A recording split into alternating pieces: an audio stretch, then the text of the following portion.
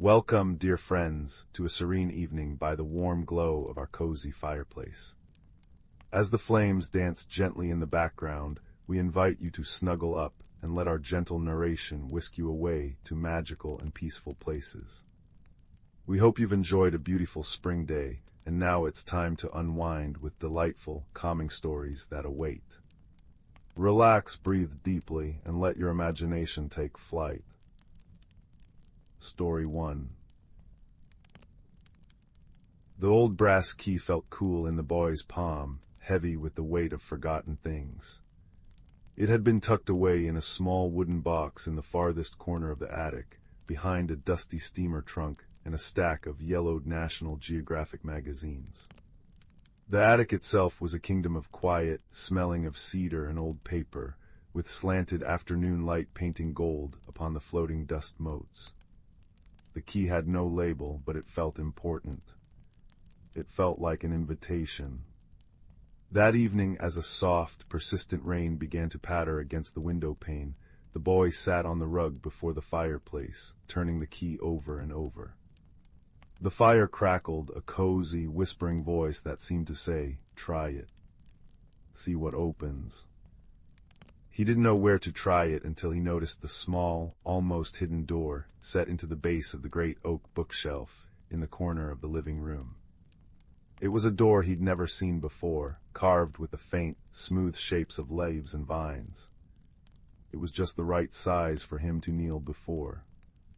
With a quiet click that was swallowed by the rain's gentle rhythm, the key turned, and the little door swung inward.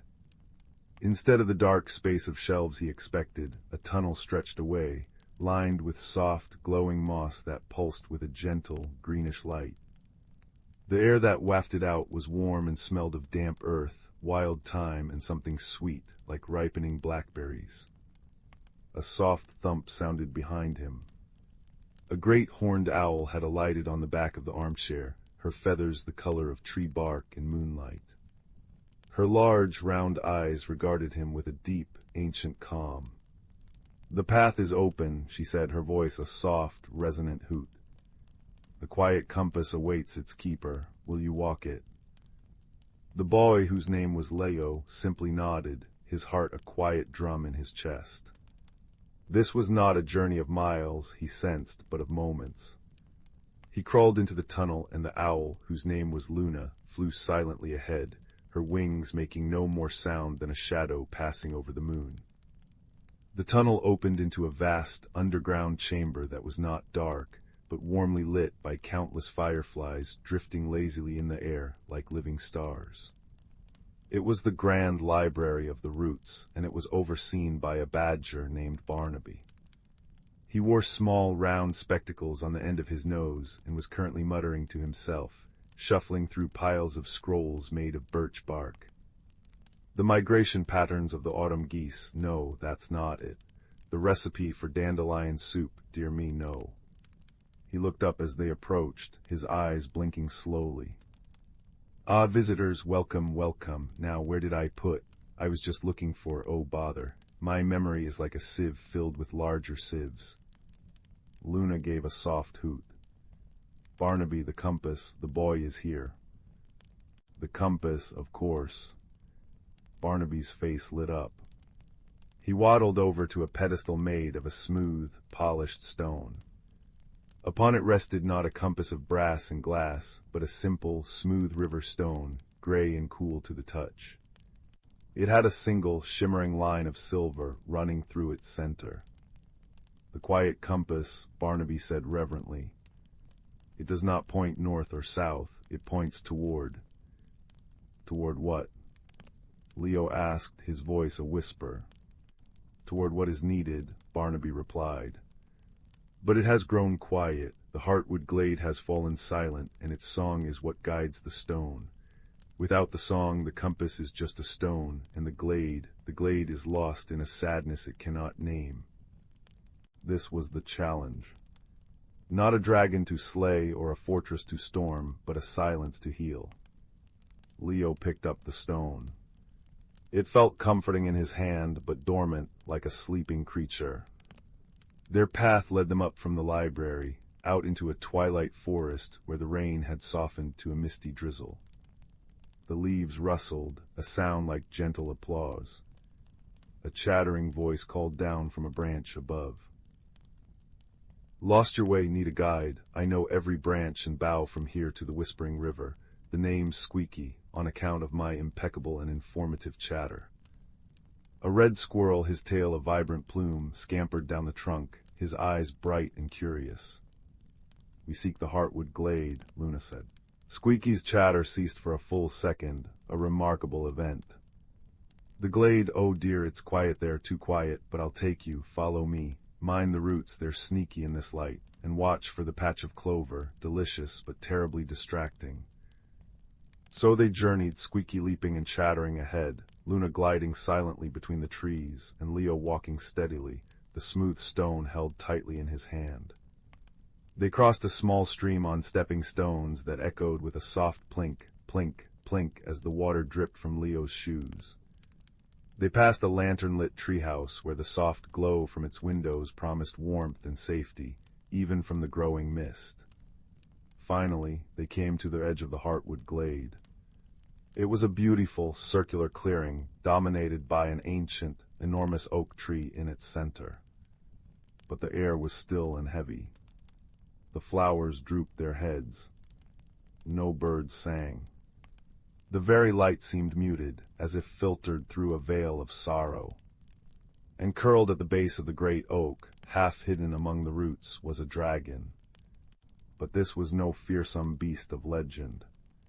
She was small, with scales the color of a misty morning sky, and wings like crumpled lavender petals.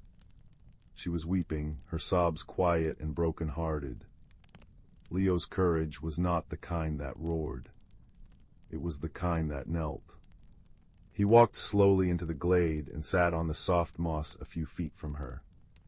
He didn't speak. He just waited, holding the quiet compass in his lap. After a long time, the dragon lifted her head. Her eyes were deep pools of amethyst, swimming with tears. "They are all gone," she whispered, her voice like the chime of a distant, sad bell. "The ones who used to come and listen, they said my song was too soft, that it didn't roar or blaze, so they left. And now the song is gone and the glade is fading." Luna settled on a low branch. Barnaby, who had followed them, sniffled into a handkerchief. Squeaky was uncharacteristically quiet, his tail drooped. Leo thought about the key in the attic, the hidden door, the quiet invitation. He thought of the comfort of the fire, the soft rain, the gentle presence of his new friends. He understood. This was a place for quiet songs. "Will you sing it for us?" Leo asked, his voice soft as the moss beneath him. "However soft it is, we would like to listen." The dragon looked at him, surprised. She looked at the owl, the badger, the squirrel. They all nodded, their faces kind and open. It was a challenge solved not with cleverness or force, but with the simple, profound act of offering attention. She took a shaky breath, closed her eyes, and began to sing. It was not a roar. It was a hum, a vibration that started in the roots of the great oak and rose through the air, a melody woven from the rustle of leaves, the patter of gentle rain, the crackle of a distant fire, and the soft beat of a heart at peace. It was the song of cozy evenings and safe harbors. It was the sound of quiet joy. As she sang, the quiet compass in Leo's hand began to glow. The silver line within it pulsed in time with the melody, no longer dormant, but alive and shining. The drooping flowers lifted their faces. The misty light in the glade grew warm and golden. The fireflies from the library drifted in, adding their light to the song. The glade was no longer silent. It was filled with the most beautiful, gentle music in the world. When the song ended, the dragon opened her eyes, and for the first time she smiled. "Thank you," she said, "for listening." "Thank you," Leo said, "for sharing your song." The journey back was a quiet, happy procession. The compass, its purpose restored, now glowed with a soft, steady light, a reminder that what is needed is often not loud or grand, but patient and kind. Squeaky chattered about the brilliance of the plan. Barnaby promised to write the dragon's song down on a special scroll so it would never be forgotten, and Luna flew overhead, a silent, graceful sentinel. Leo crawled back through the little door, which closed with a soft click behind him. The fire in the hearth had burned down to glowing embers, filling the room with a drowsy warmth. He placed the quiet compass on his bedside table, its gentle glow a nightlight against the dark.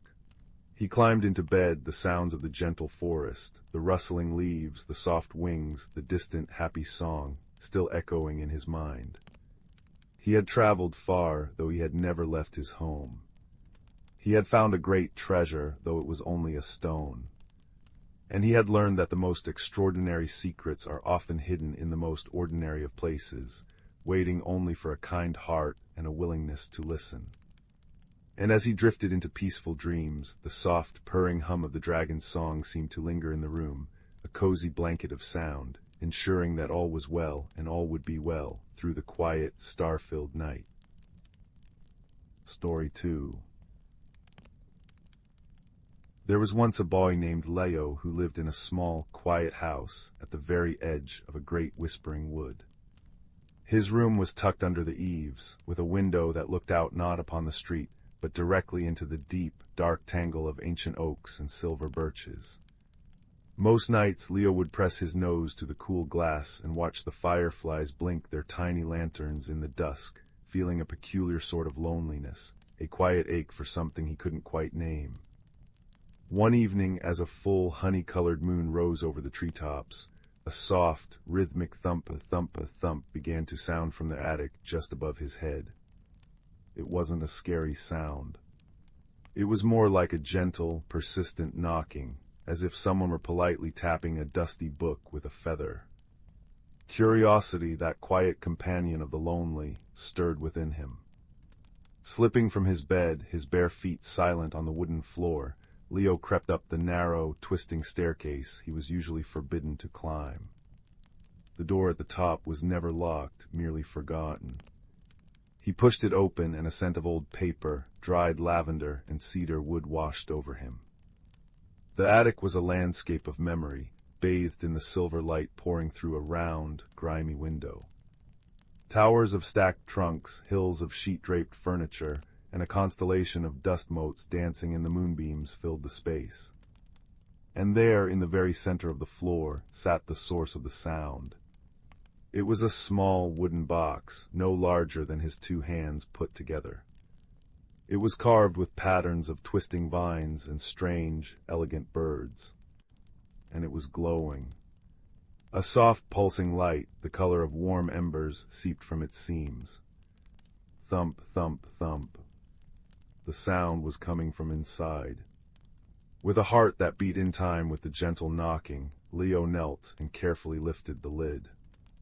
Nestled inside on a bed of faded velvet was a feather. It was long and slender, the color of a midnight sky, but shot through with iridescent streaks of deep blue and violet. And its tip glowed with that same steady, ember-like light. As Leo reached out a tentative finger to touch it, the feather lifted into the air, floating before his face.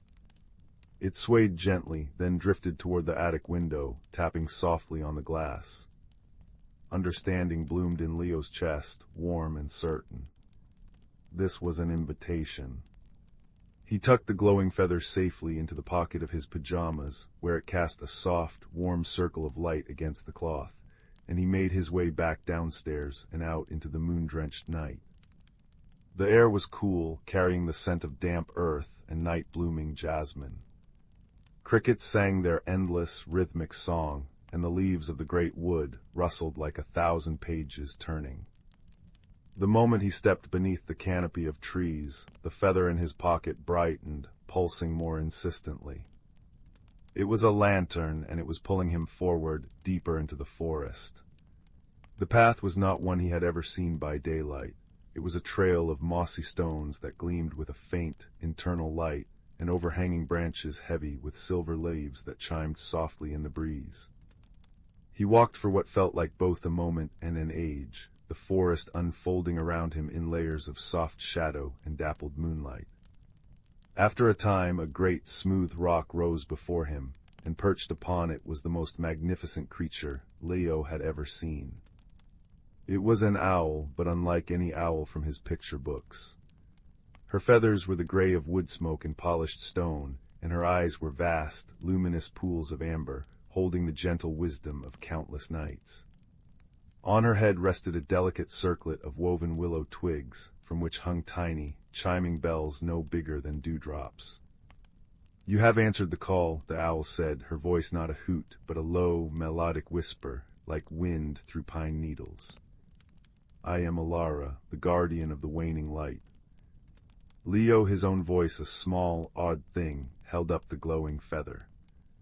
"Is this yours?" Alara inclined her head. "It is a piece of the starlight I gather each evening to keep the forest dreams safe, but my lantern, the vessel that holds the main light, has been lost. Without it, the dreams are growing faint, and the forest is forgetting how to rest."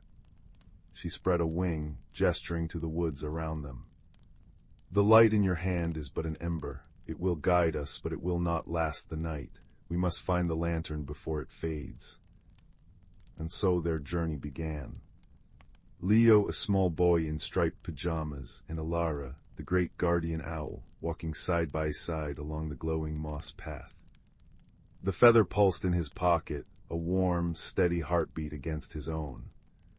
They passed a quiet lake where the reflection of the moon lay like a perfect, silver coin, and where slender, graceful herons stood on one leg, dreaming their watery dreams. They walked through meadows of whispering grass that shone with a soft, blue phosphorescence, and the air was filled with the soft, peppery scent of wild mint. Their first clue was a soft, strange happening. They came upon a family of hedgehogs, usually curled tight in slumber, wide awake and bustling about, collecting fallen petals with a frantic energy. "We cannot sleep," explained the eldest hedgehog, his voice prickly with worry. "The dreams have left us. We feel we must keep busy, but we are so very tired." Alara nodded sadly. "The waning light affects the small creatures first. Their dreams are the most delicate." The glowing feather in Leo's pocket flickered, and for a moment its light dimmed. A cold knot of fear tightened in his stomach. What if they were too late? What if the forest never slept again? But Alara placed a soft, feathered wing on his shoulder. "Courage, little one," she whispered. "Fear is a cloud that obscures the stars. Look instead for the small lights." So Leo looked. He saw the friendly blink of a fox's eyes in the undergrowth, the gentle glow of mushrooms nestled at the base of a tree. He saw how Alara herself seemed to absorb the faint moonlight, her feathers gleaming with a soft resilience. He was not alone. The feather led them to the base of the oldest, grandest tree in the forest, the heartwood oak. Its trunk was wider than Leo's house, and its branches seemed to hold up the very sky. And there, nestled in a cradle of its thick roots, half hidden by ferns and fallen leaves, was Alara's lantern. It was not a lantern of metal and glass, but a living, breathing thing. It was a giant, closed magnolia bud, carved from pure, milky moonstone. It should have been glowing with a brilliant, soft light, but now it was dull, its surface cloudy and gray. "It has been here all along," Alara said, her whisper filled with a profound sorrow. "I flew too far in my search, and it was here, waiting at the heart of my home." Leo knelt before the lantern. He could feel the faintest tremor of life within it, a vibration like a distant hum. The ember feather in his pocket was now barely a glimmer. He knew what he had to do. It wasn't a grand, heroic act. It was a small one, born of the kindness that had grown in him during their walk, a kindness watered by the owl's wisdom and the quiet magic of the night. He carefully took the fading ember feather from his pocket. He didn't thrust it at the lantern. Instead, he held it close to the dull moonstone, as one might hold a trembling candle to a cold hearth, offering its last bit of warmth. "It's okay," he whispered to the lantern, his voice soft but steady. "You can wake up now, we found you." The moment his words faded into the night air, the ember feather flared. It didn't burn out, it transformed. Its last bit of light flowed from the quill like liquid gold, pouring into the heart of the moonstone lantern. For a breathless second, nothing happened. Then a single, brilliant point of light ignited within the bud. It spread, pulsing through the stone like a waking heartbeat. The cloudy gray faded, replaced by a deep, internal luminescence. With a soft sighing sound, the petals of the magnolia bud began to unfurl, slowly, gracefully, revealing not a flame, but a captured star, shining with a pure, gentle, and utterly peaceful light.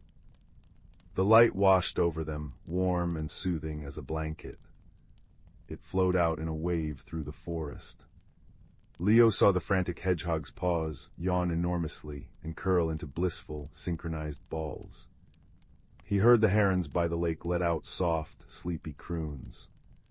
The very leaves on the trees seemed to sigh and settle. The forest was dreaming once more. Alara turned her great, amber eyes to Leo. They were full of a gratitude so deep it needed no words. "You did not bring a new light, little friend," she whispered. "You simply reminded the old light how to shine. That is the truest magic of all." She bowed her head, and from her willow circlet, she gently removed one of the tiny, silver bells. It made no sound as she placed it in Leo's palm. It was cool to the touch, and nestled inside its delicate cage was a speck of starlight that winked at him.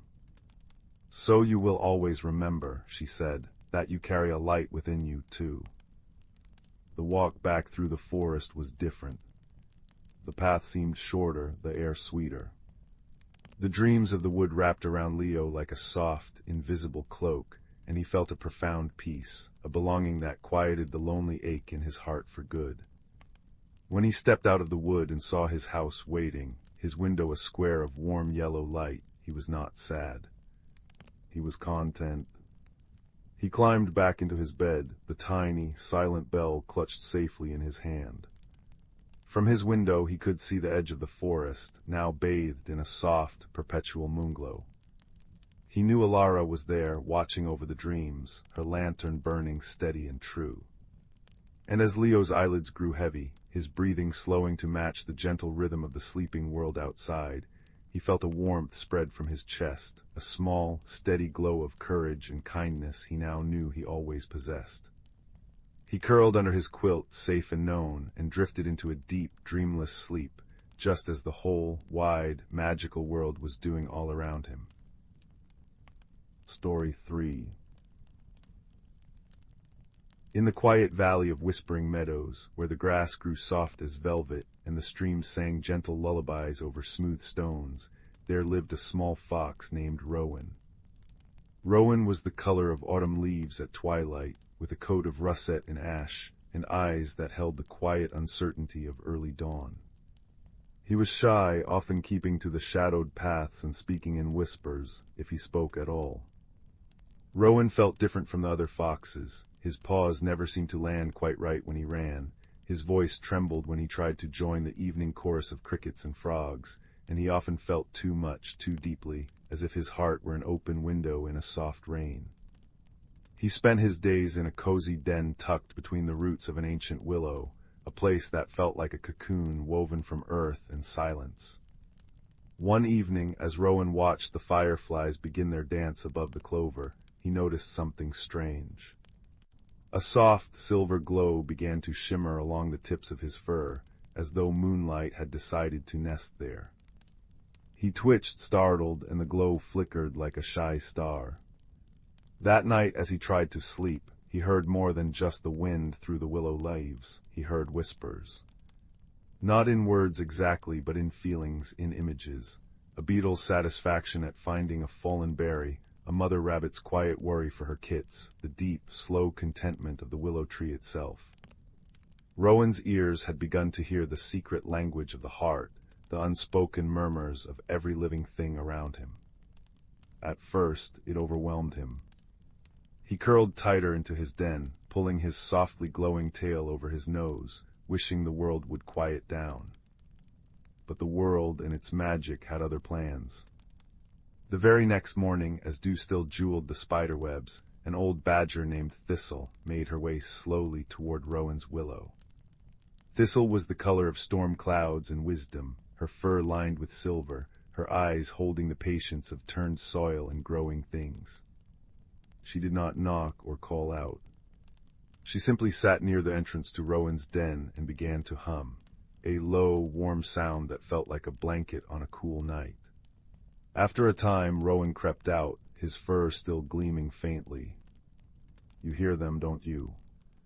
Thistle said, her voice as soft as moss. "The hearts of the valley." Rowan nodded, his own heart beating a nervous rhythm. "It is not a curse, little one," Thistle murmured. "It is a seed, and every seed needs time in the dark earth before it learns what it is meant to become."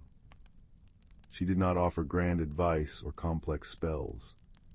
Instead, she invited Rowan to walk with her to a part of the meadow where the soil was dark and rich.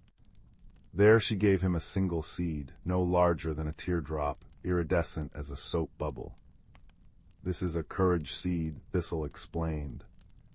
"It will only sprout when you do something that feels brave to you. It doesn't have to be loud or grand, just true."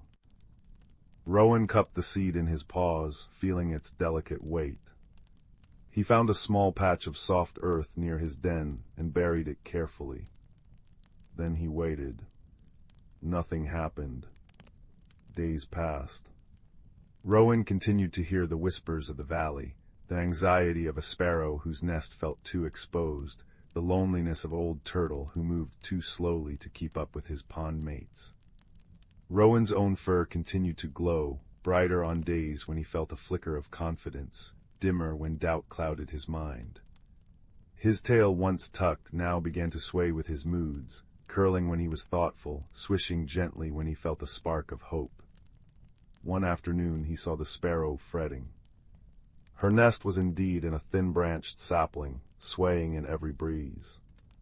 Rowan remembered how the willow behind his den had sturdy, low branches, draped in leaves like a green curtain. Taking a deep breath, he approached the sparrow. I have a willow," he whispered, his voice barely audible. "Its branches are strong. You could build there." The sparrow tilted her head, listening not just to his words, but to the kindness behind them. She chirped her thanks and flitted off to inspect the willow. That evening, as Rowan watched from below, the sparrow and her mate began weaving a new nest in the safety of the willow's arms. And in the patch of earth where Rowan had buried the courage seed, a single green shoot, glowing with a soft gold light, pushed through the soil. Thistle returned as the moon rose. She said nothing, only rested a paw on Rowan's shoulder and pointed to the tiny plant. Rowan felt something unfold inside his chest, a small, warm leaf of pride. The following week, Rowan's ears caught the lonely sigh of the old turtle, whose name was Mossback. He lived in a pond on the eastern edge of the meadow, but his shell had grown heavy, and his friends often swam to the far side without him. Rowan, remembering the weight of his own shyness, decided to visit. He didn't know what to say, so at first he just sat beside the pond, listening to the water's gentle lap against the shore. After a while he began to speak, not about important things, but about the shapes of the clouds, the taste of blackberries, the way the light moved through the trees. Mossback listened, his old eyes brightening. He began to share stories of the pond when he was young, when the water lilies were vast and white. When Rowan left, the fireflies that drifted over the pond seemed to burn a little brighter, pulsing in time with the warmth growing in his chest. Back at his den, a second courage seed had appeared, this one a deep blue like a twilight sky. Thistle had left it for him. "This one is for understanding," her scent on the air seemed to whisper. Rowan planted it beside the first, which had now grown into a small plant with leaves like emerald flames. He thought about what understanding might mean. The next day he encountered a young hare who had accidentally trampled a patch of clover that the bees loved. The hare was frantic with guilt, his long ears drooping. "I didn't mean to," he cried. "I was running too fast." Rowan, feeling the hare's distress as if it were his own, gently said, "Everyone makes mistakes. What matters is what we do next." Together they found new flowering weeds nearby and carefully transplanted them for the bees. The hare's relief was a palpable sunny warmth that washed over them both. When they finished, the blue seed had sprouted, its stem a sturdy cobalt, its leaves unfurling like open hands. Rowan was changing. His fur now glowed with a steady, gentle light, like a lantern seen through fog. His tail moved with a new grace, painting shapes of confidence in the air. He began to realize that the magic of the valley wasn't something that happened to him, it was something that answered from him. The garden of courage plants by his den grew with every small victory. When he apologized to a field mouse for startling her, a silver plant with bell-shaped flowers appeared. When he finally sang, softly with the evening frogs, a vine covered in luminous purple blossoms twined up the willow's trunk. The final test came with the first chill of approaching autumn. A great storm gathered over the whispering meadows, and the animals grew anxious. The wind howled, and the rain fell in sheets. Rowan, safe in his den, heard a new sound, a desperate, frightened cheeping. The sparrow's new nest, though in the sturdy willow, was being battered by the gale, and one of her fledglings had fallen onto the muddy ground below. Rowan's first instinct was to hide, to wait out the storm. But the cheeping grew more frantic, and he felt the sparrow's terror as a sharp pain in his own chest. He looked at the small garden glowing bravely in the storm-darkened light, the gold, the blue, the silver, the purple, each plant a testament to a step he had taken out of the dark earth of his fear. Taking a deep breath, Rowan stepped out into the storm. The rain soaked his glowing fur immediately, but the light did not go out. It shone brighter, a beacon in the gloom. His tail streamed behind him like a comet. He found the fledgling, a tiny ball of drenched feathers, and gently scooped it into his mouth, holding it as carefully as a precious secret. Then, digging his claws into the willow's bark, he began to climb. It was slow, slippery work. The wind tugged at him. Once he slipped, and his heart leapt into his throat. But he thought of Thistle's quiet faith, of the sparrow's trust, of the turtle's stories, and he held on. He reached the nest and placed the fledgling safely inside. The sparrow's gratitude washed over him in a wave of pure, golden light. As he climbed back down, exhausted but trembling with a strange new strength, he saw that the entire willow tree was now strung with glowing, pearlescent pods that swayed in the wind, like cocoons of light waiting. The storm passed. The clouds parted, revealing a sky the color of bruised roses and fresh cream. And there, under the willow, sat Thistle. She was not alone. The sparrow, mossback, the young hare, the field mouse, and many others had gathered. In the center of them all, Rowan's garden of courage had bloomed completely. The plants had woven themselves together into a single, magnificent tree of light, its branches heavy with glowing fruit, its roots deep and strong. Thistle approached Rowan. "You see," she said softly, "the cocoon was never meant to be a prison. It was a place to grow wings." Rowan looked at his reflection in a rain puddle. His fur shone with a soft, constant luminescence, like moonlight on water. His ears twitched, hearing not just the worries of the valley, but its joys, its songs, its interconnected dreams. His tail swept the air with easy, confident arcs. He was still Rowan, the fox of whispering meadows. But he was also Rowan, the listener, the friend, the one who carried a little light inside him. Thistle gestured to the glowing tree. "This is the heart tree. It grew from your journey. It will stand here as long as kindness and courage live in this valley. Its fruit will feed those who are lost. Its light will guide those who are afraid. That night, as the fireflies pulsed in harmony with the tree's gentle radiance, Rowan sat with his friends under a sky that shimmered with new colors, streaks of self-acceptance in violet and gold, swirls of understanding in deep blue and green. His den no longer felt like a hiding place. It felt like a nest, carefully built, ready to shelter others. He knew, as he looked around at the peaceful, breathing darkness of the meadow, that this was not an ending. It was a gentle beginning. Tomorrow there would be new seeds to plant, new hearts to listen to, new small braveries to unfold.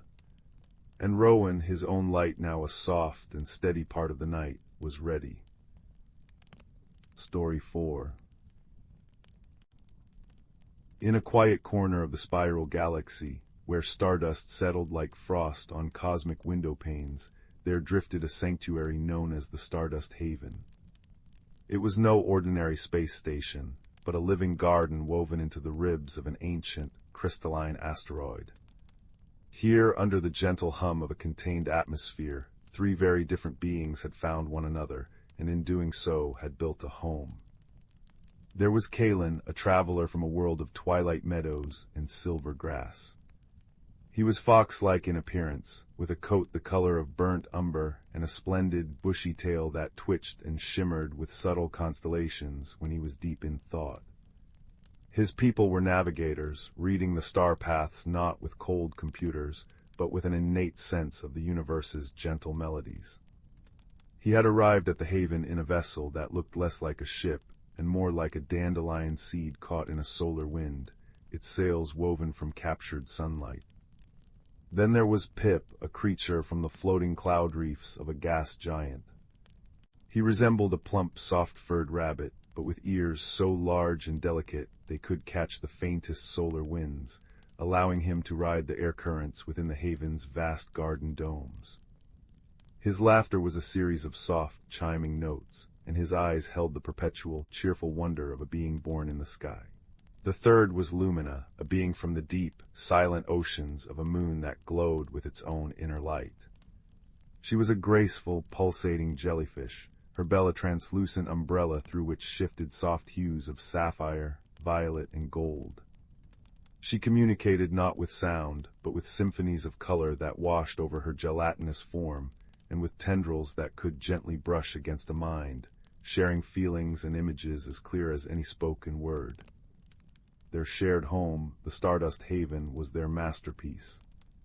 In its heart was the grand observatory, a dome of clear crystal that offered a panoramic view of the swirling lavender and emerald nebula outside. Here they had built their nest, a vast, impossibly soft pile of blankets woven from moon-moth silk and stuffed with the fluff of zero-gravity thistledown. There were floating perches for Pip, a softly humming resonant stone for Lumina to rest upon, and a warm, carpeted nook for Kalen to curl up in.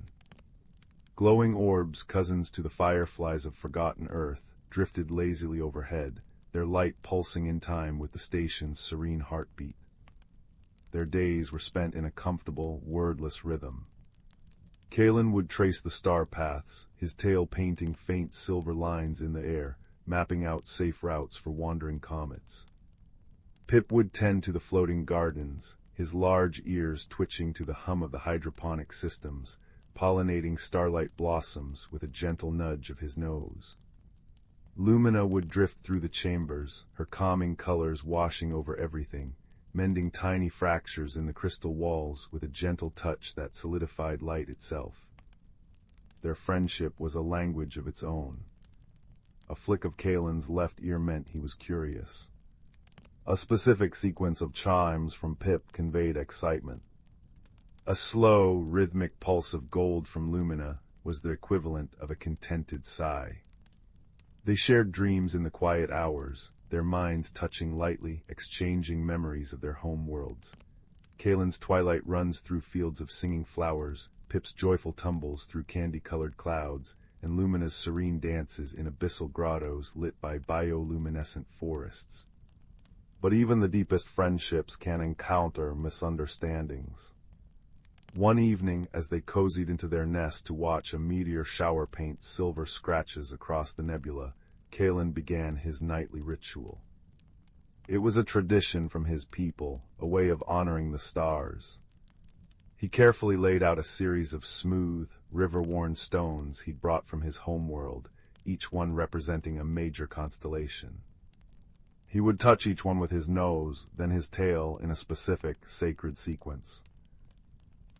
Pip, watching with boundless curiosity, thought it was a new game. With an enthusiastic chime, he hopped forward and before Kalen could react, nudged the stone representing the Loyal Hound constellation with his own nose. Kalen froze. His fur bristled and the constellations in his tail flickered and died. In his culture, to have another interrupt the star greeting was a profound sign of disrespect, implying the paths were unsafe or unwelcoming. A low, worried growl rumbled in his chest, a sound the others had never heard from him. Pip's ears drooped. The cheerful chimes ceased. He had only meant to join in, but the growl and the sudden stillness of his friend felt like a rejection. He shuffled back, his large eyes glistening with confusion and hurt. Lumina, sensing the sudden tension in the room, dimmed to a worried gray. She drifted between them, her tendrils extending, brushing first against Kalen's tense shoulder, then against Pip's trembling fur. She felt Kalen's sharp spike of affronted tradition and Pip's crushing wave of unintended shame. She pulsed a soft, questioning blue. For a long moment there was only the silent, brilliant spectacle of the meteors outside the dome. The joy of their shared evening had shattered like thin ice. Kalen looked at Pip's hunched form and Lumina's anxious colors. The logical part of him knew Pip meant no harm, but the cultural wound was deep. He let out a slow breath, and his growl subsided. He didn't have the words, so he did the only thing he could think of. He slowly, deliberately picked up the Loyal Hound stone with his mouth, walked over to Pip, and placed it gently before him. Then he sat back, wrapped his tail around his paws, and looked at Pip with patient, if still slightly wounded, eyes. It was an invitation. An offering. Pip, understanding the gravity of the gesture, looked from the stone to Kalen. He didn't touch it. Instead, he twitched his right ear twice, their sign for "I'm sorry." Lumina, seeing the first thread of reconciliation, glowed a warm, encouraging amber. She drifted to the resonant stone and settled upon it. A soft, harmonious hum began to emanate from it, a sound that vibrated not in the air, but in the soul. It was a sound of healing, of understanding. Kalen looked at the stone, then at Pip. He gave a slow, deliberate flick of his left ear. Curiosity. Pip, emboldened, chime whispered a short, questioning tune. What does it mean? And so, in the quiet of the observatory, with Lumina providing a backdrop of empathetic harmony, Kalen began to teach them. He didn't use words, but actions. He showed them, stone by stone, the story each constellation held. He acted out the saga of the Great Bear with a slow, prowling walk. He demonstrated the dance of the twin swans with a graceful sweep of his tail. He shared the loneliness of the solitary weaver and the joy of her eventual reunion with the starlight loom. Pip watched, utterly captivated. When Kalen finished, Pip didn't try to copy the ritual. Instead, he did something entirely his own. He began to hop and float in the low gravity, tracing the shapes of the constellations with his body, his large ears flapping to keep him aloft. He became a living, breathing, chimming map of the stars. Lumina, in turn, began to pulse with the colors of the stories, the deep blue of the cosmic ocean, the fiery orange of a newborn star, the gentle silver of the meteor trails. Her light painted the walls of the observatory, turning their nest into a living planetarium. The misunderstanding had not driven them apart. It had opened a door. Kalen saw that his sacred ritual wasn't being mocked, but admired. Pip learned that some things require a certain quiet reverence. And Lumina learned how to translate the silent languages of her friends into a bridge of shared light and sound. From that night on, their star-watching became a new, blended tradition. Kalen would lay out his stones. Pip would perform his floating dance. Lumina would provide the color and the music. Together, they honored the cosmos in a way that was uniquely theirs. Weeks later, a new challenge arrived in the form of a distress signal, a faint, repeating pattern of light from a small, damaged scout ship drifting at the edge of the nebula. Inside was a creature they had never encountered before, a small, timid being covered in iridescent, moth-like scales, with large, compound eyes and delicate, clawed hands that clutched a broken data crystal. It was shivering, though the temperature was perfect. It communicated through a series of rapid, fearful clicks that none of them understood. Its fear was a palpable thing, a cold mist that seemed to fill the room. Pip's comforting chimes only made it click faster. Kalen's calm, slow approach caused it to shrink back, its scales dimming. Words, colors, chimes, none of it worked. For a moment they were all at a loss, separated from this frightened soul by an unbreachable gulf. Then Lumina drifted forward. She didn't try to communicate.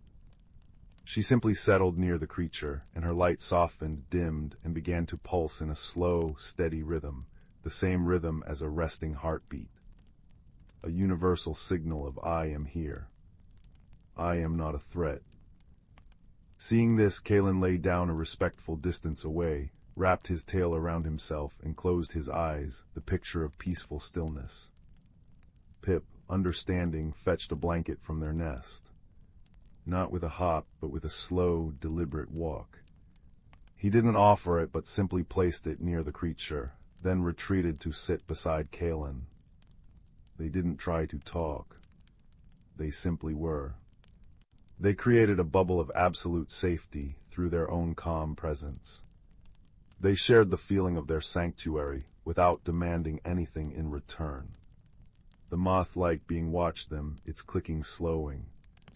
Its shivering subsided. After a long while, one delicate, clawed hand reached out and touched the soft blanket. It let out a soft sigh, a sound like wind through crystalline leaves. Then it did something remarkable. It looked at Lumina's pulsing light, and its own scales began to glow in time with hers. It looked at Kalen's peaceful posture, and it slowly curled its own body into a similar shape. It looked at Pip, who gave one soft, gentle chime, the one that meant friend. The universal language of kindness had spoken where all others had failed. They named their new friend Flicker. In the days that followed, they worked together to repair his ship, with Kalen navigating the necessary star paths, Pip sourcing delicate materials from the garden, and Lumina and Flicker using their light to fuse broken components with focused beams of energy. Flicker, in turn, showed them how to weave starlight into the very fabric of their blankets, making them even softer and warmer. That night, all four of them nestled together in the observatory nest. The nebula outside was particularly vibrant, its colors swirling in a silent, majestic ballet. Kalen was curled in his nook, his tail gently resting over Pip's back. Pip was snuggled into a mound of blankets, his ears twitching contentedly in his sleep. Lumina pulsed with a soft, dreamy lavender from her resonant stone. And Flicker, nestled safely between them all, glowed with a steady, warm light, his fearful clicks replaced by the soft, rhythmic sound of his breathing. They were a fox, a rabbit, a jellyfish, and a moth. They had paws, ears, tendrils, and claws. They spoke in growls, chimes, colors, and clicks. But in the Stardust Haven, wrapped in the shared warmth of their friendship and safe beneath the infinite stardusted sky, they needed no translation. They had learned that the greatest shelter is not made of crystal or metal, but of trust. And the most powerful language in all the cosmos is not spoken with words, but with the quiet, steadfast offering of a peaceful heart. And in that knowledge they slept, dreaming shared dreams of twilight meadows, candy-colored clouds, deep ocean grottos, and forests of light, all under the same friendly stars. Story 5. The fire crackles softly, throwing dancing shadows upon the walls, and the scent of cedar and old books hangs comfortably in the air. Outside the window, the world is draped in a blanket of deep indigo, and a scatter of stars winks through the glass, like distant, friendly eyes. So settle in, my dear listener, pull your quilt a little closer, and let us journey together to a place where the moonlight is silver and the quiet holds a special kind of magic. Our story begins with a boy named Leo, who had a heart as quiet as the falling snow and eyes that noticed things others often missed. He lived in a small, sleepy village nestled in a valley, a place where the houses had sloping roofs and friendly, smoking chimneys. But Leo's favorite place was the old, overgrown garden behind his grandmother's cottage, a place where foxgloves stood like purple sentinels and the air hummed with the secrets of bees. It was in this garden that Leo first noticed the teacup. It wasn't just any teacup. It was small, perfectly formed of what seemed like the finest, thinnest porcelain, but it was not white, nor blue, nor floral. It was the color of a twilight sky, a deep, luminous violet, and scattered across its surface were tiny, shimmering points of light that looked exactly like a map of the stars. And when the moonlight touched it, for it always sat on a mossy stump in a particular corner of the garden, the cup would glow from within with a soft, pulsating light, like the gentle embers of a dying fire. No one else in the village seemed to pay it any mind. Just an old trinket, they'd say, if they noticed it at all. But to Leo it was a mystery. He would visit it every evening, just as the last light bled from the sky, and watch as the starry points on its surface began to shimmer. He never touched it. It felt sacred. One such evening, as a fat, honey-colored moon rose over the pine trees, something new happened. A soft, melodic chime, like a tiny, crystal bell, rang out from the cup. Leo, who had been sitting cross-legged on the damp grass, leaned forward. The chime came again, and this time a wisp of silver smoke, smelling of ozone and damp earth, curled from the cup's rim. It spiraled upwards, forming a delicate, shimmering path that led from the stump, over the garden wall, and into the dark embrace of the whispering wood. Leo's heart beat a little faster, a soft thrum of excitement, not fear. This was the invitation he had been waiting for. Taking a deep breath of the cool night air, he stood and for the first time reached out. His fingers closed around the cup. It was warm, not hot, but with a deep, comforting warmth, like a stone that has soaked up the sun all day. The moment he lifted it, the silvery path glowing before him brightened, and the star points on the cup blazed like captured constellations. And so, with the glowing teacup held carefully in both hands, Leo stepped over the garden wall and into the whispering wood. The wood was a cathedral of ancient trees. Their trunks were thick and gnarled, wearing coats of emerald moss and silvery lichen. The canopy above was so thick that the moonlight filtered down in shattered pieces, painting the forest floor in patterns of silver and shadow. It was not a silent place. Oh no. It was filled with sound, the gentle rustle of leaves, the soft scuttling of unseen creatures, the distant hoot of an owl, a lonely, beautiful sound. And beneath it all a true whisper, a murmur that seemed to come from the trees themselves, speaking in a language of roots and rain and time. Leo followed the shimmering path, his footsteps muffled by a carpet of pine needles and last year's leaves. The teacup was his lantern, its ember glow pushing back the deepest shadows, showing him the way. He walked for what felt like both a moment and an age, until he came to a small, clear stream that chuckled over smooth, gray stones. And there on the other side sat a fox. But this was no ordinary fox. Her fur was the color of burnt copper, and her eyes held the ancient, patient wisdom of the wood itself. They were not wild or cunning, but kind and deep, the color of amber. She watched him, her head tilted, her bushy tail wrapped neatly around her paws. "Hello, starlight bearer," she said, her voice a rustle of dry leaves. It did not startle Leo. In this place, it felt perfectly natural for a fox to speak. "Hello," Leo replied, his own voice small in the vast quiet. "I'm Leo, and this." He held up the teacup. "I know what it is," the fox said softly. "I am Alara. You are following the moon path. It appears only when the teacup is carried by one who listens more than they speak." She stood and gracefully leaped across the stream, landing without a sound beside him. Her fur, when she brushed against his leg, was impossibly soft. "The path is fading, the story is being forgotten. I will guide you." And so, Leo gained his first companion.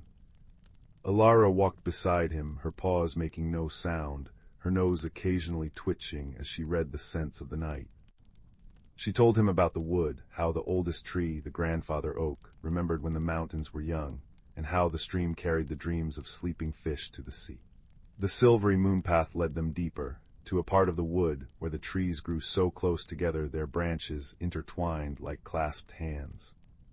Here the path began to falter, flickering in and out of existence like a guttering candle.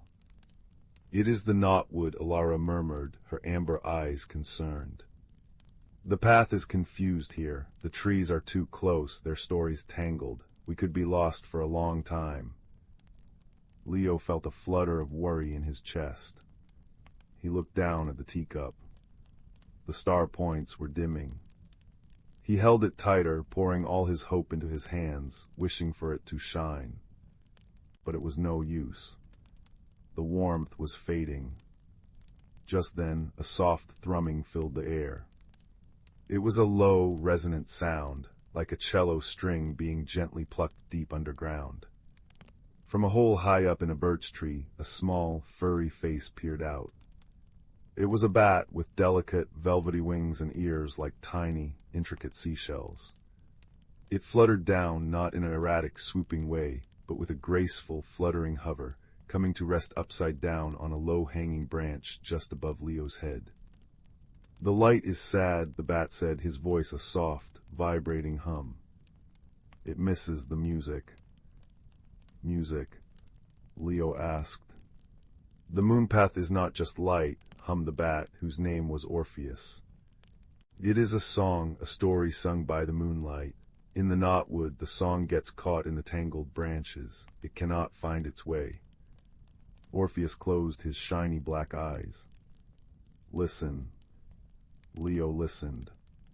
He closed his own eyes, shutting out the sight of the confusing trees, and focused only on the sound. At first he heard only the whisper of the leaves and the beat of his own heart. But then beneath it he heard it, a faint, melodic thread, beautiful and sad, tangled and lost amidst the rustling. Orpheus began to hum, his voice blending with the lost melody, strengthening it, guiding it. He hummed a tune of open glades and starlit clearings, of straight paths and gentle slopes. And as he hummed, the teacup in Leo's hands began to grow warm again. The star points shimmered and the silvery moon path flickered, then steadied, weaving a clear route through the tangled trunks. Leo looked at Orpheus with awe. "Thank you," he whispered. Orpheus simply hummed a happier note and fluttered from his branch, joining them on their journey, his humming a constant, gentle guide that kept the path clear and bright.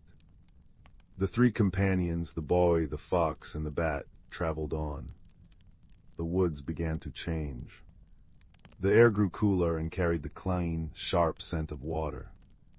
They emerged from the trees onto the shore of a vast, still lake. It was called the Mirror of the Moon, for its surface was so perfectly calm it held a flawless reflection of the night sky, the moon, a brilliant silver coin, and every single star, so that it was impossible to tell where the sky ended and the lake began. The moon path led straight into the water, disappearing beneath the mirrored surface. Alara sat at the water's edge. I cannot follow, she said, her voice filled with a strange sorrow. The water does not hold the memories of the earth. My part of the story ends here. Orpheus fluttered nervously. My song will be muffled by the water. I am sorry. Leo looked at the impossibly still water, then at the teacup in his hands. It was glowing steadily, warmly, as if encouraging him. He knew he had to go on. He had to see where the story led. It's all right, he said, his voice steady. Thank you for bringing me this far. He knelt and, feeling a little foolish, dipped the teacup into the lake. As it broke the surface, the starry reflection on the water rippled, and something magical happened. The water that filled the teacup did not slosh or spill. It became still and solid, not as ice, but as a perfect, captured piece of the night sky. And the teacup itself felt lighter, as if it were filled with air and starlight. Holding the cup before him, Leo took a step into the lake. Instead of sinking, his foot found a solid, invisible path just beneath the surface. He walked out onto the mirror of the moon, each step causing gentle, concentric rings to spread out from his feet, distorting the starry reflection for a moment before it settled back into perfect glass. He walked towards the center of the lake, towards the reflection of the great, honey-colored moon. As he drew closer, he saw that at the very center of the moon's reflection, there was a small, dark shape. It was a tiny, leafy plant floating on the surface, and nestled within its leaves was a small, gray songbird. She was shivering, her feathers puffed up against the cool air, and one of her wings was held at an awkward angle. Leo stopped before her. The bird looked up at him with bright black eyes that held no fear, only a deep, weary sadness. You are here, she chirped, her voice a faint, broken melody. I have been waiting. Waiting, Leo asked softly, kneeling on their invisible path. The water lapped gently at his knees, cool but not cold. I am Lyra, she said. The keeper of the final note. My song is the one that completes the moonpath story, that guides it home, but my wing a sudden wind. She tried to flutter the injured wing and winced.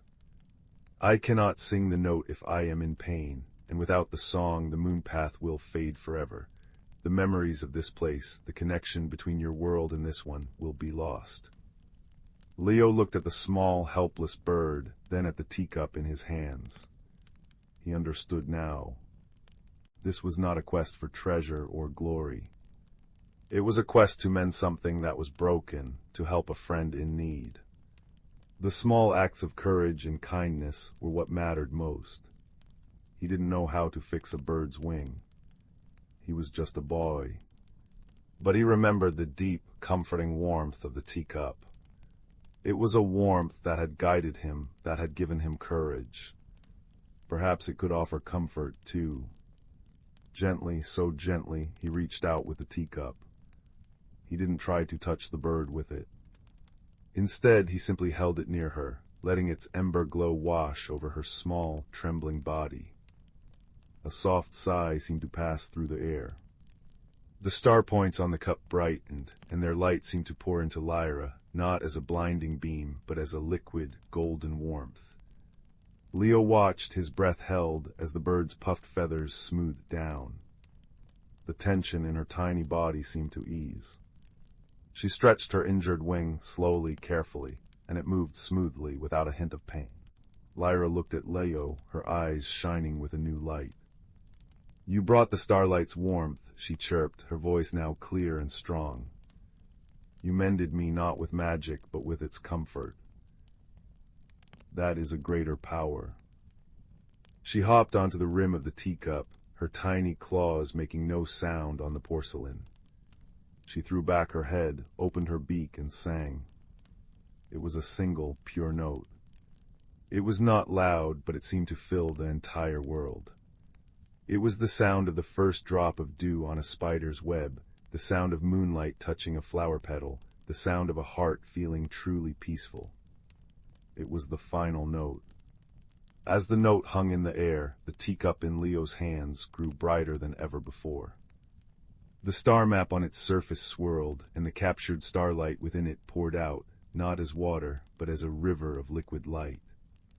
It flowed back along the moon path, which now blazed like a highway of diamonds across the lake and through the woods. The entire hidden world was illuminated in a soft, glorious, silver radiance. The trees of the Whispering Wood seemed to sigh in relief, their whispers turning into a chorus of grateful rustling. The knotwood untangled its stories, and the stream sang a little louder on its way to the sea. The story was remembered. The connection was restored. Lyra finished her note and hopped from the cup onto Leo's shoulder, nuzzling his cheek with her soft head. "Thank you, Starlight Bearer." The journey back was different. The moon path was now strong and permanent, a beautiful, silvery ribbon woven into the fabric of the wood. Alara and Orpheus were waiting for him at the shore, their eyes bright with joy. They walked with him back to the garden wall, their companionship now a deep and lasting friendship forged in the heart of a shared mystery. At the garden wall, Leo placed the teacup back on its mossy stump. It still glowed, but now its light was steady and constant, a little piece of the mended moon path forever shining in his grandmother's garden. Alara brushed against his leg one last time. "You will always be welcome in the Whispering Wood, Leo. You have the heart for it." Orpheus hummed a soft farewell lullaby, and Lyra from his shoulder sang one last, tiny, perfect note of thanks before flying off into the now gleaming woods, her song joining the chorus of the remembered world. Leo climbed back over the wall into his own garden. The world felt the same, yet completely different. The air was sweeter, the stars were brighter, and the quiet was no longer just an absence of sound, but a presence full of secret, gentle music. He had been transformed not by a great battle, but by the simple, brave act of following a path, helping a friend, and listening with his heart. He walked back to the cottage, the warmth of the teacup's glow still lingering in his hands and in his soul. He crawled into his soft bed, pulling the quilt up to his chin. As his eyes grew heavy, he could still see through his window the gentle, ember-like glow from the garden, a constant, comforting reminder that there were hidden worlds of wonder, just waiting for those quiet enough to notice and kind enough to care. And so, with a heart full of peace and the soft echoes of a fox's wisdom, a bat's hum, and a songbird's perfect note, Leo drifted into a deep and dreamless sleep, as safe and content as an animal curled up in its own warm, familiar den. Story 6. In the heart of the Whispering Woods, where the moon poured its silver milk upon the moss, and the stars were caught like dewdrops in the canopy, there existed a forest ancient and deep. It was a place where the night did not signify an end, but a different kind of beginning. The air hummed with a soft, secret music, the rustle of leaves sharing the day's gossip, the gentle gurgle of the storybook telling its endless tale, and the distant, rhythmic sigh of the ocean against cliffs far away. It was here, at the edge of the slumbering human village, that a small cottage stood. And in that cottage, a child named Rowan lay awake. Rowan was a quiet child with a heart as soft as the forest floor, who often felt they understood the murmur of the wind better than the chatter of the schoolyard. On this particular night, a restlessness like a moth fluttering against a lampshade kept sleep at bay. Slipping from bed, Rowan padded to the window and peered into the darkness. The forest seemed to be calling, not with a shout, but with a whisper that tickled the very edges of hearing. Drawn by an invisible thread, Rowan pulled on a warm cloak and crept outside. The earth was cool and yielding underfoot, a carpet of pine needles and soft soil. The gate to the woods stood open, as it always did, an invitation rather than a barrier. Rowan stepped through, and the world transformed. Moonbeams, slender and silver, pierced the dense ceiling of leaves, illuminating patches of the forest floor where luminous mushrooms grew in fairy rings, pulsing with a gentle, greenish-gold light. Fireflies, not yet abundant in this early summer night, dotted the air like wandering stars. The air was thick with the scent of damp earth, night-blooming jasmine, and the cool, clean smell of stone. Rowan's journey began along a path known only to the creatures of the night. The first friend they met was a hedgehog, her quills dusted with moonlight, snuffling contentedly at the base of an oak tree. "Good evening, little one," the hedgehog said, her voice a soft, scratchy whisper. "The woods are restless tonight. The stones are dreaming of deep, cool places, and the wind is bringing stories from the eastern sea." Rowan knelt. "I couldn't sleep," they confessed. "Ah," said the hedgehog wisely. "Sometimes the mind needs to walk when the body wishes to rest. Follow the sound of the water. It has a way of washing worries smooth." Thanking the hedgehog, Rowan continued, the crunch of their footsteps mingling with the chirping of crickets, a chorus that rose and fell like a gentle, rhythmic breath. Soon the path opened into a small clearing bathed in starlight. In the center stood a venerable oak, so ancient its bark was like the wrinkled skin of a wise elder, and from a high branch a great horned owl observed the night. His eyes were not fierce, but held the deep, patient kindness of countless seasons. "You have come a long way for a small traveler." The owl's voice was a low, resonant hoot that seemed to vibrate in the very air. He was the elder of the evening, and he knew the true names of all the stars.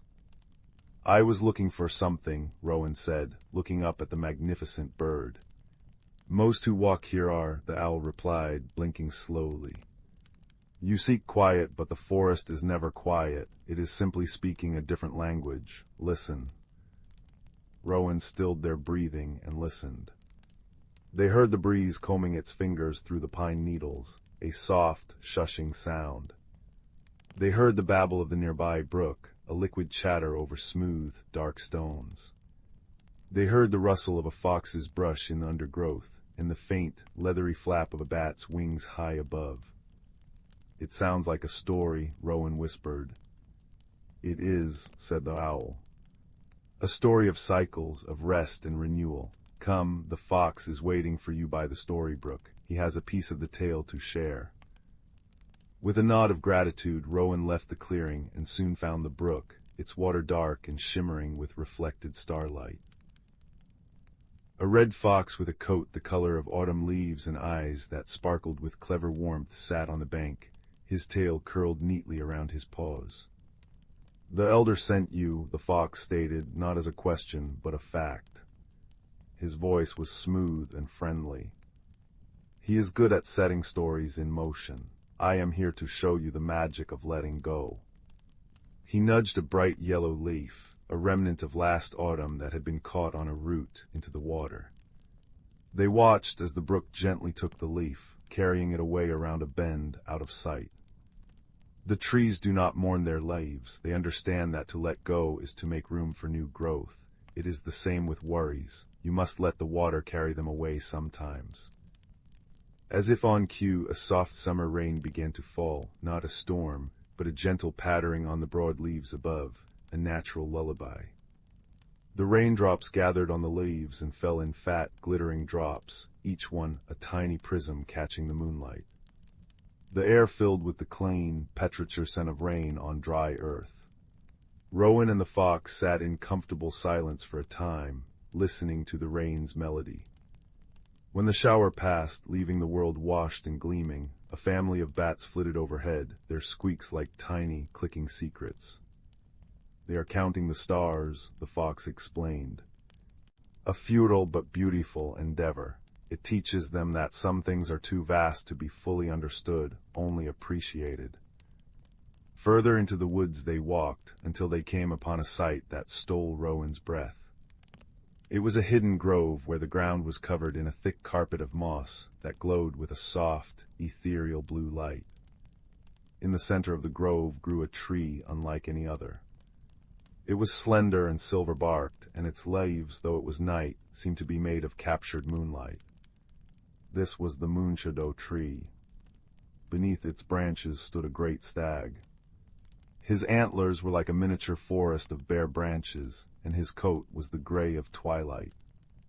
His eyes held the peace of 1,000 silent winters.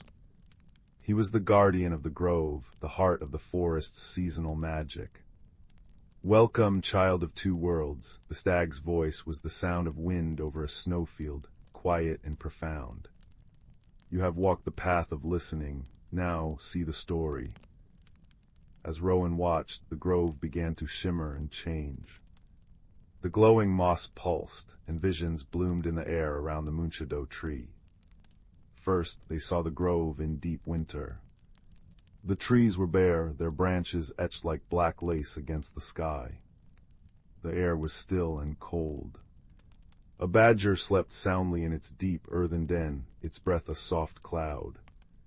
The forest was resting, gathering its strength in the silent, white hush. The lesson was one of patience and quietude, the necessity of deep, dreaming sleep. The vision shifted. Now it was autumn. The trees were a blaze of crimson, gold, and orange. Leaves drifted down in a slow, dancing shower, carpeting the ground. Squirrels bustled about, gathering nuts, their cheeks stuffed full. The air was crisp and smelled of apples and wood smoke. It was a time of bounty and preparation, of gathering what was needed and releasing what was not. Another shift in spring arrived. Delicate blossoms, white and pink, adorned the trees like scattered confetti. New, tender green leaves unfurled. The storybook, swollen with melted snow, rushed joyously. A nest in the Moonlit tree held 3 speckled eggs, and the parent birds sang a duet of pure, liquid happiness. It was a time of hope and new beginnings, of life bursting forth with irresistible energy. Finally, the vision settled into high summer, the very season they were in. The forest was a deep, lush green canopy. Fireflies now filled the grove, their lights winking on and off in a silent, chaotic symphony. The air was warm and heavy with the scent of honeysuckle. It was a time of abundance, of long, lazy days and magical, bustling nights. The visions faded and the grove returned to its present, starlit state. "You see," the stag said gently, "the forest is never only one thing, it is all these seasons at once in its heart. It knows when to be busy and when to be still, when to hold on and when to let go. Your restlessness is a season too. It will pass, making way for the season of calm." Rowan felt a deep understanding settle in their chest, as comforting as a warm blanket. The gentle tension of their sleeplessness had been soothed not by force, but by wisdom. They had been a part of the forest story, if only for a night. The journey back was different. The same path felt more familiar, more friendly. The owl hooted a soft farewell from the distance. The fox trotted alongside for a while, before melting back into the shadows with a flick of his brush. The hedgehog was already fast asleep in her cozy nest of leaves, a small smile on her pointed face. When Rowan slipped back through the cottage door and into bed, the world outside the window no longer felt like a separate, mysterious place.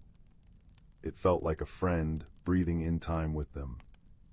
The sound of the wind in the trees was a lullaby, the distant hoot of the owl a promise of watchful care, and the chirping of the crickets a steady, reassuring heartbeat. As sleep finally began to claim them, Rowan understood. The magic of the ancient forest wasn't about grand spells or dramatic changes. It was in the gentle wisdom of its creatures, the endless, soothing cycles of nature, and the quiet understanding that even in the darkest night there were always points of light, fireflies, glowing moss, and the kind eyes of friends to guide the way.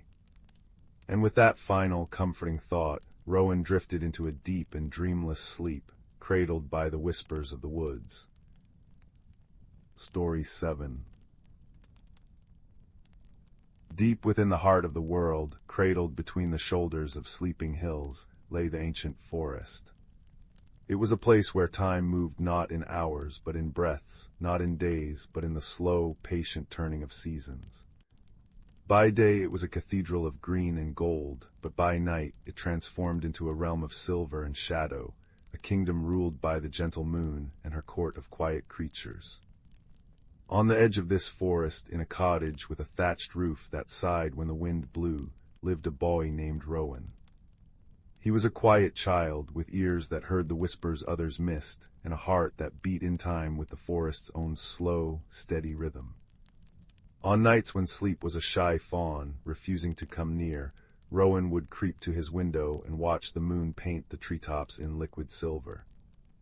He would listen to the lullaby of the forest, the soft rustle of leaves like pages turning in a giant's book, the distant hush of a stream murmuring secrets to the stones, and the chirping of crickets weaving a blanket of sound to keep the dark warm. One such night, a restlessness settled in Rowan's bones. It was an early autumn evening, and the air held the crisp, clean scent of change. A feeling soft as a moth's wing brushed against his mind, a calling. Slipping from his bed, he pulled on a thick woolen sweater and stepped out into the cool night. The path into the ancient forest was not one of dirt and stone, but of intention. It was a path you felt with your heart, not your feet. Rowan walked softly, his footsteps making no more sound than a falling leaf. The earth beneath him was a carpet of moss and decaying leaves, soft and springy. Moonbeams slipping through the canopy dappled the ground, turning ordinary ferns into sculptures of frosted silver, and painting the fur of a watching fox with a luminous glow. The fox, a vixen with eyes the color of melted amber, stepped from behind a thicket of hawthorn. She did not startle, nor did she bare her teeth. She simply tilted her head, her ears swiveling to catch a sound only she could hear. "The stones are humming tonight," she said, her voice a warm, raspy whisper. "They say the path is open for a listening heart." Rowan, who had always understood the secret language of the wild things, nodded. "I heard a calling," he replied softly. "Then you must follow the moonlight thread," the vixen said, flicking her bushy tail toward a particular beam of light that seemed to weave through the trees like a silvery ribbon. "It will lead you to the starlit clearing. The elder is waiting." With a final kind glance, the fox melted back into the shadows, leaving only the scent of dry leaves and wild grapes behind. Rowan followed the moonlight thread. As he walked, the forest came alive with its nocturnal chorus. A family of hedgehogs snuffled through the undergrowth, their prickly backs dusted with frosty light. They paused their search for beetles and grubs to look up at him with their small, bright eyes. "The stream is singing a song of slowing," one of them squeaked. "It tells the roots to sleep, to dream of spring." Further on, a nightjar perched on a low, gnarled branch opened its wide mouth and let out a soft, churring call that vibrated in the air. It was not a song of alarm, but one of companionship, a sonic stitch in the fabric of the night. High above, a flutter of bats traced intricate patterns against the tapestry of stars, their squeaks a private, chattering conversation about the best routes through the invisible corridors of the air. The moonlight thread led him deeper, to a place where the trees formed a wide circle. This was the starlit clearing. It was a place of profound magic. The air itself seemed to shimmer. All around the edges, mushrooms grew in perfect rings, emitting a soft, ethereal blue light. Fireflies, not the frantic blinkers of summer, but slow, drifting embers of gold, pulsed lazily in the air. Moths with wings like stained glass, dusted in glowing pollen, fluttered between the bioluminescent fungi, adding their own gentle light to the gathering. And in the center of the clearing stood the elder. It was the great oak, a tree so old its bark was a landscape of deep grooves and valleys, softened by a cloak of emerald moss and silvery lichen. Its branches, mighty and sprawling, seemed to hold up the very sky. In the highest fork of the tree, so still he might have been carved from moonlight and shadow, sat a great horned owl. His feathers were the color of storm clouds and tree bark, and his eyes were two deep, knowing pools of darkness, filled with a kindness that was as ancient as the hills. Rowan approached slowly and sat at the base of the great oak, feeling the gentle, thrumming energy of the tree seep into his bones. He did not need to speak, his presence was his question. The ancient owl shifted slightly, the movement as quiet as a cloud passing before the moon. His voice, when it came, was not a hoot or a screech, but a low, resonant sound that seemed to come from the earth itself. "You feel the turning, little listener," the owl said. "The world is preparing to rest. You feel a restlessness in your own heart, a mirror of this great, slow breath." Rowan nodded, looking up at the wise face. "Everything is changing, the air is colder, the leaves are letting go, it feels sad." A gentle rain began to fall then, not a storm, but a soft, pattering drizzle. Each drop that landed on the oak's countless leaves made a tiny plink, a note in a vast, natural symphony. The sound was soothing, a whisper of reassurance. "Listen to the rain," the owl murmured. "It does not fight the fall, it embraces it. It washes the world clean for its sleep. Change is not an ending, young one. It is a conversation between what was and what will be." As if on cue, a majestic stag stepped into the clearing. His antlers were like a miniature forest, bare and elegant, and his coat was thick and gray. He bowed his great head to the owl and then to Rowan. "The wind tells me the geese are flying south," the stag said, his voice a deep, calm rumble. "They follow a map written in the stars. They do not fear the journey, for they carry the memory of home in their hearts and the promise of return. Letting go is an act of trust, not of loss." One by one, the gentle creatures of the night shared their wisdom. The bats spoke of the comfort of the deep, dark caves where they would hibernate, a communal slumber filled with shared dreams. The foxes told stories of winter dens, warm and sheltered, where families would curl together, their breath making soft clouds in the frozen air, waiting for the sun's return. The stream, babbling at the edge of the clearing, sang of the ice that would soon lace its banks, a beautiful, temporary prison that would eventually break into a joyful, gushing song of freedom. The clearing itself was a testament to the cycles. The glowing mushrooms were the fruit of the autumn rains, a final, beautiful flourish before the long sleep. The fireflies were the last guardians of the summer's light, keeping its memory alive in their tiny bodies. Rowan listened, and as he listened, the restlessness in his heart began to quiet. He saw that the forest was not dying, it was simply telling a different part of its story. The falling leaves were not a funeral shroud, but a warm blanket laid gently over the sleeping earth. The cold was not a punishment, but an invitation to go inward, to rest, to dream. The ancient owl spread his vast wings, a gesture that encompassed the entire clearing, the forest, the world. "We are all part of this great rhythm, little listener. The deep rest of winter makes the vibrant joy of spring possible. The quiet allows the music to be heard more clearly. Do not fear the quiet in your own heart. It is where the deepest seeds of tomorrow are planted." A profound peace settled over Rowan. The gentle ASMR of the forest, the patter of rain on leaves, the sigh of the wind through the pine needles, the gurgle of the stream, the distant, rhythmic crash of waves on a far-off shore he could only hear with his heart, wrapped around him like the softest blanket. He looked around the starlit clearing one last time. The glowing mushrooms pulsed softly. The fireflies drifted in their slow, dreamy dance. The kind-eyed animals watched him with serene understanding. The great oak stood, steadfast and strong, a guardian of time itself. "Thank you," Rowan whispered, his voice barely a breath. The ancient owl simply blinked his deep, kind eyes, and in that blink was a world of blessing. Rowan turned and made his way back through the forest. The path felt different now, not mysterious, but familiar, like the route to a beloved friend's house. The moonlight thread had faded, but he no longer needed it.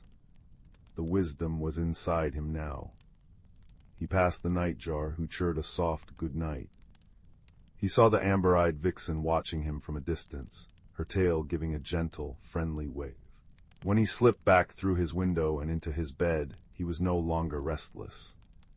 The forest's lullaby was no longer a call to adventure, but a song of comfort. He could hear the chirping crickets, the soft wind, and the whisper of the trees, and he understood their language perfectly. They were saying, "All is well, rest now. Dream, we are here, the cycle continues." And as Rowan closed his eyes, he felt the gentle, inexorable turn of the world toward winter, not as an end, but as a necessary, beautiful pause. A deep, collective breath held in the dark, waiting for the moment to be exhaled into the bright, blossoming promise of spring.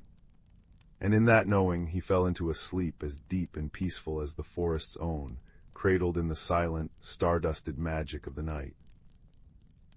Story 8. The rain had been falling since morning, a gentle drumming on the roof that made the old house feel like a ship at sea. Inside, the air was warm and smelled of beeswax and cinnamon.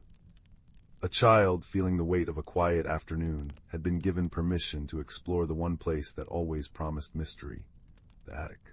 The pull-down stairs creaked a familiar song as they were lowered. A puff of air, smelling of old paper and forgotten summers, drifted down.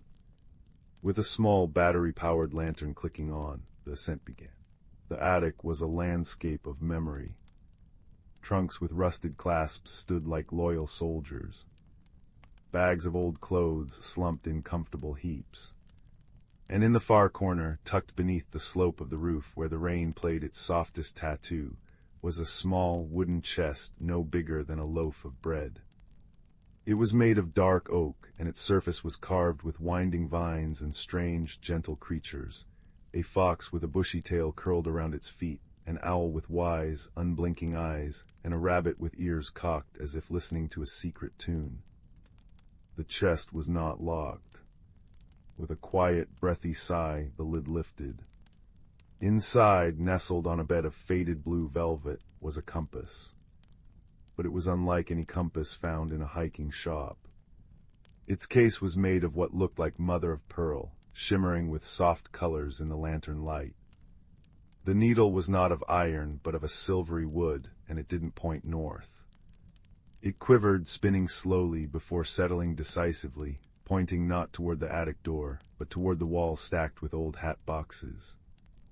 A soft, rustling sound came from that very direction. From behind a hat box emerged a rabbit. He was the color of dust and moonlight, with fur so soft it seemed to absorb the light, and ears that twitched with gentle curiosity. His eyes were not the frightened black beads of a wild rabbit, but warm and deep, the color of dark honey. "Ah," the rabbit said, his voice a soft, whiskery murmur. "You found it. I was wondering when someone would." The child, more surprised by the talking than the presence of the rabbit, could only stare. "The whispering compass," the rabbit continued, nodding toward the object in the child's hand. "It doesn't point to places on a map. It points to places in the heart, to where you are needed or where you need to be. It seems it has chosen you for a small journey today." The child looked at the compass, then at the rabbit. "A journey, but it's raining." The rabbit gave a soft, chuffing laugh. "The best journeys often are. The rain makes the world quiet and listens along with you. My name is Thistle, and I believe the compass is pointing us toward the bramblewood. There is a disquiet there, a sadness that needs mending." And so, with the compass held carefully in one hand and the lantern in the other, the child followed Thistle. But they did not go out the front door. Thistle led the way to a large, old wardrobe in the corner of the attic. He nudged the door open with his nose, and instead of musty coats, a path of soft moss lay before them, winding away into a twilight lit by glowing mushrooms and fireflies. The air was cool and sweet, smelling of wet earth and night-blooming flowers. The sound of the rain transformed into the gentle rustle of leaves high above. This was the bramblewood. It was not a frightening place. The brambles themselves were heavy with fat, blackberries, and their thorns were sheathed in soft, green moss. The trees were ancient and kind, their branches creating a canopy that sheltered them from the worst of the weather. As they walked, the only sounds were the soft thump-thump of Thistle's paws on the path, the gentle swish of ferns brushing against their legs, and the distant, melodic chime of a bell that seemed to hang in the air. The bramblewood is usually filled with music, Thistle explained, his ears drooping slightly. The stream sings, the wind in the reeds plays a flute-like tune, and the bell blossoms on the elder trees chime with every breeze. But the central blossom, the great bell, has fallen silent, and with it, a great deal of the wood's joy has faded. They walked on, the compass needle steady, until the path opened into a small clearing. In the center stood the most magnificent tree they had ever seen. Its bark was silver, and its leaves were like tiny emerald bells that shivered without a sound. At the very top, where the trunk forked, there was an empty space where a large, golden blossom shaped like a bell should have been. Perched on a lower branch was a large, tawny owl. She was preening a feather on her wing with fastidious care, but she looked up as they approached, her great eyes blinking slowly. "Hoo-hoo," she said, her voice a soft, resonant echo. "Seekers, I am Willow. You have come about the silence, I presume." She sighed, a sound like wind through a hollow log. The great bell blossom did not simply fall, it was taken. A young dragon new to these parts was so enchanted by its chime that he plucked it. He thought it would make his new cave more cheerful. But a bell blossom cannot chime away from its tree. It has simply wilted, and the dragon, whose name is Pippin, is too shy and embarrassed to return it. "Where is his cave?" the child asked. Willow swiveled her head nearly all the way around. "Follow the stream until you hear the sound of unhappy sniffles. You cannot miss it, but be warned he has a guardian, a rather chatty one." Thanking Willow, who gave a silent nod and returned to her preening, Thistle and the child followed the babbling stream. Soon the sound of the water was joined by another, a rapid, chattering voice. "And I told him, I said, Pippin, that's not yours, you can't just go around picking up the landscape. But he just looked so sad, and his cave is dreadfully drafty, and now look, the whole wood is gloomy, and he's miserable, and it's all a terrible muddle." The speaker was a red squirrel, perched on a stump and waving his bushy tail in agitation. He wore a tiny acorn cap perched jauntily on his head. "Hello," said Thistle. "You must be Scurry." The squirrel jumped, then peered at them. "Oh, visitors, yes, I'm Scurry, guide, philosopher, and currently failed diplomat. I'm trying to convince Pippin to give the bell back, but he's locked himself in his cave and just keeps sighing. Great, gusty sighs that blow all my carefully stored nuts into disarray." He gestured to a small, tidy pile of nuts that was indeed looking rather scattered. The compass in the child's hand was now pointing directly at a large, mossy mound with a dark opening, the dragon's cave. From within came the sound of those very sighs, deep and forlorn. "What if we could help make his cave cheerful without the bell?" the child whispered to Thistle. Thistle's nose twitched. "A fine idea, but how?" They looked around. The child's eye fell upon a patch of luminous moss growing on a nearby rock. It glowed with a soft, blue-green light.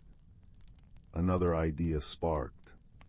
Remembering the old Christmas decorations in the attic, the child thought of the way light could be reflected and magnified.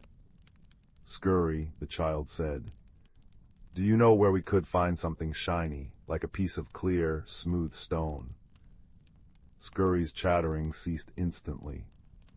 "Shiny, shiny, why, of course. The Badger librarian has all sorts of shiny things in his study. He uses them as paperweights for his ancient maps. Follow me."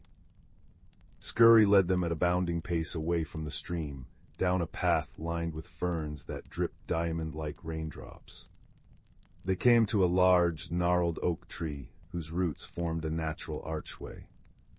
A warm, yellow light spilled out, and the smell of old books and chamomile tea filled the air. Inside, the burrow was a marvel of coziness. Books were stacked from floor to ceiling, with little ladders on rails to reach the higher ones. In a large, comfortable armchair sat a portly badger, wearing spectacles on the end of his nose.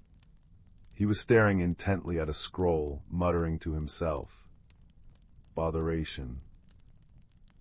I've forgotten where I put the index for migration patterns of the moon moth. Or did I ever make one?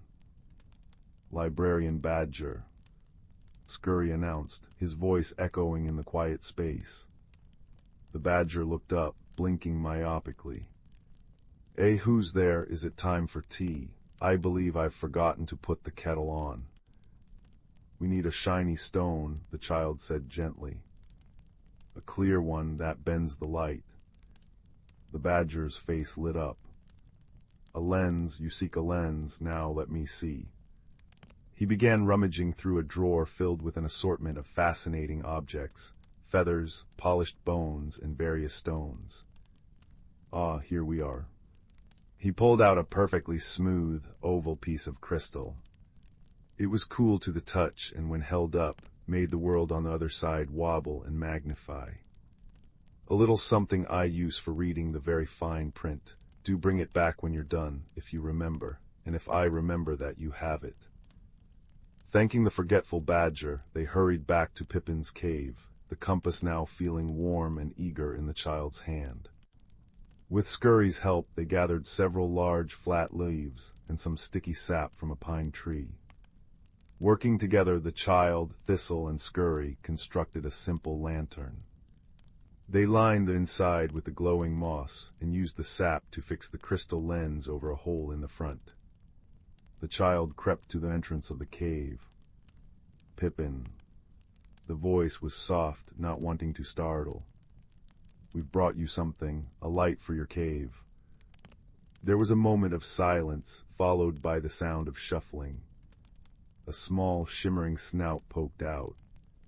Pippin the dragon was not much bigger than a large dog. His scales were the color of a new penny, and his eyes were large and swimming with tears. "It's very dark in here," he sniffled, his voice a low, rumbling whisper. The child held up the lantern. When the light from the glowing moss passed through the crystal lens, it projected a magnificent, swirling pattern of blue-green light onto the cave wall, dancing and shifting like silent, aquatic music. Pippin's eyes widened. A small wisp of smoke, smelling of cinnamon and rain, curled from his nostrils. "Oh," he breathed. It's beautiful." "It's yours," the child said. "To keep your cave from being dark, but the bramblewood is dark, too, without its bell. The music is gone." Pippin's head drooped. "I didn't mean to break it, I just wanted its song." He turned and shuffled back into the cave, returning a moment later with the great bell blossom. It was indeed wilted, its golden petals soft and drooping, its clapper still.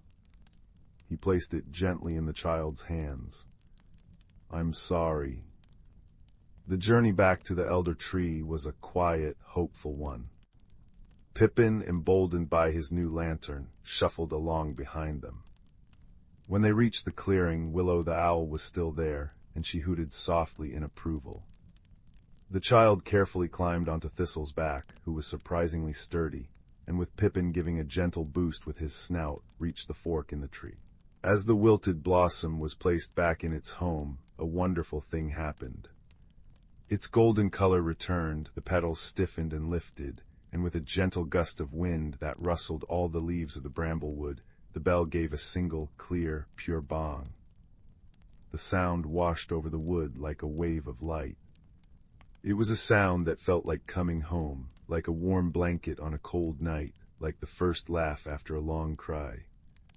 And as it faded, the other bell blossoms on the tree, and then on all the elder trees throughout the wood, took up the song, until the air was filled with a gentle, chiming melody.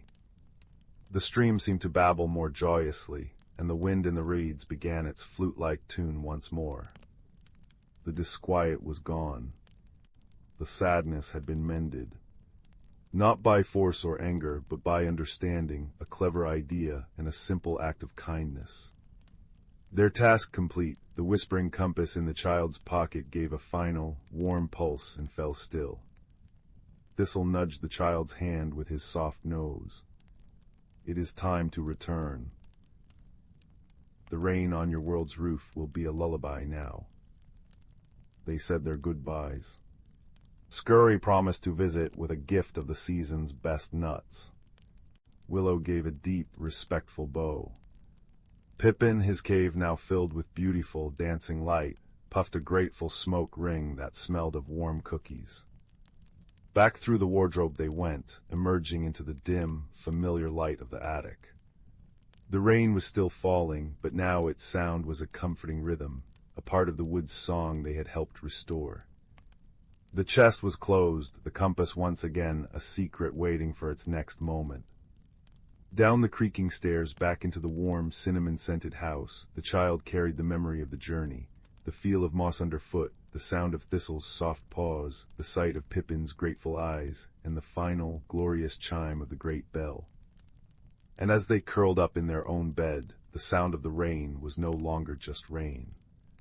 It was the bramblewood whispering its thanks in a language of droplets, a gentle, steady rhythm that sang of friendship, courage, and the extraordinary secrets waiting in the most ordinary of places, guiding them softly into a deep and dreamless sleep. Story 9. Deep within the heart of the world, cradled between the shoulders of sleeping hills, lay the ancient forest. This was no ordinary wood. By day it was a cathedral of green light and birdsong, but by night it transformed. It was a kingdom of silver and shadow, a realm where the moonlight was a tangible thing, a liquid silver that pooled in the hollows and dripped from the leaves. It was a place where the very air hummed with a quiet, ancient magic, a melody understood by the softest of hearts and the most sensitive of souls. On the edge of this forest, in a cottage with windows that glowed like fallen amber stars, lived a child named Rowan. Rowan was a quiet boy, with ears that heard the whispers in the wind and eyes that saw the stories written in the rings of fallen logs. While other children dreamed of bustling cities and roaring dragons, Rowan dreamed of the hushed conversations of the night forest. One evening, as an early autumn chill kissed the air and the last sliver of sun vanished behind the hills, Rowan sat by his open window. He listened. He heard the gentle shhh of the wind combing its fingers through the pine needles. He heard the soft plip-plop of the first cold raindrops beginning to fall, each one a tiny drumbeat on the broad, waxy leaves of the rhododendrons. It was a sound that made his eyelids feel heavy, a lullaby of the earth. But beneath that soothing rhythm he heard something else. A thread of distress, a subtle, plaintive note woven into the forest's nightly symphony. It was the sound of a heart not at peace. Driven by a kindness he could not name, Rowan slipped from his window seat, pulled on his warmest, softest woolen sweater, and stepped out into the silver-dappled night. The earth beneath his bare feet was cool and soft, a carpet of moss and decaying leaves that yielded with a gentle sigh. Moonbeams piercing the canopy in slanting columns lit his path, catching on the dewy webs of orb-weaver spiders and turning them into necklaces of scattered diamonds. He hadn't walked far when a small, rustling sound came from a thicket of ferns. A hedgehog, her quills dusted with rain, trundled into a clearing. Her name was Pippa, and her nose twitched with worry. "Oh, little one," she murmured, her voice like the rustle of dry leaves. "The stream, it sings a sad song tonight, its melody is choked. The heart of our clearing grows heavy." Rowan knelt, his presence calm and non-threatening. "Why is it sad?" he asked, his voice barely a whisper. Before Pippa could answer, a shadow detached itself from the high branches of an oak. It was Orion, a great gray owl, his feathers the color of wood smoke and his eyes 2 pools of bottomless, gentle night. He landed on a low-hanging branch with a whisper of flight. "The stream is the forest's voice," Orion said, his words slow and measured, like stones settling in a riverbed. "It carries news from the high peaks to the sleepy marshes, but its song is faltering.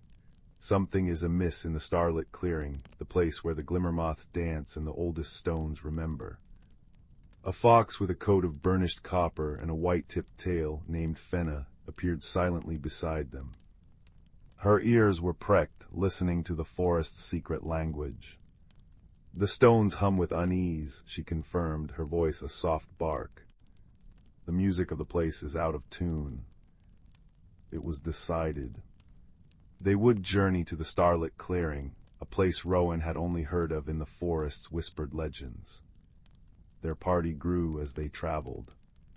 A colony of bats, their sonar a constant, gentle clicking that painted a picture of the world in sound, flitted overhead, weaving a protective canopy. A nightjar, its plumage a perfect mosaic of bark and shadow, joined them, its churring song a rhythmic accompaniment to their footsteps. Their path was a sensory poem. They walked through groves where bioluminescent fungi clung to fallen logs, glowing with a soft, greenish-blue light that illuminated their feet.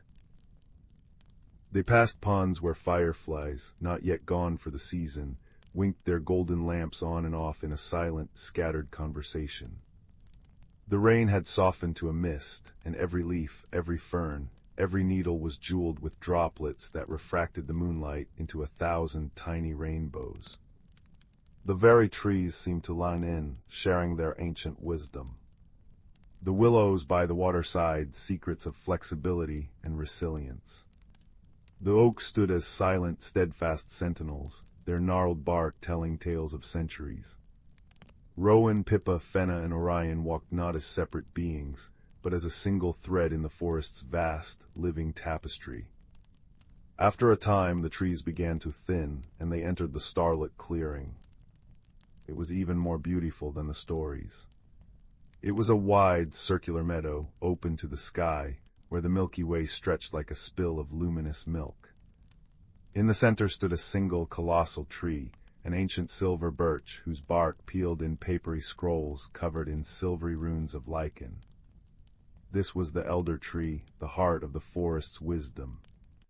At its base lay a circle of smooth, gray stones, each one warm to the touch and humming with a deep, resonant energy. But something was wrong. The stream that should have bubbled merrily through the clearing was now a sluggish, silent trickle. The ground around it was parched and cracked. The legendary glimmer moths, whose wings were usually dusted with a powder that caught the starlight, were clustered listlessly on the elder tree's branches, their light dimmed. The clearing felt weary. The magic was seeping away, like sand through open fingers. What has happened? Rowan breathed, his heart aching at the sight. It was then that the elder tree itself seemed to stir. Not with movement, but with presence. A deep, resonant voice, like the sound of roots drinking deep from the earth, filled the clearing. It was the voice of the tree, and his name was Ethel. A blockage has formed, Ethel's voice murmured, felt in the soles of their feet more than heard with their ears. High in the hills where the stream begins its journey, a great stone, loosened by the season's rains, has fallen. It dams the water's flow. The stream cannot sing because its breath is caught in its throat. The clearing cannot dream because its lifeblood is stifled. The wisdom was not given as a command, but as a simple, profound truth. The challenge was clear. "But the stone is too large for any of us to move," said Pippa, her small voice trembling. Fenna nuzzled her. "A single thread is weak," she said.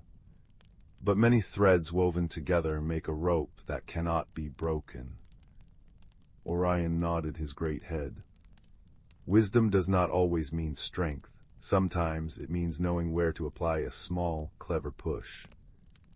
An idea soft and gentle as a moth's wing alighted in Rowan's mind. He looked at the sluggish stream, at the cracked earth, and then at the tools the forest itself provided. "The stream is strong," he said. "It just needs help remembering its own strength." He explained his plan. It did not involve brute force, but patience, cooperation, and the clever use of nature's own gifts. The bats, with their precise sonic vision, flew upstream to locate the exact position of the stone and the lay of the land around it. The foxes and hedgehogs began to dig a narrow channel in the soft earth beside the great stone, not to move it, but to guide a trickle of water around its side. Rowan, with his clever human hands, and the nightjars with their strong beaks, gathered strong, flexible vines. They wove them into a net, which they anchored around the stone. Meanwhile, Orion sat with the elder tree, his deep, calming presence a steady anchor for them all. The work was slow and quiet, accompanied by the soothing sounds of the night, the distant hush of the wind over the hills, the chirping of crickets hidden in the grass, the soft, percussive drip of water from the leaves. They worked not in a frenzy, but in a rhythm, a shared purpose that felt as natural as the turning of the seasons. Finally, the channel was dug and the net was secure. The first trickle of water found the new path. It was a timid thing at first, a shy silver thread in the moonlight. But as it flowed, it began to erode the soft earth, carrying tiny particles away. The water, finding its voice again, began to whisper, then to murmur. The trickle grew. The water flowed into the net of vines, saturating them, making them heavy and strong. The constant, gentle, insistent pressure of the water, combined with the strategic pull of the anchored vines, began to coax the great stone. It was not a sudden, dramatic event. It was a slow, graceful yielding. The stone tilted, then rolled with a deep, satisfying thrum that vibrated through the earth, a note so low and pure it felt like the forest itself was sighing in relief. The dam was broken. The stream, remembering its song, gushed forth with a joyful, babbling roar. It raced down its old bed, soaking the parched earth, its music filling the clearing. It was a symphony of renewal, a cascade of liquid notes that told of high mountain snows and secret springs. As the water returned, so did the magic. The glimmer moths, feeling the surge of life, shook their wings. Their bioluminescence flared until they looked like a cloud of living starlight, swirling and dancing above the sparkling stream. The fireflies floating at the edge of the clearing brightened, their golden light pulsing in time with the stream's joyful rhythm. The very moss on the stones seemed to glow a deeper, richer green, and the elder tree's leaves shimmered as if coated in mercury. The distress was gone. The forest's melody was whole again, a perfect, peaceful harmony. Rowan and his friends sat on the now damp, sweet-smelling earth, listening. They listened to the stream's story, to the wind's lullaby, to the humming of the contented stones. There was no grand celebration, only a deep, shared satisfaction, a feeling of being exactly where they were meant to be, having done exactly what they were meant to do. The ancient owl, Orion, swiveled his head towards Rowan, his eyes kind. "You see, little one," he said, his voice blending with the sound of the water. "The greatest strength is often a quiet one. It is the strength of the stream, patient and persistent. It is the strength of the root, which cracks the stone not by force, but by gentle, unwavering growth. And it is the strength of a kind heart, which listens to the world and knows how to help it sing its truest song." Rowan felt the truth of these words settle in his bones, as warm and comforting as a hearth fire. He had not fought a monster or claimed a treasure. He had simply helped a friend find its voice again. One by one, the nocturnal creatures bowed their heads in a silent farewell and melted back into the forest, their tasks complete. Fenna the fox brushed against his leg in a final gesture of thanks before disappearing into the ferns. Pippa the hedgehog gave a contented snuffle and trundled off to find a warm den. Orion spread his vast, silent wings and became one with the shadows between the trees. Rowan was left alone in the starlit clearing, but he did not feel alone. He was surrounded by the friendly darkness, the chattering stream, and the gentle, watchful presence of the elder tree. He made his way back to the cottage, the forest feeling more like home than ever. The journey back was a blur of soft sounds and silver sights, a peaceful dream. He slipped back through his window as quietly as he had left. The fire in the hearth had burned down to embers, but the room was still warm. As he lay in his bed, pulling the quilt up to his chin, he could still hear it, the distant, comforting murmur of the stream, now a constant, joyful presence in the night. It was a lullaby of friendship, of wisdom, and of the quiet, enduring magic that thrives when kind hearts work together. It was the sound of the ancient forest, breathing deeply, peacefully, and dreaming its starlit dreams, and it carried him into a sleep as deep and restful as the winter dens under the roots of the great, sleeping trees. Story 10. In a quiet corner of the world, nestled between the whispering woods and the gentle hills, there lay a small village where chimney smoke curled like sleepy cats into the twilight sky. And in that village lived a young woman named Alara, who felt as though she did not quite fit anywhere at all. Her ears, ever so slightly pointed at the tips, could hear things others could not: the soft murmur of the creek's secrets, the rustle of leaves sharing old stories, and sometimes, just sometimes, the whispers of animals when the wind was still.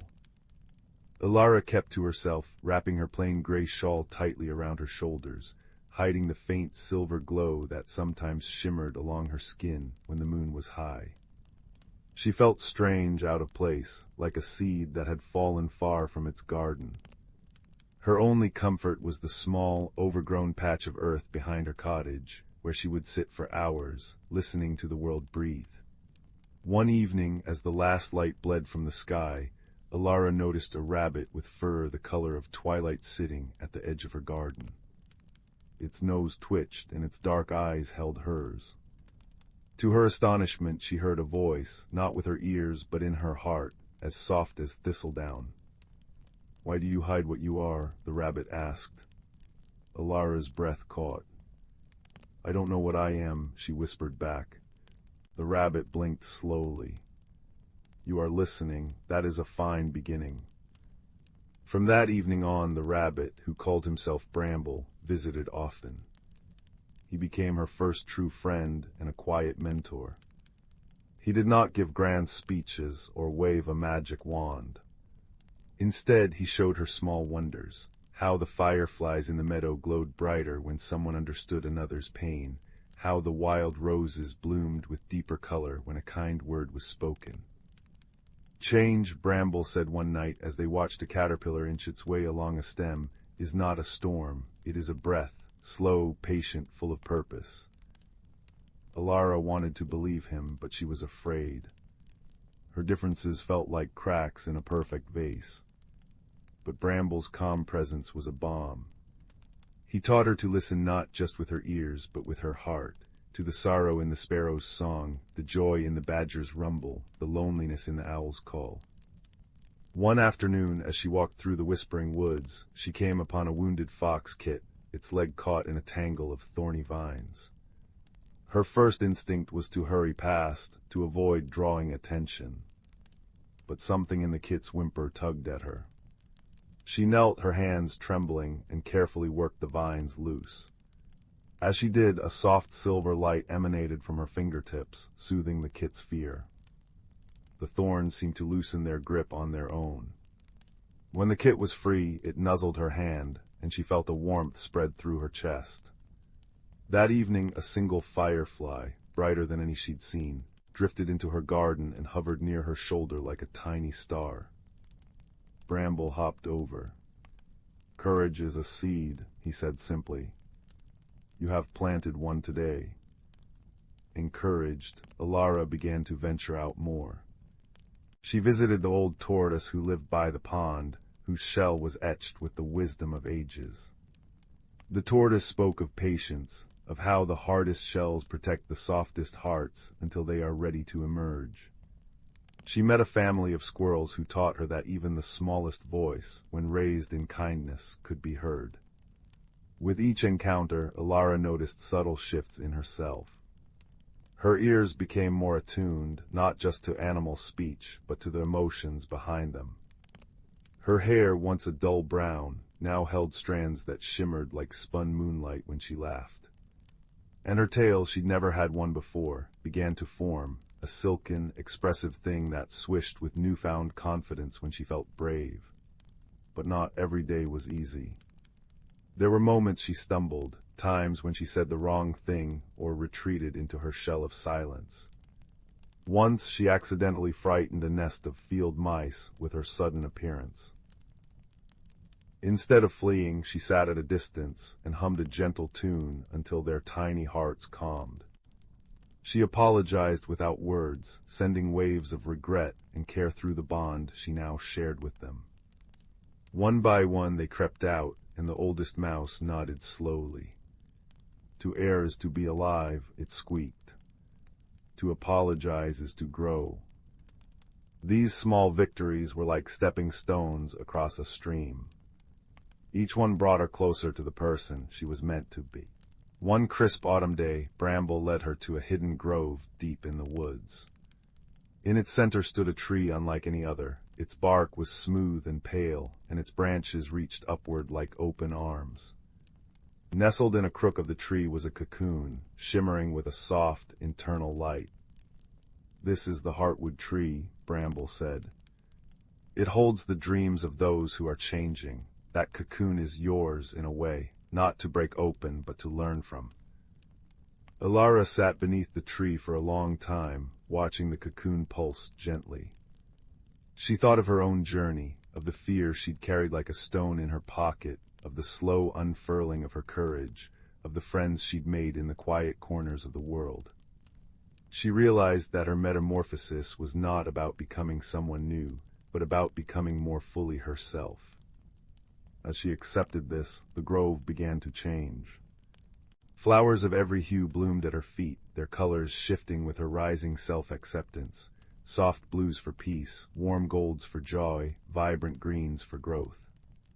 Fireflies emerged from the ferns, their lights brightening with her understanding, until the grove was filled with a constellation of gentle sparks. Above, the sky deepened into a tapestry of violet and rose, reflecting the harmony she felt within. The cocoon began to tremble. Alara held her breath as it split open, not with a tear, but with a gradual, graceful unfurling.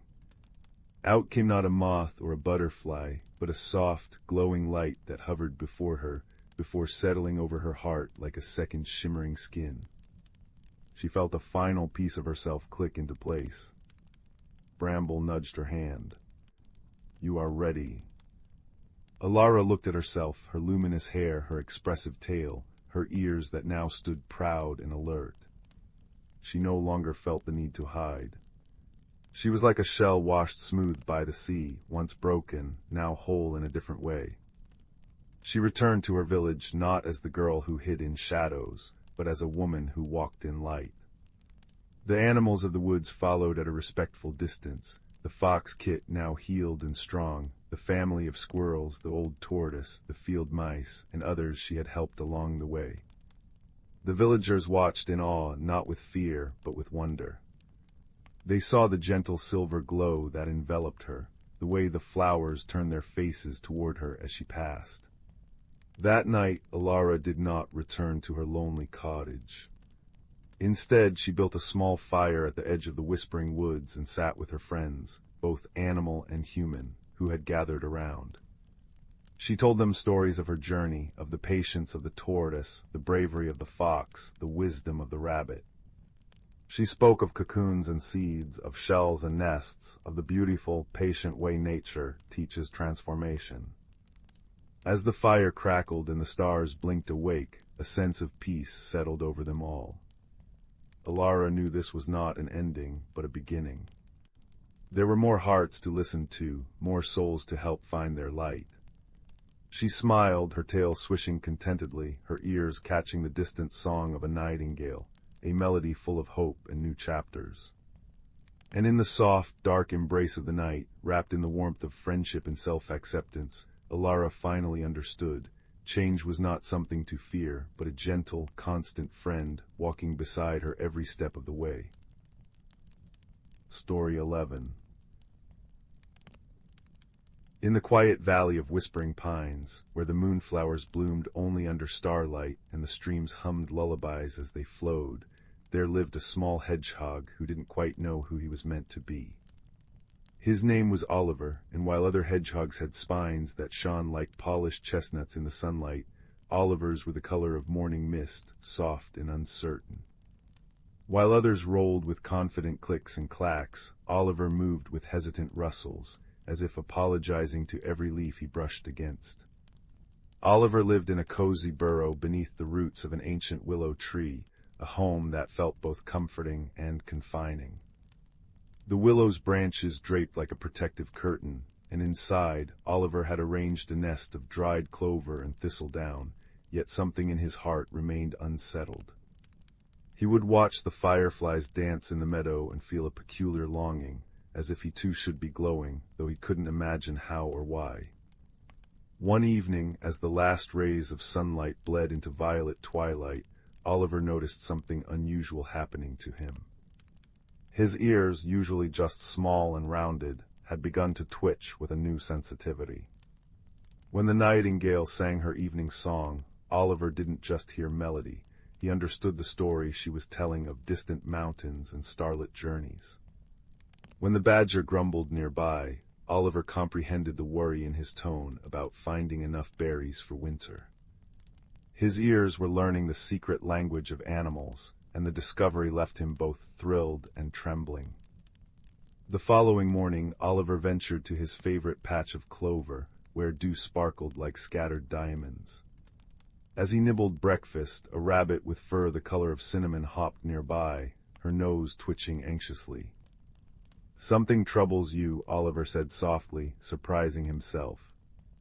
The rabbit started, then relaxed as she recognized the understanding in Oliver's eyes. "My burrow feels too small today," she confessed.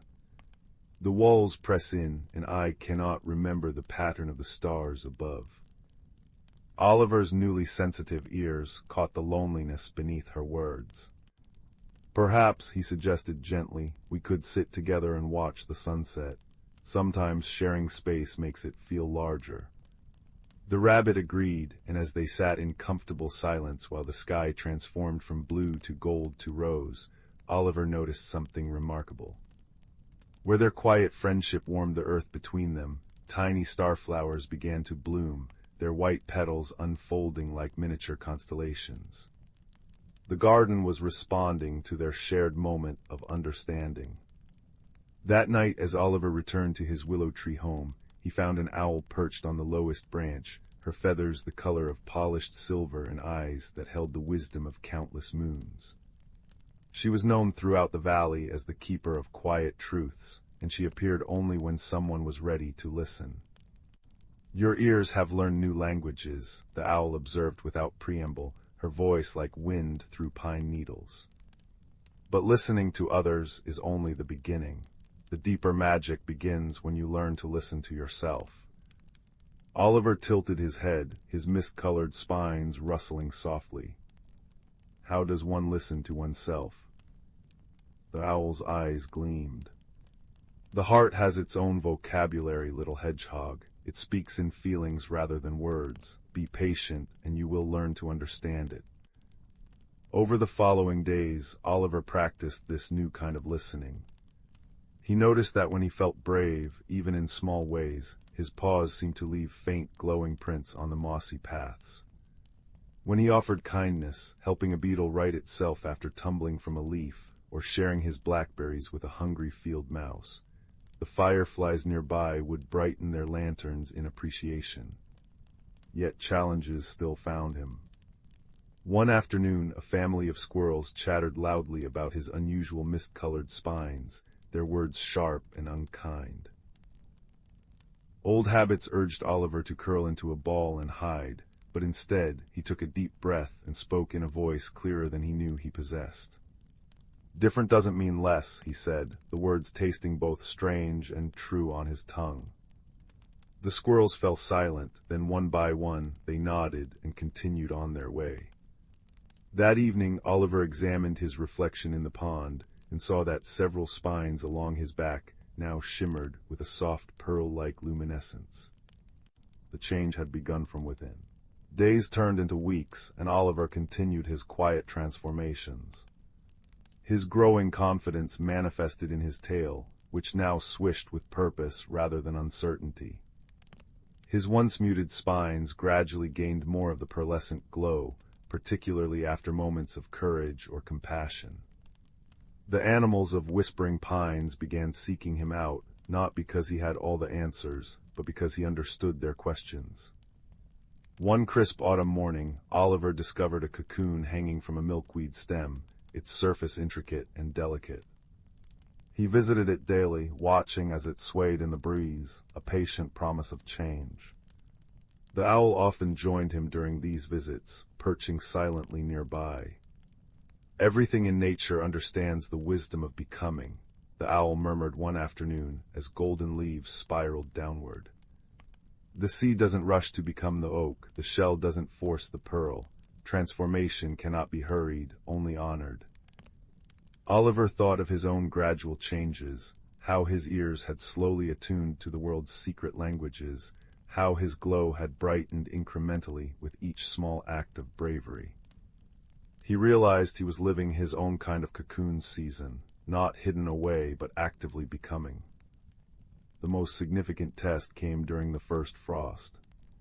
Winter approached, and the animals busily prepared their dens and nests. Oliver had gathered a generous store of nuts and seeds, but when he encountered a young fox who had fallen behind in his preparations, he didn't hesitate to share half his provisions.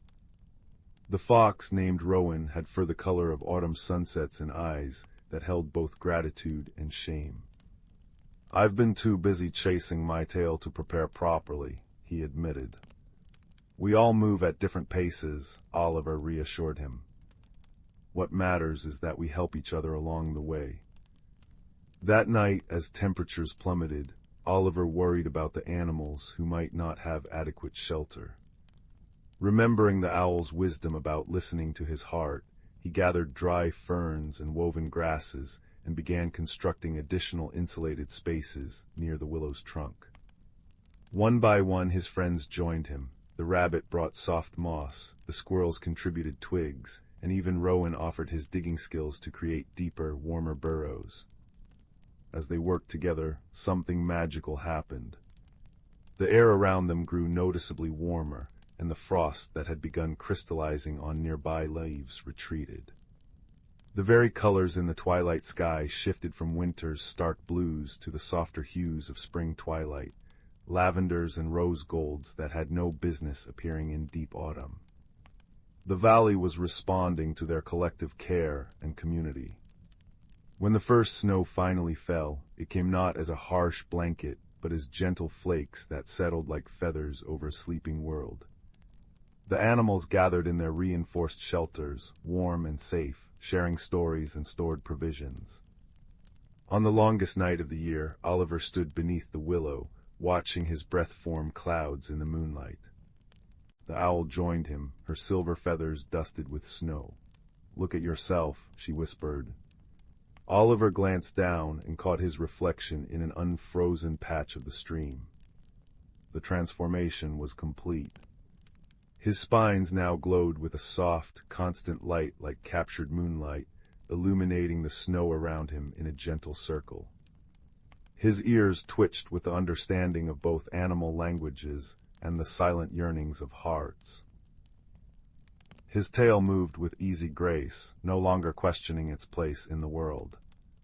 But the most remarkable change was one he felt rather than saw, a quiet certainty that had taken root in his center, a knowledge that he was exactly who he was meant to be, and that becoming was a lifelong journey, not a destination. "The cocoon has opened," the owl observed, nodding toward the milkweed stem where a now empty casing swayed. Nearby, a new moth with wings like stained glass fluttered in the moonlight, testing its freedom. Oliver understood the metaphor. His own long season of patient transformation had prepared him for this moment, but it wasn't an ending. It was a beginning. The following morning, as dawn painted the sky in watercolor hues, the animals emerged to find the valley transformed. Where Oliver's glowing paws had touched the earth during his moments of courage, winter flowers now bloomed in impossible colors, sapphire blue, emerald green, and amethyst purple. The fireflies, though usually dormant in winter, hovered like living jewels, their lights pulsing in rhythm with the valley's heartbeat. Rowan approached, his winter coat thick and healthy. "The young badgers are nervous about the ice forming on the pond," he reported. "They're afraid to cross." Oliver nodded, his glowing spines casting soft light on the path ahead. "Let's go show them the way," he said. As they walked together, other animals fell in step, the rabbit with her newfound confidence, the squirrels who had learned generosity, the field mice who now understood their own strength in community. They were all different than they had been at the story's beginning, each transformed in their own ways by the magic that answers to the heart.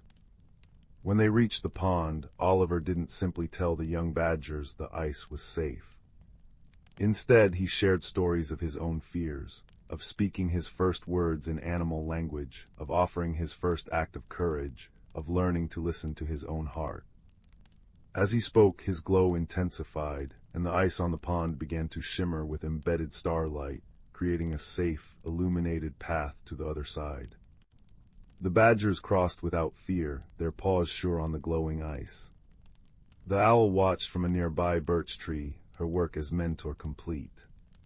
Oliver had become what he was always meant to be, not just a hedgehog with magical qualities, but a keeper of courage, a translator of hearts, a gentle guide for others finding their way. That evening, as the first stars emerged like scattered sequins on velvet, Oliver returned to his willow tree home. His burrow no longer felt confining, but like a nurturing nest where he could rest before new adventures. He curled in his clover and thistledown bed, his glowing spines providing their own soft light, and listened to the valley's nighttime sounds, the whisper of wind through pine needles, the distant hoot of the owl, the contented breathing of sleeping friends in nearby shelters. He thought of the empty cocoon, the planted seeds now sleeping beneath the snow, the shells that had once protected growing life, the dens and nests that sheltered his community through winter.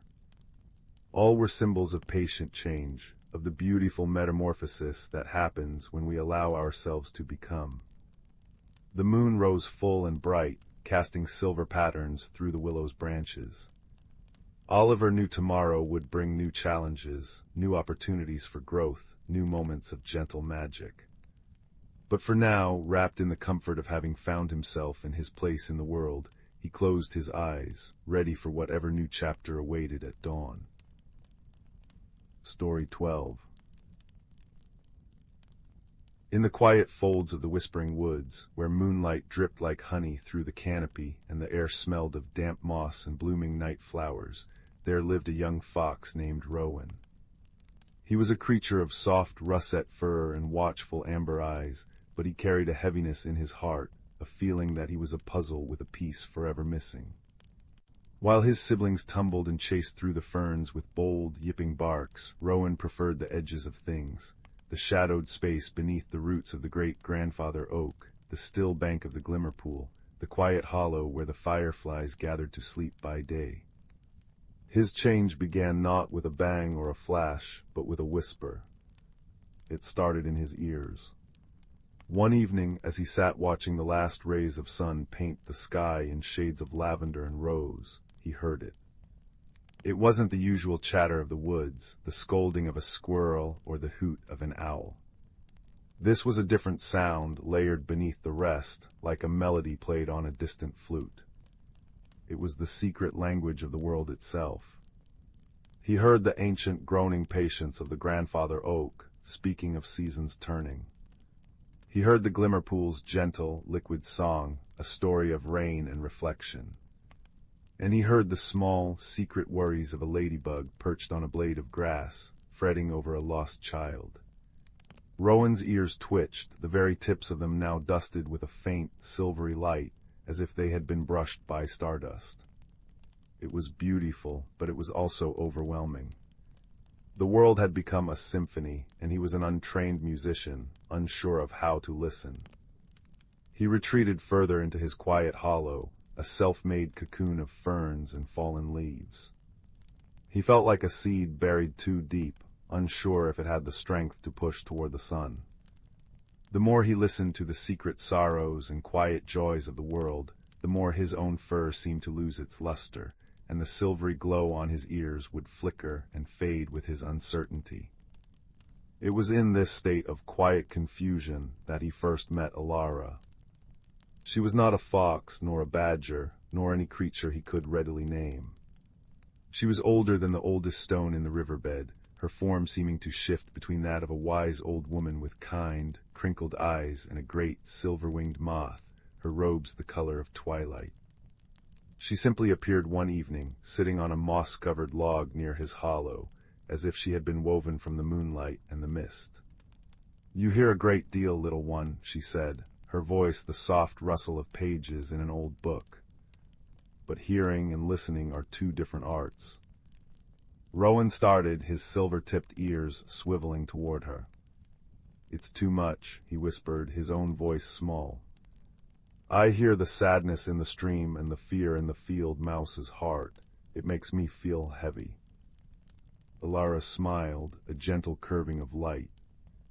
"A shell does not become a home by remaining shut. It must open to the tide. You are not meant to carry these sounds, Rowan. You are meant to understand them. And understanding begins with a single, small step." Her guidance was never a command, but a quiet suggestion, offered at just the right moment. Her first lesson was a small victory. A family of field mice was too frightened to cross a particularly wide and exposed stretch of path to reach a new patch of clover. Rowan, from his hiding place, could hear their tiny, panicked heartbeats like frantic drumming. "Show a small kindness," the memory of Alara's voice seemed to whisper on the breeze. Taking a deep, shaky breath, Rowan crept from his hollow. He didn't speak, he simply lay down at the edge of the path, making himself as long and low as possible, creating a living, russet bridge between the two safe spaces. His tail, which usually drooped, lifted and swished just once, a gesture of newfound, fragile confidence. One by one the mice scurried over his back, their tiny feet tickling his spine. As the last mouse reached the other side, a chorus of grateful chirps filled the secret language in his ears, and a single brave firefly, which had been hovering nearby, glowed with a sudden, brilliant gold light, illuminating the successful crossing. This small act was like the first crack in a frozen pond. It did not thaw the whole thing, but it was a start. His fur, in the wake of the firefly's glow, seemed to shimmer with a soft, internal warmth, as if he had swallowed a piece of the sun. Alara appeared to him again, this time near the glimmer pool. The water was troubled, its song a discordant, muddy jangle. A family of ducks was bickering, their angry quacks disrupting the peace. "They are not angry with each other," Rowan said, his ears twitching as he deciphered the secret language. "They are scared. The water lilies they nest in are tangled with thorny vines. They feel trapped." "Speak a true word," Alara's presence seemed to murmur from the reeds. Rowan's heart hammered against his ribs. Speaking up was a far greater challenge than lying still. He padded to the water's edge. "Excuse me," he said, his voice barely a whisper. The ducks ignored him. He took another breath, and this time his voice was clearer. "The thorns are sharp, but they are only vines. If you pull together, you can be free." The ducks stopped their squabbling and looked at him. Then the largest drake nodded. Instead of pecking at each other, they began to work as one, tugging and pulling at the thorny vines. As the last vine was loosened, the Glimmerpool's song smoothed into a clear, happy melody, and the colors in the sky above shifted, the anxious gray clouds melting into a calm, self-assured blue. Rowan's own chest felt lighter, as if he had shed an invisible weight. His journey was a series of these patient, incremental transformations. He learned to apologize to a badger he had once startled, and in return the badger showed him a den lined with the softest feathers, a place of true safety. He learned to sit with the ancient oak and simply listen, not trying to solve its ancient aches, but just to bear witness, and in doing so, his own silvery glow steadied into a constant, gentle radiance. He was building a nest for his own spirit, twig by careful twig, act by kind act. The final test came with the first true chill of autumn. A fierce wind howled through the whispering woods, threatening a nest of young sparrows high in a birch tree. The nest, a masterpiece of woven grass and mud, was beginning to unravel. The parent sparrows fluttered in a frenzy, their secret language cries shrill with terror. Rowan watched from below, his heart aching. He had learned to be a bridge, a counselor, a listener. But this required something more. This required him to climb, to leave the safe, familiar ground of his old self completely. The birch tree was tall and slender, its branches trembling in the gale. It was a climb into the unknown. He thought of the seed pushing through the dark earth. He thought of the caterpillar surrendering to the silence of the cocoon. This was his moment to emerge. With a deep breath that filled him with a courage he didn't know he possessed, Rowan dug his claws into the bark and began to climb. It was awkward and frightening. The wind tugged at his fur, and the branches swayed alarmingly. Below he saw the flicker of many fireflies gathering, their light pulsing in time with his pounding heart, a constellation of encouragement. He heard the glimmerpool singing a song of strength, and the grandfather oak whispering, "Just one more branch, little one." He reached the nest. The fledgling sparrows, all gaping beaks and fluff, stared at him with wide eyes. Using his teeth and his clever paws, working with a focus he had never known, Rowan began to repair the nest. He pulled strands of strong spider silk from nearby branches and tucked in stray twigs, weaving them back into place with the swishing, confident motions of his tail. His entire body now glowed with a warm, amber light, illuminating his work in the deepening twilight. When the last strand was secure, the wind, as if in respect, gentled to a breeze. The nest was safe. He looked down and saw not just the fireflies, but many of the animals he had helped, the field mice, the ducks, the badger, all looking up at him, their presence a silent chorus of friendship and trust. Elara was there too, in her moth form, her silver wings reflecting his own glow, her approval a warm feeling in it. He did not climb down as the fox who had started the ascent. He descended as Rowan, whole and sure. His fur, now permanently aglow with a soft, internal light, seemed woven from sunlight and autumn leaves. His ears, sharp and silver-tipped, heard not a cacophony, but a beautiful, complex harmony to which he now knew he belonged. His tail swept behind him with a graceful, confident arc. The finale of his story was not an ending, but the quiet, hopeful beginning of a new chapter. He did not return to his lonely hollow. Instead, he settled at the base of the grandfather oak, his gentle light pushing back the deepest of the shadows. The other creatures drew closer, finding comfort in his presence. The field mice nestled against his warm side, the fireflies settled in his glowing fur like living jewels, and the young sparrows, now safe in their high nest, chirped a lullaby that was just for him. He was the fox who listened, the creature who glowed, the friend who mended broken things. The Whispering Woods had given him his magic, and he, in turn, had learned how to give his magic back. The long, dark night stretched ahead, but it was a comfortable dark, filled with the soft sounds of breathing and the steady, resting heartbeat of the world, ready for whatever gentle adventures the dawn would bring. Story 13. In a little village nestled in a valley so deep it seemed to gather starlight in its bowl, there lived a quiet boy named Rowan. His cottage sat at the very edge of the woods, where the chimneys puffed cheerful, gray smoke into the sky, and the lanterns in the windows glowed like captive fireflies. Rowan was a listener, not a talker. While other children shouted and played games of chase, he would sit on the mossy stone wall by his garden, his ears tuned to the rustling secrets of the leaves and the distant hush of the river.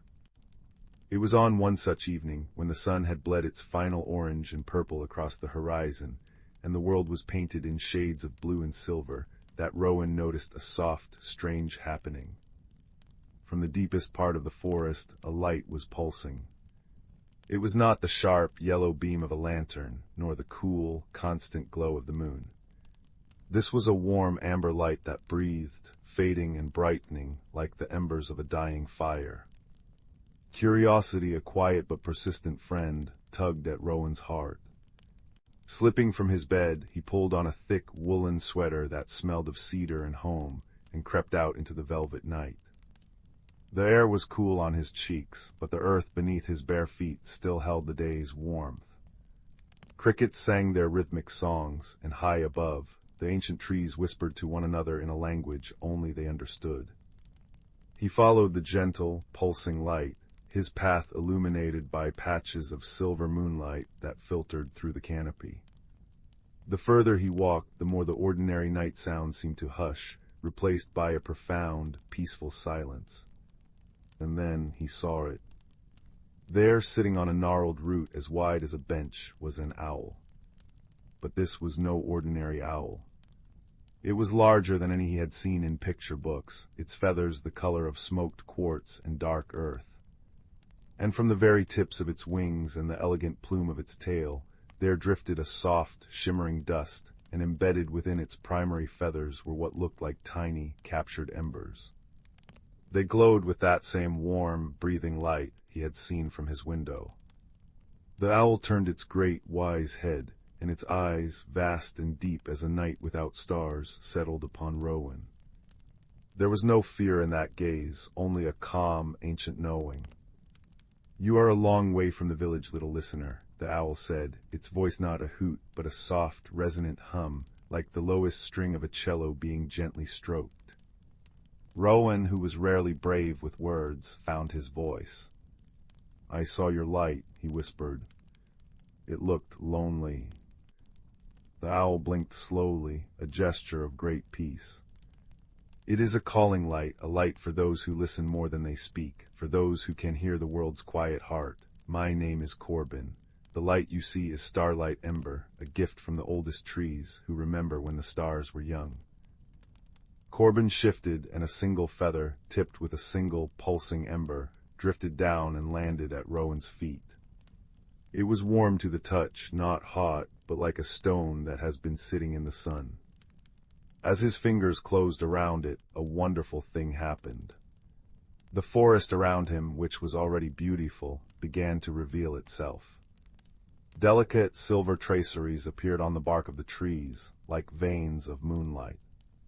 The petals of the night-blooming flowers began to glow with a soft, internal luminescence. He could see the gentle auras of sleeping creatures curled in their burrows, a soft blue for a family of hedgehogs, a warm gold for a dreaming fox.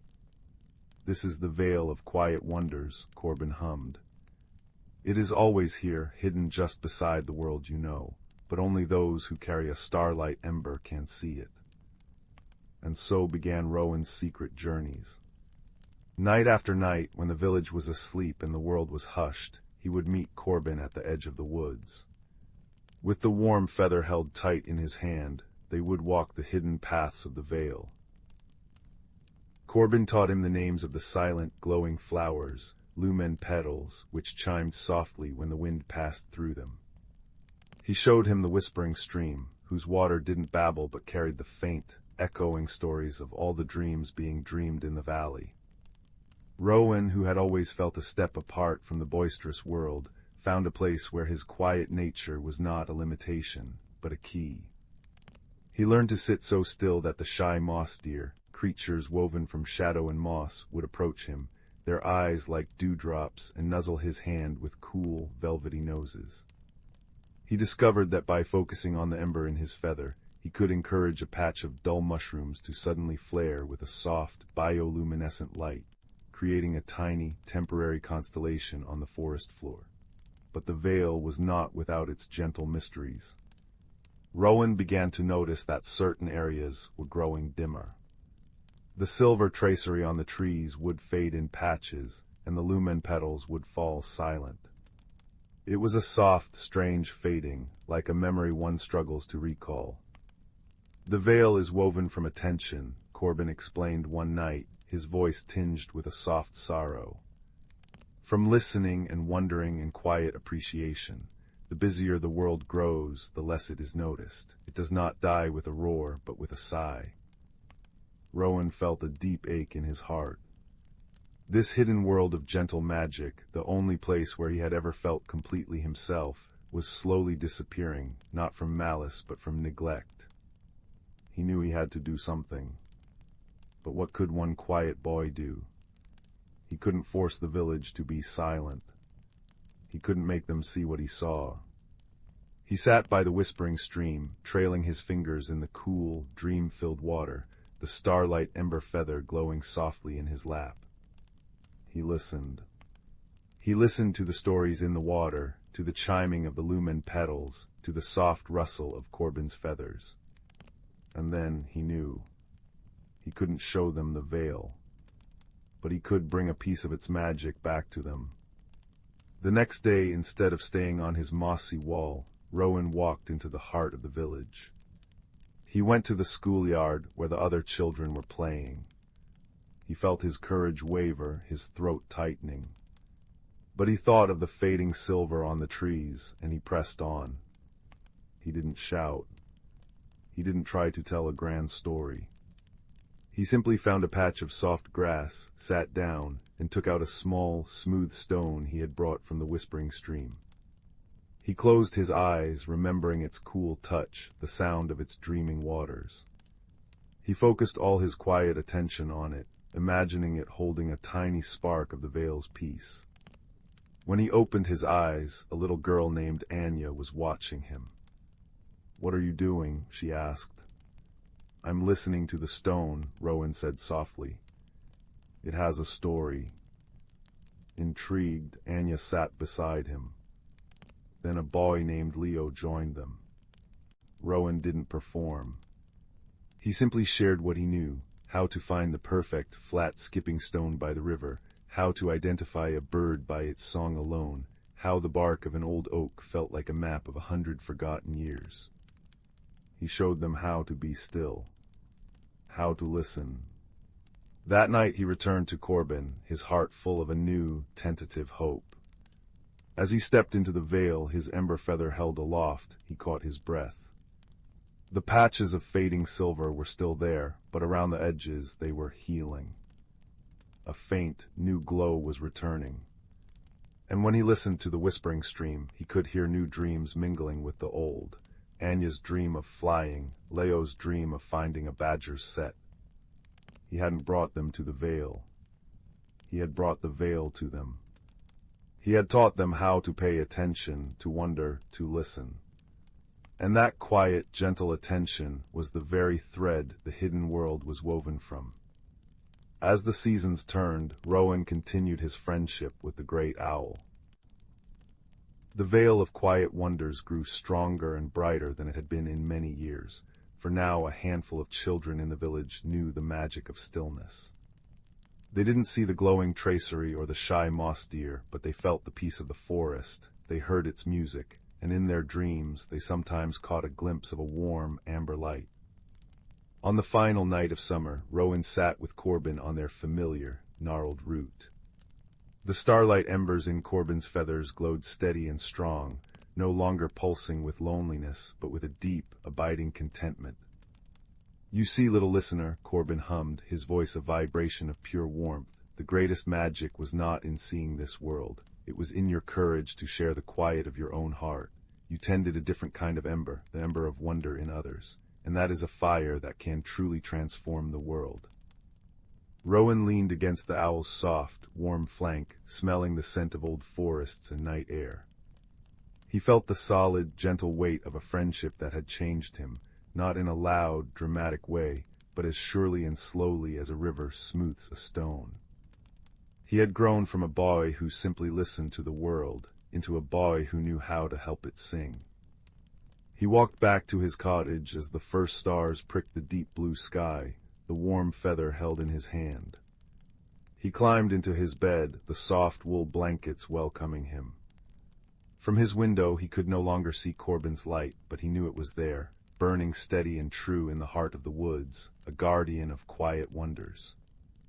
And as he drifted into sleep, he felt a profound peace, the same peace of a forest under a blanket of stars, of an owl blinking slowly in the moonlight, of a secret world forever safe, nestled in the gentle, listening hearts of those who remembered to be still.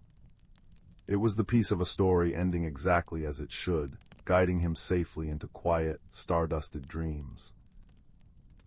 Story 14.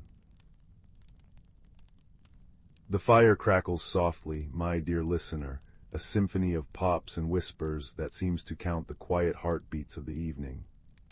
Outside this circle of warmth, the world is draped in a blanket of deep, velvety blue, and the stars are scattered like a careless handful of diamond dust. So draw your own blanket a little closer, and let your breathing slow to match the gentle rhythm of the flames. For tonight I shall tell you a tale of a quiet child, a single glowing feather, and the hidden world that waits just beyond the edge of sight. Our story begins with a boy named Leo, who had a heart as soft as moss and a mind that wondered at the small, strange things. He lived in a little stone house at the very edge of a vast, whispering forest.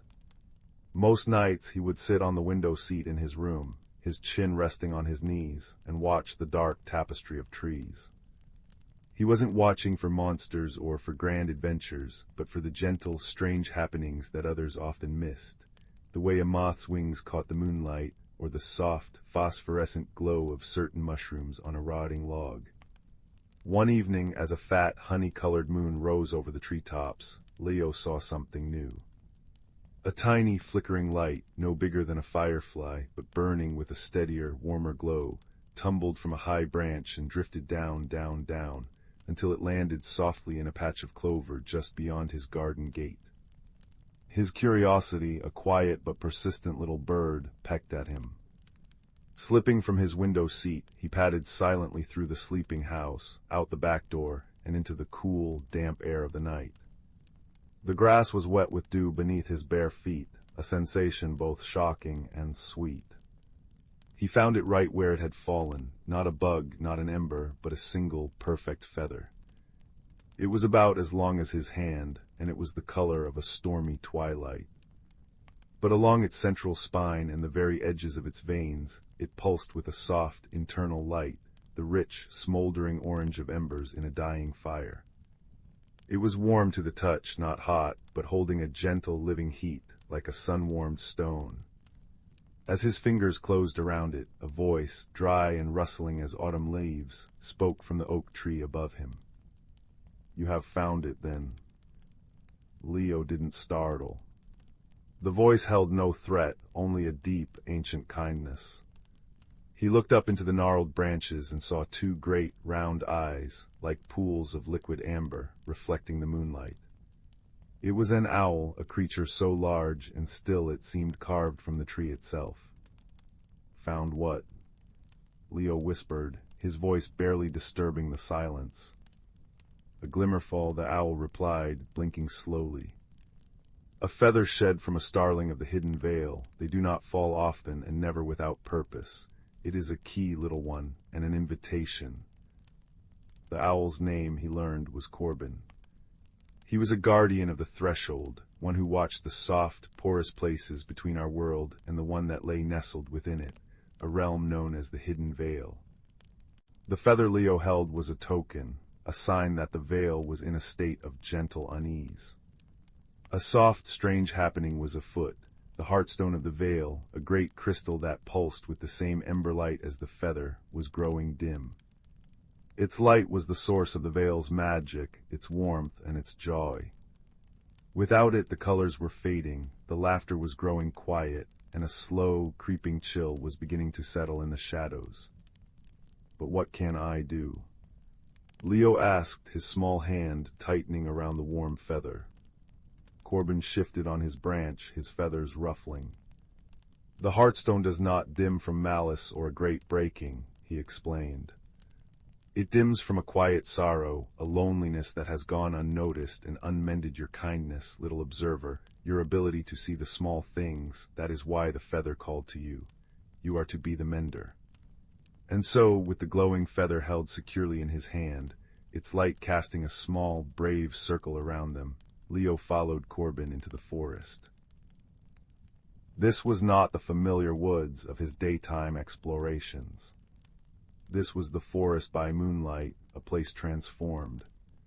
The path was silvered and soft, paved with fallen leaves that whispered secrets with every step. The air smelled of pine resin, damp earth, and the sweet, intoxicating perfume of night-blooming jasmine. They walked for what felt like both a moment and an age, the trees seeming to part before them, creating a path that had not been there a second before. Soon they came to a great, ancient willow tree. Its branches swept the ground in a silvery green curtain, and from behind it, Leo could hear the faint, musical trickle of a stream. Corbin gestured with his beak. "The way is here." Leo pushed aside the pliant branches, and they parted without a sound. He stepped through, and the world changed. He stood at the edge of the hidden vale. It was a wide, peaceful bowl of land, cradled by softly rolling hills. The grass underfoot was like emerald velvet and flowers of impossible colors. Petals of sapphire, blossoms of luminous pearl, glowed with their own gentle light. Tiny winged creatures no bigger than his thumb zipped through the air, leaving shimmering trails like those of ghostly fireflies. In the center of the vale stood the Heartstone. It was a towering spire of crystal, and Leo's heart sank to see it. Corbin was right. Its light was feeble, flickering uncertainly. Where it should have cast a warm, golden-orange radiance, it now gave only a pale, sickly yellow, and great patches of it were dark and cold. The creatures of the vale were all around, small, fox-like beings with silver fur and eyes like drops of ink, tall, graceful deer with antlers that seemed woven from living wood in starlight, shy, furry things that peered from behind toadstools. But they moved slowly, their heads were bowed, and a profound silence hung over everything, broken only by the sad gurgle of the stream and the occasional, soft sigh of the wind. Corbin led Leo to a small, wise badger named Bramble, who was the keeper of the vale's stories. Bramble's den was warm and smelled of dried herbs and honey. His voice was a low, comforting rumble. "The dimming began with the last turning of the moon," Bramble said, his dark eyes sad. "We have searched for a crack, for a thief, for any great ill. We have found nothing. It is a mystery as soft and insubstantial as mist." Leo sat on a cushion of fragrant moss, the warm feather still in his hand. He thought not of grand spells or epic quests, but of the small things. He thought of the silence. He listened to it, truly listened. And within that silence he heard it, a tiny, almost imperceptible sound. A faint, shivering hum, so high and delicate it was felt more than heard, coming from the direction of the Heartstone. He stood and walked toward the great crystal, the creatures of the vale watching him with hopeful, anxious eyes. He didn't look for large clues, he looked for small ones. There, at the very base of the Heartstone, half hidden by a root, was something he would have surely missed. It was a little nest, exquisitely woven from strands of moonlight and blades of the glowing grass. And in the nest was a single perfect egg, the color of a milky opal. It was from this egg that the faint, shivering hum was emanating. "It's lonely," Leo said, his voice full of sudden understanding. He turned to Bramble and Corbin. "The Heartstone isn't broken, it's sad. This egg, it's the last of its kind, isn't it?" Bramble's eyes widened in astonishment. "The sun singers," he breathed. "We had forgotten, once tiny birds born from the first light of the Heartstone lived in its highest crevices. Their song was what kept the stone's light strong and joyful, but they were so small, so quiet, one by one they vanished until we thought they were all gone. This one, all alone, it has no family to sing with it. Its loneliness is echoing into the stone, and the stone grieves with it." The mystery was solved, but the mending was yet to be done. The little sun-singer in its egg was cold and afraid, and its song was too weak to be born alone. Leo knew what he had to do. It was not an act of great power, but a small act of profound kindness. He sat down cross-legged before the nest. He placed the glowing glimmerfall feather beside the opalescent egg, sharing its warmth. Then, very softly, he began to hum. He hummed the tune his mother sang to him when he was sick, a simple, repeating melody that spoke of safety and love. He poured all the gentle warmth of his own heart into that hum. For a long time, nothing happened. The vale held its breath. Then, a tiny crack appeared on the surface of the egg. A sliver of light, brighter than the dimmed hearthstone, shone through. Another crack and another. With a final soft tap, the eggshell fell away. There, standing on the nest, was a creature of breathtaking beauty. It was no bigger than a bumblebee, with wings of spun light and a body that seemed made of living crystal. It shook its tiny head, opened its beak, and sang. Its song was not a sound for the ears alone. It was a vibration of pure joy, a melody that felt like the first warm day of spring, like the comfort of a hug, like the delight of a shared secret. The song washed over the hearthstone, and the hearthstone answered. A deep, resonant hum rose from within the crystal. The dark patches began to shrink, vanishing like shadows before the dawn. The feeble yellow light deepened, warmed, and bloomed into a brilliant, glorious gold. A wave of light and warmth exploded from the stone, rushing through the entire hidden veil. The flowers glowed brighter, the silver fur of the foxes shone like new polish, and the very air seemed to sparkle with renewed life. A chorus of happy chirps, chitters, and sighs rose from all the creatures, as the lingering chill was banished forever. The little sun-singer, now strong and radiant, fluttered up and landed on Leo's shoulder. It nuzzled his cheek, its tiny body radiating a blissful warmth, and its song became a quiet, contented purr against his skin. It was no longer alone. It had a friend. Leo had mended the world not with a sword or a spell, but with a hum. He had seen the small thing everyone else had missed, and he had offered the small kindness that was needed. His journey back through the moonlit forest was a quiet, happy blur. Corbin flew above him, a silent, graceful shadow. When Leo pushed through the willow branches once more, and found himself back near his own garden gate, the first hints of dawn were painting the sky with watercolor shades of rose and lavender. He looked down at his hand. The glimmerfall feather was still there, but its ember light had faded, leaving it a beautiful but ordinary feather of stormy gray. Its work was done. He slipped back into the quiet house and into his bed, the memory of the sun-singer's purring song a lullaby in his heart. And so, my dear listener, the fire has burned low now. Its logs collapsed into a bed of warm, glowing coals that pulse with a gentle rhythm, much like the hearthstone of the hidden vale. The story is over, but its warmth remains. Remember that the greatest adventures often begin with a quiet heart and a watchful eye. That the most powerful magic is a simple act of kindness. And that even the smallest light, held bravely in the darkness, can mend a world. So let your eyelids grow heavy, like the closing petals of the moonlit flowers. Let your breathing deepen, and carry the warmth of this tale with you into your dreams. For you are safe, you are loved, and the world is full of gentle, hidden wonders, waiting for a kind heart to find them. Sleep now. Sleep. Story 15. Story 16. Story 17. Story 18. Story 19. Story 20. Story 21. Story 22. Story 23. Story 24. Story 25. 26. Story 27. Story 28. Story 29. Story 30. Story 31. Story 32. Story 33. Story 34. Story 35. Story 36. 37. Story 38. Story 39. Story 40. Story 41. Story 42. Story 43. Story 44. Story 45. Story 46. Story 47.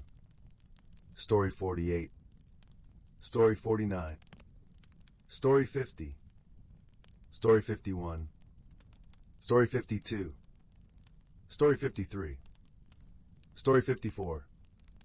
Story 55. Story 56.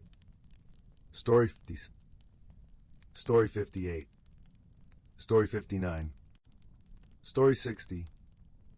61. Story 62. Story 63. Story 64. Story 65. Story 66. Story 67. Story 68. Story 69. Story 70. Story 71. Story 72. Story 73. Story 74. Story 75. Story 76. Story 77. Story 78. Story 79. Story 80. Story 81. Story 82. Story 83.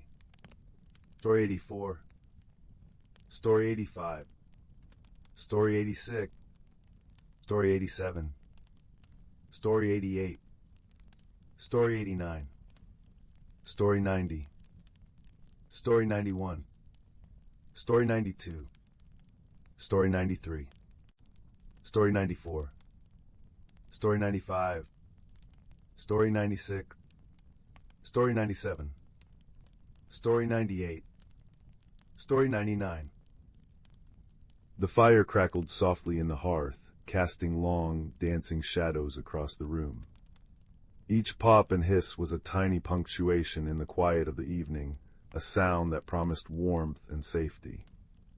It is in such a cozy, flickering light that our story begins, not in a grand castle or a bustling city, but in a small, quiet cottage on the edge of a great, slumbering wood. In this cottage lived a boy named Leo, a child with a thoughtful heart and eyes the color of the twilight sky. Leo often felt a peculiar loneliness, a quiet space inside him that the warmth of the fire and the love of his family couldn't quite fill. He was a watcher, a listener, more comfortable with the patterns of frost on the window pane than with the boisterous games of other children. His greatest secret, when he held close like a smooth stone in his pocket, was that sometimes, when the world was very still, he could see things that others could not. Faint, shimmering trails of light, like the last breath of a sunset, would appear to him, weaving through the air or clinging to the bark of an ancient tree. One evening, as a particularly brisk autumn wind whispered secrets to the eaves of the cottage, Leo saw something new. A thread of light, not faint and fading, but bright and pulsing like a captured ember, drifted past his window. It was a deep, warm orange, the color of the heart of the fire, and it seemed to beckon him. Pulling his softest, thickest woolen blanket around his shoulders, its familiar weight a comfort against the unknown, he slipped out into the deepening dusk. The world outside was a symphony of soft sounds and cool air. The crunch of his boots on the frosted grass was a steady drumbeat.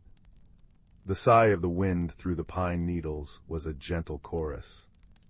And there, always just ahead, was the glowing thread, weaving through the trunks of the trees like a needle through dark cloth. It led him deeper into the wood than he had ever dared to go alone. The familiar, friendly trees gave way to older, grander ones, their branches forming a cathedral roof high above. The air grew still and carried the rich, earthy scent of damp moss and decaying leaves. Just as a sliver of doubt began to chill his heart, the glowing thread dove downwards, not fading but intensifying. It swirled around the base of an immense, ancient oak, a tree so vast that its roots formed great, gnarled arches above the forest floor. There, nestled between two moss-covered roots that curved like a pair of protective arms, was a door. It wasn't a door of wood and iron, but one woven from living vines and studded with luminous fungi that glowed with the same soft, ember-like light as the thread that had led him here. The light pulsed gently in a slow, sleeping rhythm. Leo's heart thumped a nervous, hopeful rhythm against his ribs. He reached out, his small hand hesitating just before the woven vines. They felt warm to the touch, humming with a quiet energy. He pushed, and the door swung inward without a sound, revealing not a dark hollow, but a downward sloping tunnel illuminated by more of the glowing fungi. Taking a deep breath that smelled of warm earth and sweet, unknown flowers, he stepped inside. The tunnel was not cold and damp, but surprisingly warm, as if the very heart of the earth was breathing gently upon it. The walls were not stone, but packed, rich soil held in place by a lattice of silvery roots. The glowing fungi provided a soft, dappled light, and from somewhere far ahead came the faint, musical sound of dripping water. He walked for what felt like both a moment and an age, the gentle slope carrying him deeper, the blanket still snug around his shoulders. The tunnel opened abruptly into a cavern so breathtaking that Leo simply stood, his mouth agape. It was a hidden world, a vast, subterranean grotto. A ceiling high above was studded with thousands of crystals that reflected the soft light from below, creating the illusion of a starry, eternal night. In the center of the cavern lay a still, black lake, its surface so perfectly smooth it looked like a slab of polished obsidian. And all around the edges of the lake, growing in profusion, were flowers. But these were no ordinary flowers. Their petals were the color of moonlight, and from their centers shone a soft, white luminescence, casting a gentle, dreamlike glow over the entire cavern. They were moon petals, though Leo did not yet know their name. But the most astonishing thing was not the crystals or the lake or the glowing flowers. It was the creature sitting on a smooth, flat stone by the water's edge. It was about the size of a large fox, with fur the color of ashes and smoldering coals. Its ears were long and tufted, and its eyes, when it lifted its head to look at Leo, were two pools of molten gold. From its chest, right over its heart, emanated a soft, pulsing light, the same warm orange as the thread that had led Leo here. But this light was fading. It flickered weakly, like a candle guttering in a draught. The creature looked at Leo not with fear, but with a deep, profound sadness. It let out a small, whimpering sound, a puff of smoke curling from its nostrils. "Hello," Leo said, his voice a small, odd whisper in the vast, quiet space. The creature blinked its golden eyes. To Leo's astonishment, a voice, not heard with his ears but felt directly in his mind, clear and thin as a spider's silk, replied, "You can see me." "I can," Leo said, stepping closer slowly, so as not to startle it. "I followed your light." "My light is dying," the creature thought, its mental voice filled with a weary sorrow. It looked down at the faint glow on its chest. "I am a cinderling. My kind are the keepers of hidden warmth, the guardians of secret, cozy places. Our inner light is our life, and it is fed by stories, by shared wonder. But I have been alone for so long. The stories have faded from my heart, and my light fades with them." Leo sat on the ground a few feet away, drawing his knees up under his blanket. He understood loneliness. He understood the quiet ache of it. "What's your name?" he asked gently. The cinderling seemed to ponder this. "I had a name once. It was given to me by a child who found this place, many turnings of the world ago. But I have forgotten it." Without a voice to speak it, a heart to remember it, it drifted away like smoke. A great wave of compassion washed over Leo. "Then I will call you Finn," he said, thinking of the warm, glowing embers in his own fireplace. "If that's all right." A tiny, almost imperceptible flicker of brightness pulsed in the light on Finn's chest. "Finn," the creature repeated, tasting the name in its mind. "It feels warm. Thank you." This was the beginning of their unexpected friendship, a bond forged in the quiet, hidden heart of the world. Leo visited Finn every evening. He would wait until the fire was banked and the cottage was asleep, then wrap himself in his blanket and follow the now familiar, though still faint, thread of light to the woven door and down into the warm, glowing grotto. Their time together was not filled with grand adventures, but with small, authentic moments that began to stoke the dim ember of Finn's spirit. Leo would tell Finn stories. He told him about the world above, about the crunch of autumn apples, the way the morning frost painted silver ferns on the window pane, the sound of his mother singing while she kneaded bread dough. He described the feeling of the warm wool blanket, the taste of honeyed milk, the way the stars looked on a clear, cold night. And Finn, in turn, would share the secrets of the grotto. He showed Leo how the moon petals would slowly turn their glowing faces to follow the unseen passage of the moon far above. He taught him that the still, black lake was called the Mirror Well, and that if you gazed into it with a very quiet heart, you might see not your reflection, but the memory of a happy dream. Leo tried, and once, just for a second, he saw himself laughing, truly laughing, without a trace of the loneliness he so often carried. With every shared story, every moment of quiet companionship, Finn's inner light grew a little stronger. It was no longer a guttering flicker, but a steady, warm glow, like a well-tended fire. His golden eyes lost their weary film and began to sparkle. He even began to move more, padding softly around the edge of the Mirror Well, his ashen and ember fur rippling in the soft light. But a gentle mystery began to unfold alongside Finn's recovery. Leo noticed that the glowing fungi that lit the tunnel and the grotto were also connected to Finn's well-being. When his light had been weak, their glow had been dimmer. Now that he was brighter, they shone with a renewed vigor. And Leo began to see more of the shimmering trails he had always been able to glimpse. They were everywhere in the grotto, delicate, silver threads connecting the moon petals to the crystals in the ceiling, golden threads dancing over the surface of the Mirror Well. He realized he was seeing the web of life and magic that held this hidden world together, and he saw that Finn was a bright, vital knot at its center. "Finn," Leo said one evening, as they sat watching the light of the moon petals shimmer on the black water. "The light I followed to find you, it was outside my window in the world above. Can you leave this place?" Finn was quiet for a long time, the only sound the soft plink, plink of water dripping from the cavern roof into the lake.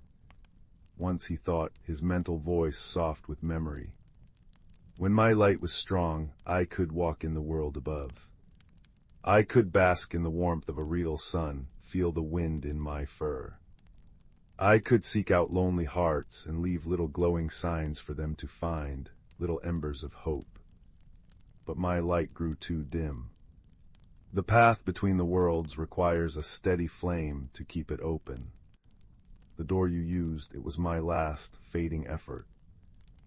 Leo looked at the bright, steady glow on Finn's chest. It was stronger now than it had ever been. "Is it strong enough now?" he asked, his own heart feeling both hopeful and fearful. Hopeful for his friend, fearful of losing him. Finn looked at him, his golden eyes seeming to see right into the heart of the lonely boy. "It is," he thought. "But a journey alone holds little warmth. It is the sharing of the journey that truly feeds the light. Will you walk with me, Leo?" And so, their friendship deepened into a shared journey. The next evening, instead of staying in the grotto, they walked back up the warm, root-lined tunnel together. When Finn stepped through the woven door and his paws touched the cold, crisp leaves of the forest floor, he let out a shuddering, joyful breath. A puff of glowing sparks, like a swarm of friendly fireflies, danced around his head. His own chest light flared, bright and triumphant. They walked through the sleeping wood, and it was a transformation. Leo, who had always felt like an observer, now felt like a part of the forest's secret life. With Finn by his side, he saw the world with new eyes. Finn showed him a badger's set, the occupants snoring softly within. He pointed out an owl perched high in a pine, its eyes closed in regal slumber. He led Leo to a clearing where a ring of mushrooms glowed with a faint, phosphorescent light, and Finn lay down in the center, his own light blending with theirs, a look of pure, simple bliss on his fox-like face. Leo's own personal growth was as steady and true as the burning of Finn's recovered light. The quiet loneliness that had lived inside him began to shrink, replaced by a warm, glowing confidence. He laughed more easily. He found himself noticing the small beauties of his own world with the same wonder he felt in the grotto. He helped his father stack firewood, feeling the satisfying weight of the logs and the promise of warmth they held. He listened to his mother's stories with a new appreciation, understanding now that stories were not just words, but food for the soul, kindling for the inner light. Their journey together was not about reaching a destination, but about the walking itself.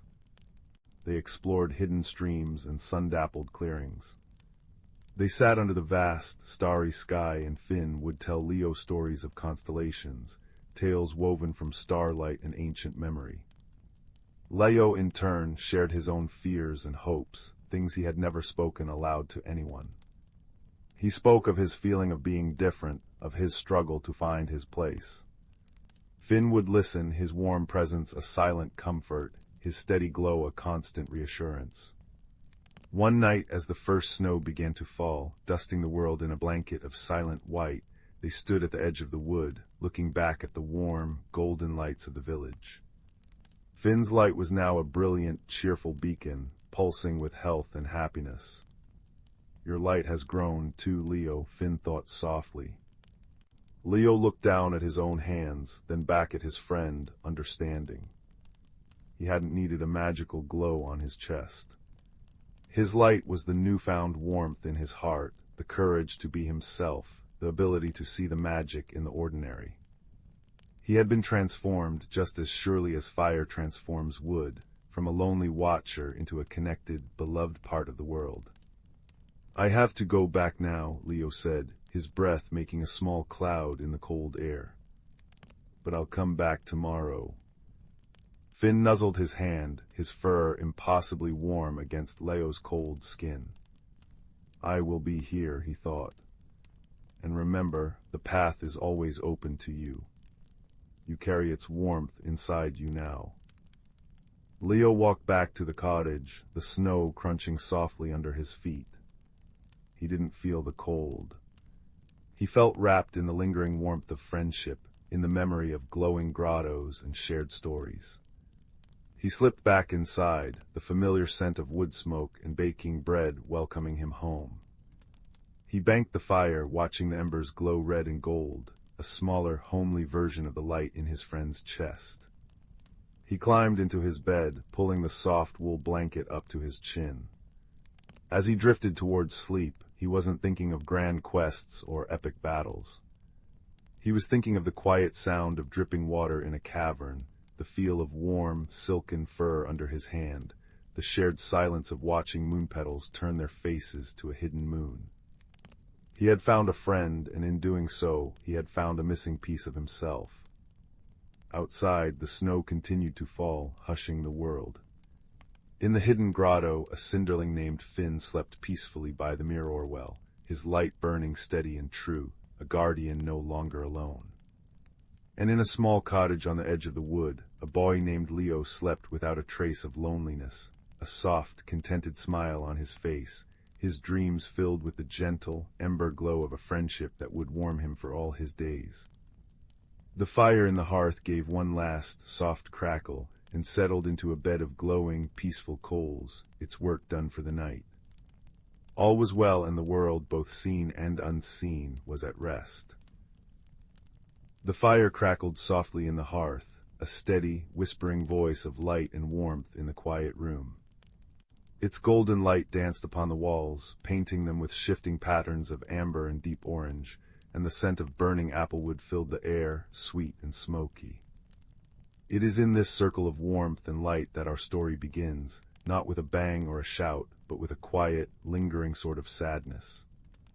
In a small, tidy cottage at the edge of a great, whispering forest, lived a young boy named Kalen. He was a thoughtful child, with eyes the color of the forest floor after a rain, and a heart that often felt too big for his small chest. You see, Kalen felt a profound loneliness, a hollow space inside him that the cheerful chatter of the village children or the busy love of his parents could not quite fill. He felt different, as if he were a puzzle piece from another box, and he spent most of his time wandering the fringes of the woods, listening to its secrets, hoping to find where he might truly belong. One evening, as the autumn sun bled into a violet and tangerine horizon, Kalen was returning from one such walk. The air was growing chilly, and he pulled his woolen cloak tight around his shoulders. His path took him past the workshop of old Alara, the village woodcarver, a woman as gnarled and wise as the ancient oaks she loved. Her door was ajar, and a soft, buttery light spilled out onto the cobblestones. Drawn by the warmth, Kalen peeked inside. Alara was not carving that night. Instead, she was sitting by her own small fire, polishing a smooth, dark river stone she held in her palm. It was about the size of a goose egg, unremarkable at first glance. But as Kalen watched, his breath caught in his throat. From deep within the stone's core, a gentle, pulsing light began to glow. It was the color of banked embers, a deep, warm red that pulsed with a slow, steady rhythm, like a sleeping heart. "Come in, child," Alara said without looking up, her voice like the rustle of dry leaves. "The night air is too cold for lingering." Kalen stepped inside, the warmth of the workshop enveloping him like a blanket. "What is that?" he asked, his eyes fixed on the stone. Alara held it out to him. "This is an emberstone. It is a very old thing, and a very rare one. It does not create its own light, you see. It only reflects what is already there." She placed it in his hand. It was surprisingly warm, and the gentle pulse of light within it seemed to sync with the beat of his own heart. "Reflects what light?" Kalen asked, turning the stone over. It felt alive. "The light inside," Alara said simply. "The warmth of a kind heart, the spark of a brave spirit, the glow of a hidden truth. For most, it remains a dull, cold rock, but for those who carry a special light within them, it awakens." Kalen stared at the emberstone in his hand. Its deep red glow was the most beautiful thing he had ever seen. "Why is it glowing for me?" Old Alara smiled, the wrinkles around her eyes deepening like well-trodden paths. "That, my boy, is a question only you can answer, but the stone has chosen to speak to you. It wishes to go with you." "With me, where?" "On a journey," she said, her gaze drifting towards the dark line of the forest. "There is a place deep within the woods, a hidden world known as the Sylvan Glade. It is a place of immense, ancient magic, but its heart is growing cold. Its light is fading. I believe the emberstone is the key to warming it again, and I believe you are the one who must carry it there." A journey into the deep woods. Fear, cold and sharp, pricked at Kalen. But as he looked down at the stone, its steady, ember-like glow seemed to pour courage into his veins. The hollow feeling inside him shifted, not filling, but changing into a sense of purpose. "How will I find it?" he whispered. "The stone will guide you," Alara said. "Listen to its pulse. It will beat faster when you are on the right path, and slower when you have strayed. Trust it, and trust yourself." And so, with the emberstone tucked safely in a leather pouch tied around his neck, Kalen set out the very next morning. He left a note for his parents, promising to return, his pack filled with bread, cheese, and a heart full of trepidation and hope. The forest welcomed him not with a roar, but with a sigh. The tall pines formed a cathedral ceiling high above, their branches filtering the sunlight into shifting, dappled patterns on the mossy floor. The air was cool and smelled of damp earth and pine resin. For hours he walked, the only sounds the crunch of his own footsteps and the distant calls of unseen birds. He held the emberstone in his hand, feeling its rhythmic pulse. For a long time it beat slow and steady. Then, as he paused at a fork in the game trail, considering which way to go, he felt it. A quickening, a distinct thump-thump-thump against his palm, when he looked towards the path that led deeper into the shadowy, thicker part of the woods. Taking a deep breath, he followed that path. The forest grew denser, the light fading to a perpetual twilight. Strange bioluminescent fungi clung to the trees like pale, ghostly lanterns. Kalen's loneliness began to creep back in, amplified by the profound silence. He was so lost in his thoughts that he didn't notice the roots snaking across the path until it was too late. He tripped tumbling down a small, leafy embankment, landing with a soft thud in a bed of ferns. He was unhurt, but his pouch of food had torn open, and his supplies were scattered. As he sat up, brushing dirt from his trousers, a wave of despair washed over him. He was lost, his food was gone, and the great, silent forest seemed to press in on him from all sides. The emberstone around his neck felt heavy and cold. It was then that he heard a sound, a soft, sniffing noise. He looked up and saw a pair of bright, intelligent eyes peering at him from behind a fallen log. A moment later, a small, red fox stepped cautiously into view. It was a beautiful creature, with a coat like polished copper and a bushy tail tipped with white. It didn't run away. Instead, it tilted its head, studying him with a curious expression. "Hello," Kalen said softly, his voice small in the vast quiet. The fox took a step closer, then another. It sniffed the air, then cautiously approached a piece of cheese that had fallen from Kalen's pack. It nibbled at it, then looked back at Kalen as if to say thank you. "I suppose you can't have it," Kalen said with a sigh. "I don't have much use for it now." The fox finished the cheese, and then, to Kalen's astonishment, it sat down, wrapping its tail neatly around its paws. It wasn't afraid. In fact, it seemed to be keeping him company. "Are you lost too?" Kalen asked, feeling a little silly for talking to a fox. The fox simply blinked. But in that moment, a wonderful thing happened. The emberstone, which had grown dim, began to glow again. A soft, warm pulse of light emanated from it, and the fox's eyes widened, reflecting the gentle crimson glow. It didn't startle. It seemed comforted. Kalen reached out a hand, slow and steady.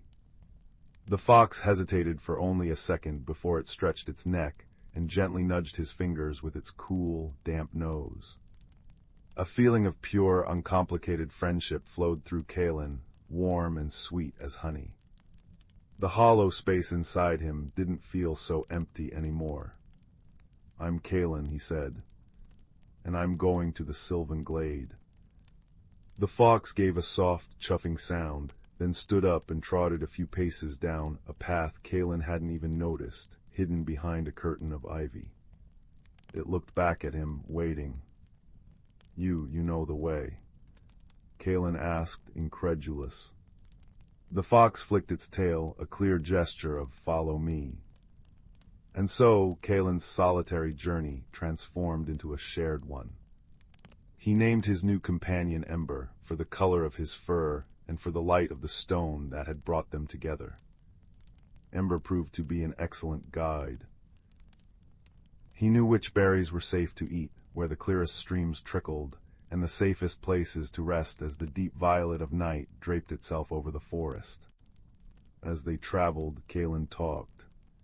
He told Ember about his loneliness in the village, about feeling out of place, about the weight of the strange stone and the task he had been given.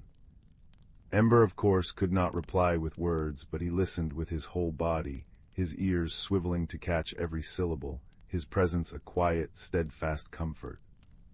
In turn, Kalen learned to listen to the forest as Ember did, to the warning chatter of a squirrel, the direction of the wind, the subtle messages in the rustling leaves. One afternoon they came to a wide, rushing river, its waters gray and swollen with recent rains. The bridge that had once spanned it was nothing more than a few rotten planks dangling from crumbling stone pillars. "How will we cross?" Kalen wondered aloud, his heart sinking. Ember trotted along the bank, his nose twitching. He stopped at a place where a great, ancient willow tree leaned far out over the water, its long, trailing branches brushing the surface of the river. He looked from the branches to Kaelin and back again, a clear idea forming in his clever mind. Understanding dawned on Kaelin. It was a risky, terrifying idea. But as he looked at the determined set of Ember's shoulders and felt the confident pulse of the Emberstone against his chest, he knew it was their only choice. He would have to swing across. Gathering a handful of the strongest, most flexible willow branches, he took a deep breath. Fear was a cold stone in his stomach, but beneath it was a new feeling, trust.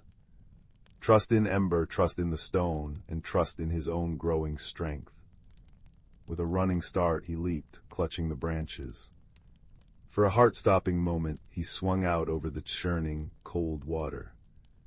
The branches creaked and strained, but they held. He landed, stumbling but safe, on the far bank. He turned immediately, his heart in his throat. Ember.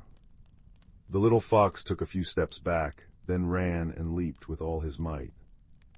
He wasn't heavy enough to swing the branches down. He scrabbled desperately at the air, starting to fall. Without thinking, Kaelin lunged forward, lying flat on the bank and stretching his arms out as far as he could. His fingers brushed against Ember's fur, caught hold of a leg, and he pulled with all his might, hauling the dripping, shivering fox to safety.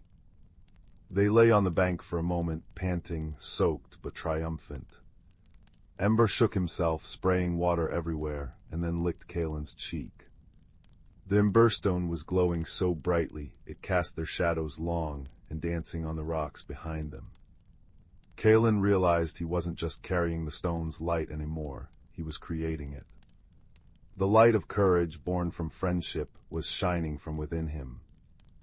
The land on the other side of the river was different. The air grew colder and the trees were skeletal and silver, their leaves long gone. A profound silence hung over everything, a silence that felt old and weary. The very light seemed thin and gray. The Emberstone's pulse was a frantic, urgent drumbeat against Kaelin's chest. They followed the stone's guidance into a narrow canyon between two sheer cliffs of pale, smooth rock. At the end of the canyon was an archway, woven from the living roots of two immense, sleeping trees. This was the entrance to the sylvan glade. But the glade was not what Kaelin had imagined. It was a place of breathtaking beauty, frozen in time. Trees of silver and gold, with leaves like crystal, stood motionless. Flowers made of frosted glass dotted the landscape. A still black pool lay at its center, reflecting the bleak, colorless sky. But it was utterly silent and utterly cold. There was no birdsong, no rustle of life, no warmth. The magic here was not sleeping, it was dying. In the center of the glade, beside the dark pool, stood a figure. It was a creature of light and shadow, shaped like a tall, slender woman, but she was made of woven willow branches and pale, fading moss. Her eyes were closed, and she seemed to be woven into the very fabric of the glade, her feet like roots sinking into the earth. This was the guardian, the spirit of the sylvan glade, and she was fading away. Kaelin approached slowly, Ember at his heels. The cold was seeping into his bones. He held the Emberstone out before him.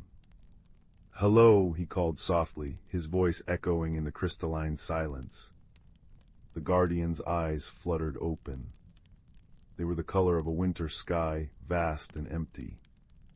Who comes to this forgotten place?" Her voice was a whisper, the sound of wind through bare branches. "My name is Kaelin. I was sent, I was guided here by this." He opened his hand, revealing the Emberstone. It glowed, but its light seemed small and feeble against the immense, consuming cold of the glade.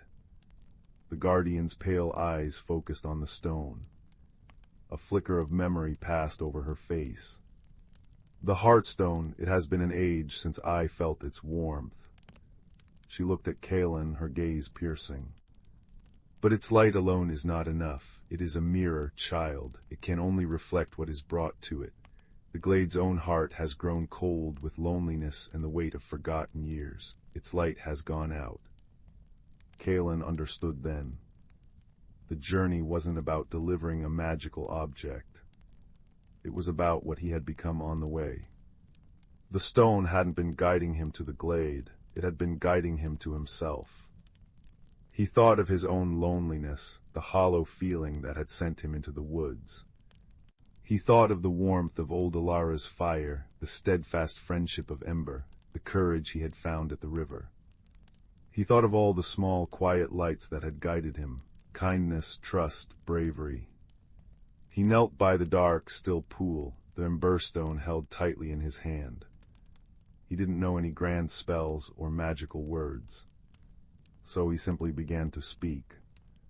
He spoke of the things he had learned. He spoke of the comfort of a shared silence, the strength found in a helping hand, the way a single act of kindness could light up the darkest path. He poured all the warmth he had found on his journey, the warmth of friendship, of purpose, of a heart no longer feeling alone, into the stone. And the ember stone responded. It began to glow, not with a pulse, but with a steady, brilliant, sun-like radiance. The deep red of embers flared into gold and soft white. The light poured from the stone, not as a beam, but as a gentle, flowing warmth, like liquid sunlight. It touched the frozen flowers, and their glass petals began to shimmer with soft, living colors. It touched the silver trees, and their crystal leaves began to chime softly, a sound like 1,000 tiny bells. It touched the dark pool, and the water cleared, reflecting not a gray sky, but the brilliant, warm light of the stone itself. The light flowed up the guardian's roots, through her body of willow and moss. Color returned to her, the rich brown of soil, the vibrant green of new growth. She stood taller, her eyes now the deep, warm green of a summer forest. A slow, beautiful smile spread across her face. The sylvan glade was waking up. A breeze, warm and sweet with the scent of blooming things, whispered through the trees. From hidden nests and burrows, creatures began to emerge, shimmering moths, birds with feathers like jewels, small, shy animals Kalen had never seen before.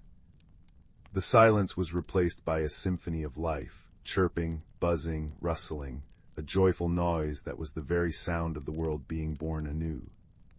The guardian placed a hand, now warm and solid, on Kalen's shoulder. "You did not bring the light, child," she said, her voice now strong and melodic. "You became the light. You reminded this place of what it had forgotten, that the truest magic, the warmth that can melt the coldest frost, is the magic of connection. Thank you." Kalen looked at Ember, who was chasing a glowing butterfly, his copper fur blazing in the new light. The hollow space inside him was gone, filled to the brim with a quiet, profound joy. He had found where he belonged. It wasn't a place on a map, it was a feeling he carried within him. He spent a day and a night in the sylvan glade, resting and marveling at its restored beauty. When it was time to leave, the guardian gave him a small, smooth seed from the oldest tree in the glade. "Plant this where your heart feels most at home," she said. "It will grow into a reminder." The journey back was different. The forest seemed brighter, friendlier. He and Ember retraced their steps, the emberstone now resting quietly against his chest, its great task complete. When he finally emerged from the tree line and saw the familiar smoke rising from his village chimneys, it felt like returning to a dream. He went straight to Alara's workshop. The old woodcarver was waiting, as if she had known the very moment he would arrive. She took the emberstone from him. It was dark and cool once more, a simple river stone. "Its work is done," she said, placing it on a shelf among other curiosities. "And so is yours for now." Kalen shook his head. "No, it's just beginning." He told her everything about Ember, the river, the frozen glade, the guardian. As he spoke, he realized the story itself was a kind of light, warming the small workshop. He went home to his parents, who hugged him tight, their worry melting into relief and pride. That evening, in the soft soil of his own backyard, under the watchful eye of Ember, who had decided the village was not so bad if Kaelin was there, he planted the seed from the sylvan glade. And as the seasons turned, a strange and wonderful tree began to grow. Its bark was silvery, its leaves a shimmering gold-green, and on the coldest, darkest winter nights, its branches would glow with a soft, ember-like light, casting a gentle, warm radiance over Kaelin's home. Kaelin was never lonely again.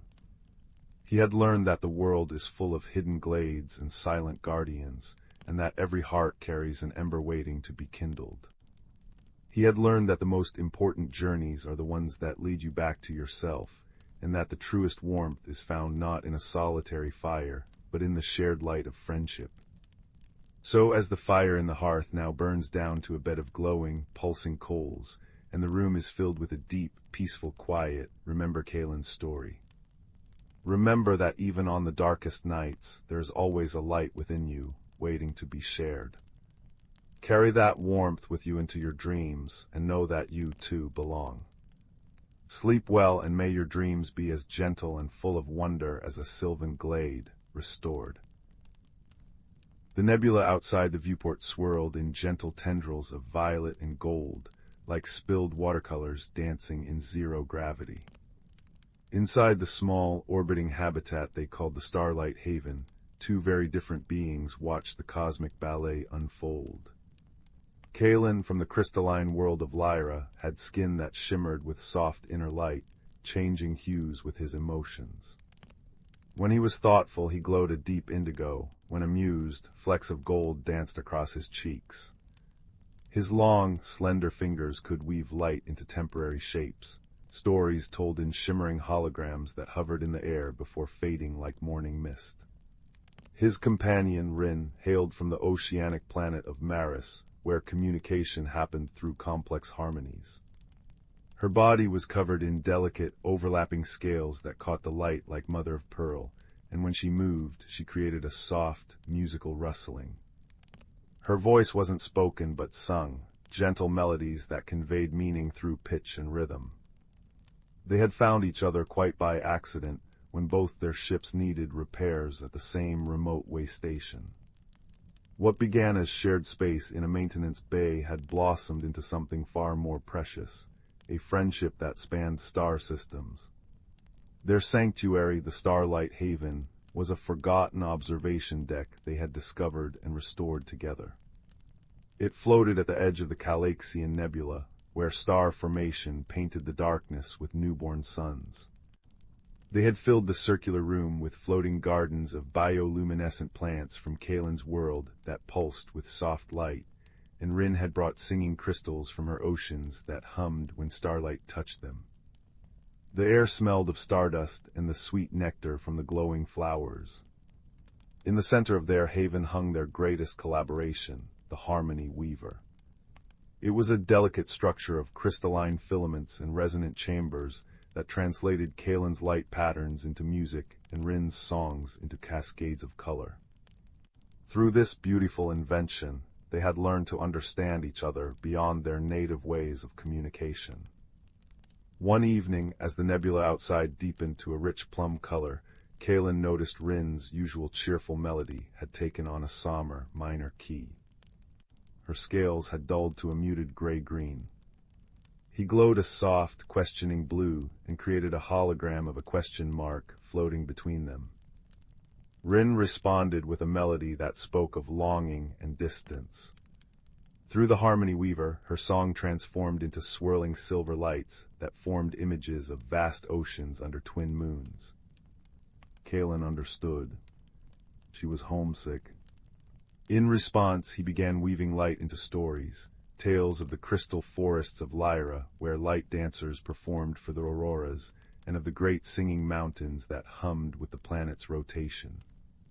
As he painted with light, Rin's melody gradually brightened, her scales regaining their iridescent shine. Their days together were filled with such moments of shared discovery. Rin learned that when Kaelin flashed bright orange, it meant he had discovered something wonderful.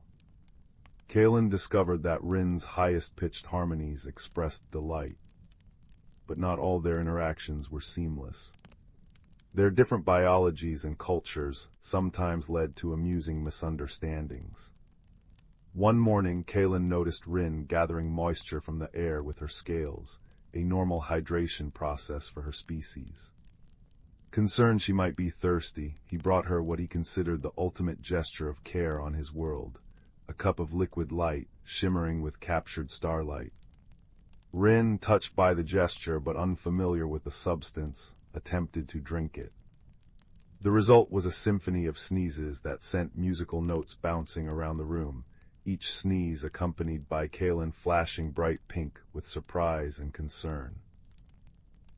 When they realized what had happened through the harmony weaver, Rin's laughter came out as a cascade of bell-like notes, and Kalen's light show turned to dancing rainbow patterns of amusement.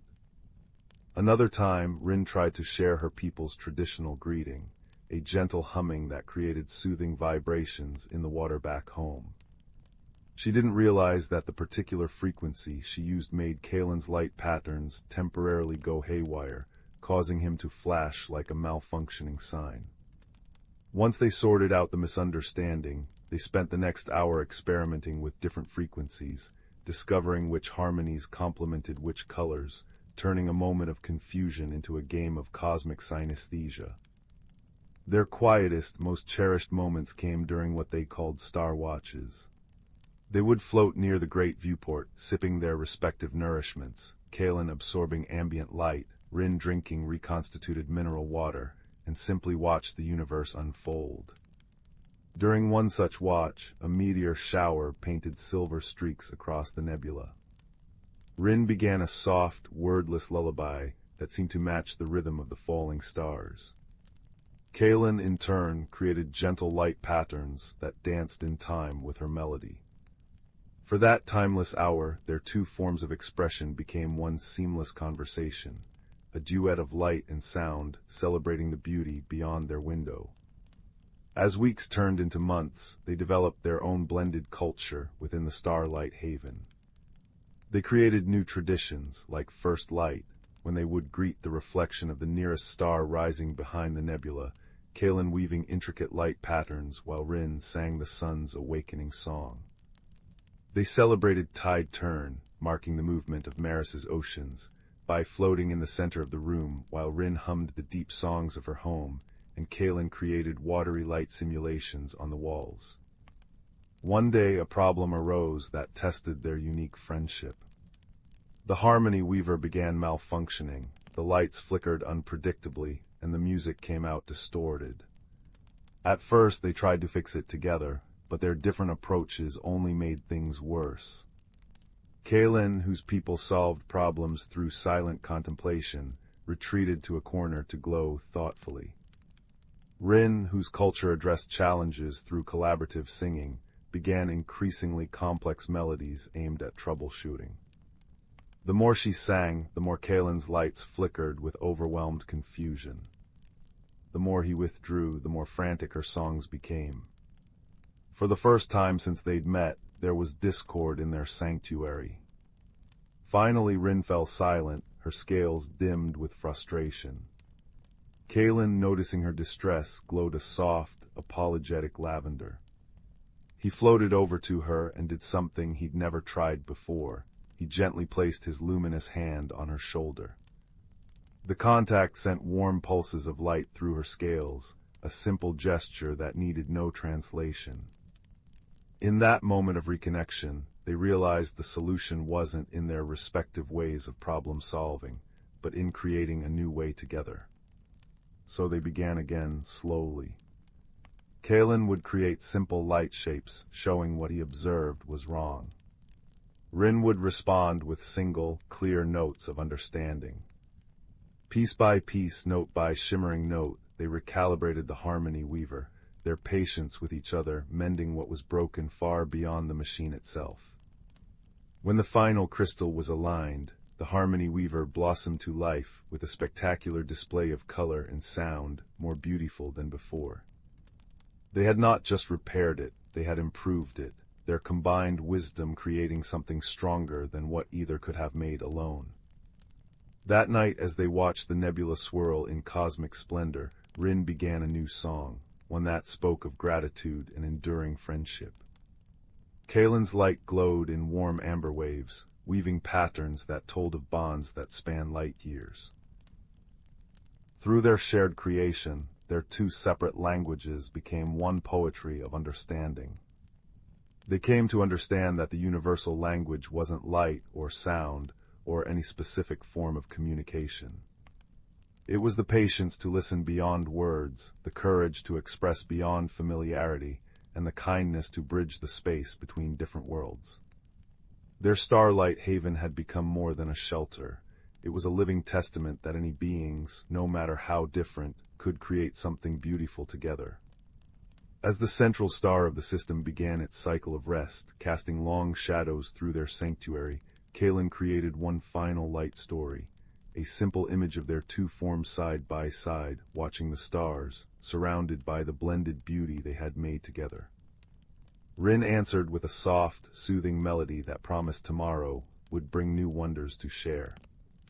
And in the quiet hum of their orbiting home, surrounded by singing crystals and glowing gardens, two friends from different stars watched the universe turn, knowing that no matter how vast the darkness between worlds, the light of friendship could always find its way home. Leo always believed the woods behind his cottage held secrets. Not the ordinary kind, like where squirrels hid their acorns, but deeper, older mysteries.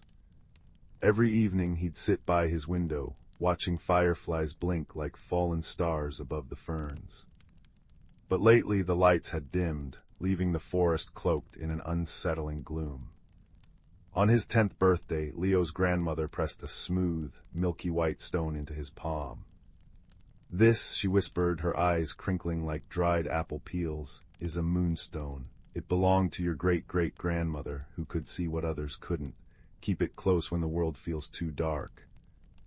That night, unable to sleep, Leo crept into the woods, the moonstone warm against his skin. As moonlight filtered through the oaks, the stone began to glow, softly at first, then brighter, painting silver veins across the moss. Suddenly a path shimmered into view, woven from cobwebs and starlight, winding toward the ancient willow-heart tree. Its trunk, wider than Leo's cottage, pulsed with a faint, golden light. Heart-pounding, Leo touched the bark. It rippled like water, and he tumbled through into a world drenched in twilight hues. Here, the air smelled of crushed mint and damp earth. Giant mushrooms glowed violet, and rivers of liquid amber flowed between roots.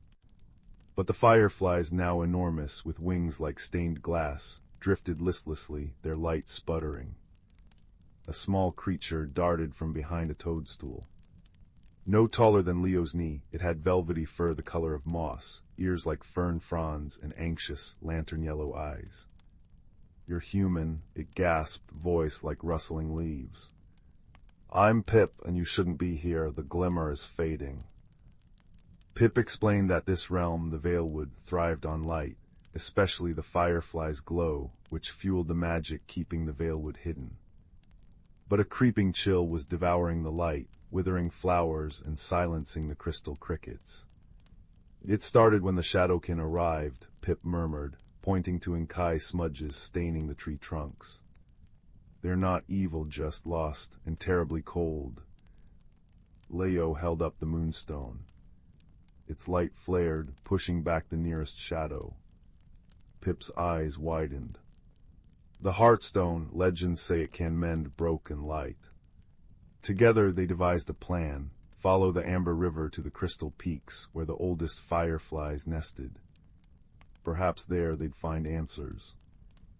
Their journey was a tapestry of wonders and perils. They crossed the Bridge of Whispers, made of singing reeds that hummed warnings when shadows neared. In the moss grove they met elderly tortoises whose shells glittered with embedded quartz, who spoke in riddles. "To warm what's cold, seek not the blaze, but the spark within the haze." Deeper in the Valewood they faced the Shiverwind, a gust that stole warmth from bones. Leo shared his woolen scarf with Pip, wrapping them both tight, while the moonstone glowed like a tiny hearth. "Friendship," Pip chirped through chattering teeth, "is a good shield against the cold." One evening, as they sheltered in a hollow log, Leo noticed Pip shivering, wings drooping. "Your light's dimming too," Leo realized, horrified. Pip nodded. "The shadow can drain warmth just by being near. They're lonely, I think. Loneliness can make you cold." Leo remembered winters by his grandmother's fire, how stories and hot cocoa thawed his own solitude. An idea sparked. What if we helped them? At the Crystal Peaks they found the firefly nests, great geodes pulsing with frail light. But curled beside them was a shadowkin. Unlike the smudges in the trees, this one had a shape, a wispy, wolf-like creature made of swirling smoke, with eyes like frozen ponds. It whimpered, reaching toward the fireflies, but recoiling as their light guttered. "It's hurting them by accident," Leo breathed. Stepping forward, Leo raised the moonstone. Instead of driving the shadowkin away, he focused on the warmth Pip had kindled in his chest, the warmth of trust, of shared laughs under glowing mushrooms, of Pip braiding starflowers into his hair. The stone blazed, not with harsh light, but with a gentle, golden radiance. The shadowkin flinched, then stilled as the glow washed over it. Slowly its smoky form softened, revealing fur as white as birch bark, and eyes thawing into warm amber. "You see me," it rasped. Its name was Frost, and it had wandered into the Valewood through a crack in the mountains, drawn by the firefly's glow but cursed with a chill that extinguished light. "I only wanted to be near something warm," Frost whispered. "But my touch brings frost." Leo understood then, Frost wasn't a thief, but a prisoner of its own nature. The trio huddled together, Leo's arms around Pip and Frost. Frost trembled. "I'm so tired of being cold." Pip placed a tiny paw on Frost's muzzle. "Let's share our warmth." Leo pressed the moonstone to Frost's chest. He poured every memory of kindness into it, grandmother's stories, Pip's laughter, the tortoise's wisdom. The stone pulsed, and Frost's fur began to shimmer. Not with borrowed light, but with a soft internal glow, like dawn breaking through mist. As Frost's new warmth spread, the fireflies stirred. One by one their wings brightened, casting prismatic rays across the peaks. The shadowkin smudges on the trees dissolved, revealing woodpeckers with emerald feathers and squirrels that glowed like coals. The Valewood itself sighed, roots uncurling, rivers running clear and bright. "You mended the glimmer," Pip breathed. But the moonstone's light was fading. Leo knew his time here was ending. At the willowheart tree, Frost nuzzled his hand. "Thank you for seeing me." Pip pressed a luminous flower into Leo's palm. "Whenever you feel lost, this will glow, so you remember." Leo stepped through the rippling bark, emerging into his own woods just as dawn pinked the sky. Back home, the fireflies danced brighter than ever. Leo kept the moonstone on his windowsill. Some nights when the moon was full, he'd glimpse a moss-eared silhouette waving from the ferns, or feel a warm breeze that smelled of amber and mint. He'd smile, touching the now dull stone. It had taught him that light wasn't just to banish darkness, it was to welcome what lingered there, to offer warmth instead of fear. And in the quiet moments before sleep, Leo would whisper stories into the dark, knowing somewhere in the Valewood, a creature with birch-bark fur and gentle amber eyes was listening, finally warm at last. In the velvet of space, where stars hung like scattered diamonds on a tapestry of deepest indigo, there drifted a small, forgotten moon. It was a place the star charts had overlooked, a little haven of tranquility far from the bustling space lanes. And upon this moon, nestled within a crater that cupped it like a protective palm, was a garden. This was no ordinary garden. It was the shared sanctuary of two beings from worlds so distant from one another that their sons would have been strangers. The first was a creature from the crystalline world of xylos. His name was Kalen, and his body was composed of shifting, translucent plates that caught the light of the twin moons and fractured it into 1,000 tiny rainbows. He did not speak in words, but in color. A soft, pulsing amber meant contentment. A flicker of cerulean blue was a question. A warm, steady glow of rose pink was his laughter. He communicated his entire world through this silent, luminous symphony. The second was a being from the gaseous world of Etheria. Her name was Lyra, and she was a creature of soft light and softer sound. Her form was nebulous, a gentle, humanoid-shaped constellation of swirling pastel hues that shifted with her mood. She spoke in harmonies, a delicate whisper-soft hum of curiosity, a resonant chord of joy, a minor key melody of sorrow. Her very presence was a lullaby. Their meeting had been one of cosmic chance. Kalen's small exploratory pod had malfunctioned, its guidance systems charmed by the moon's strange, gentle magnetic field. Lyra, a solitary surveyor of nebulae, had been drawn by the same quiet power. They had found each other not with alarms or weapons, but with a tentative, shared wonder. Kalen had flashed a pale, questioning silver.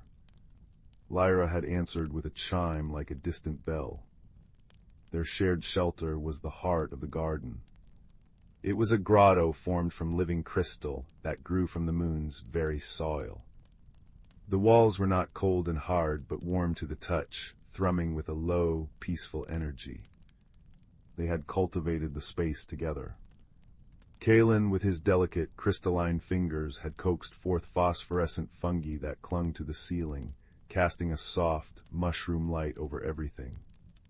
Lyra, with her ethereal touch, had nurtured floating seed pods that released gentle chimes when the air currents shifted, filling the grotto with a constant, quiet music.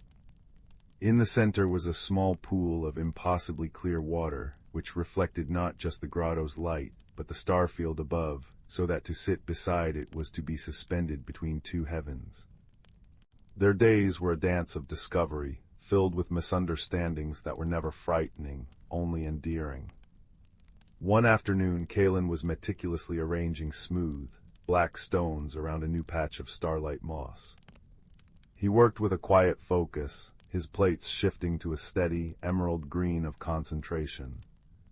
Lyra, wanting to help, drifted over and began to hum a complex, beautiful melody, a traditional Etherian song of growth. To her, this was the most helpful thing she could do. Her music was meant to encourage life. But to Kalen, the sudden, intricate harmony was a distraction. On Xylo's, deep focus was a communal silence, a shared wavelength of thought. This beautiful noise felt like someone was shining a bright, chaotic light in his eyes while he was trying to read. His plates flickered with a confused, sputtering orange. Lyra saw the orange, and her melody faltered. Orange, to her, was the color of a dying star's final flare, a sign of distress and endings. A sad, warbling note escaped her. Had she heard him? Seeing her light dim and her music turn sorrowful, Kalen understood the misunderstanding. He quickly pulsed a soft, reassuring gold, the color of a Xylosian sunrise of all is well. Then he slowly, deliberately, picked up one of the black stones and held it out to her.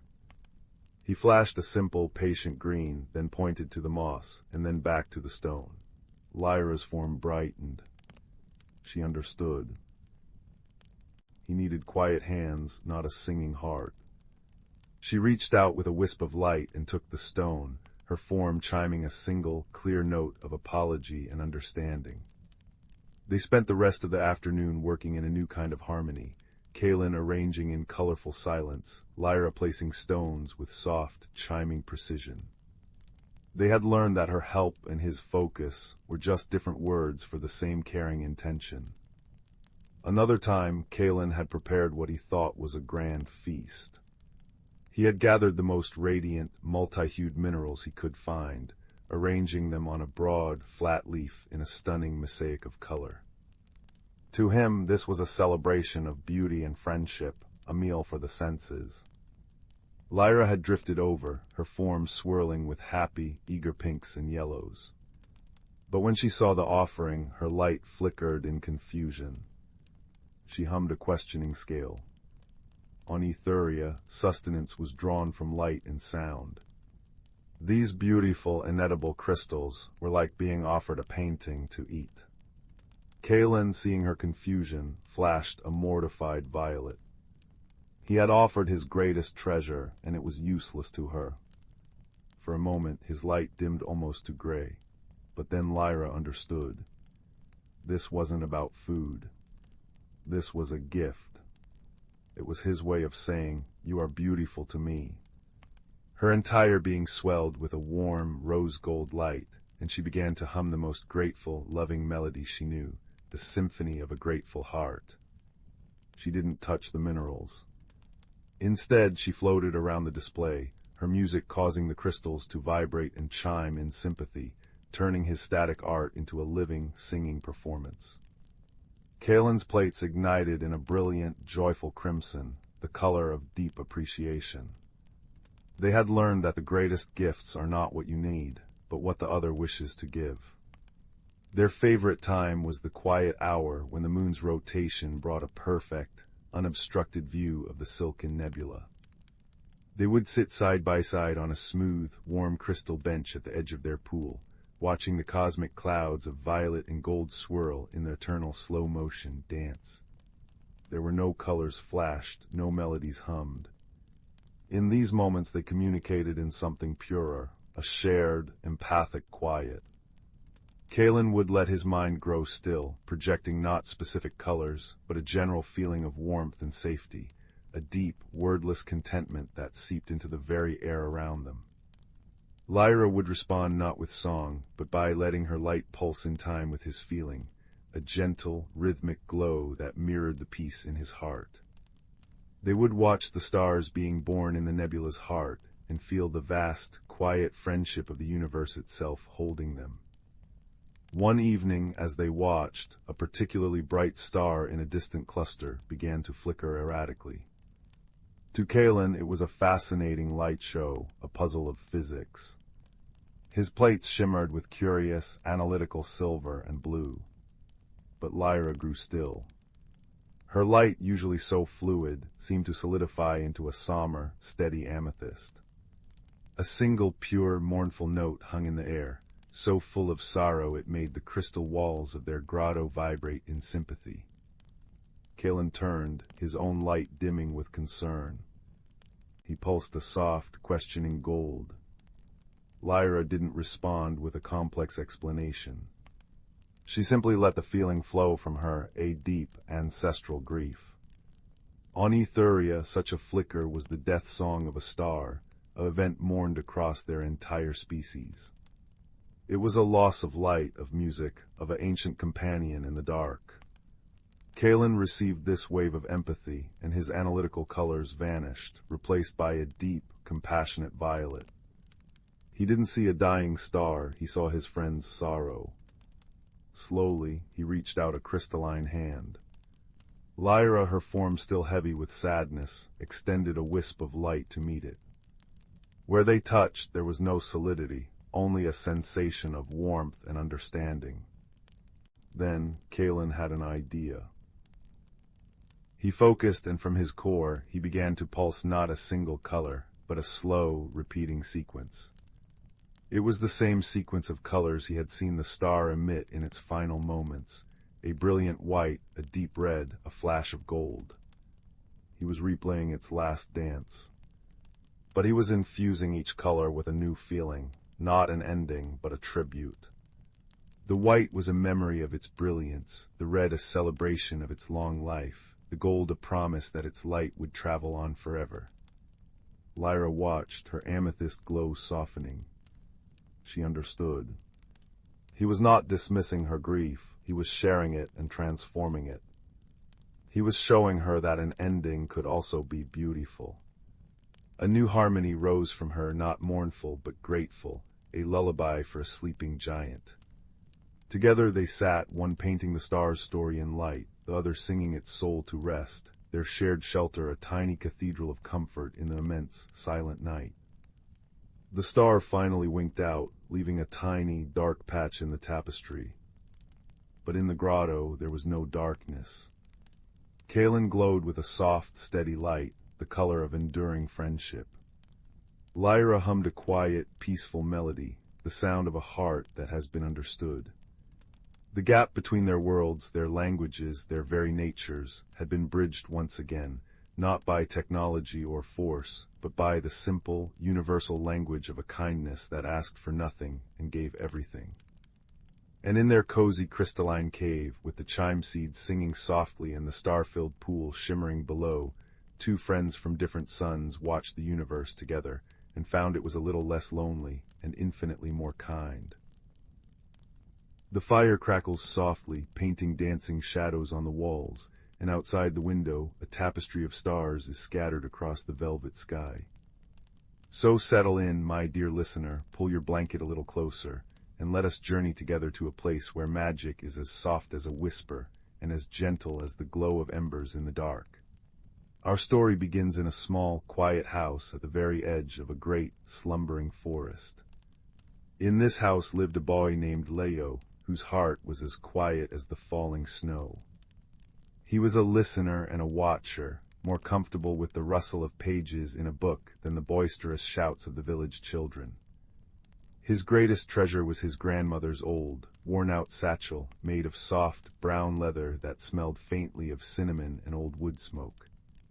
One evening, as the last sliver of sun dipped below the horizon and the world was painted in shades of violet and deep blue, Leo was rummaging in the attic.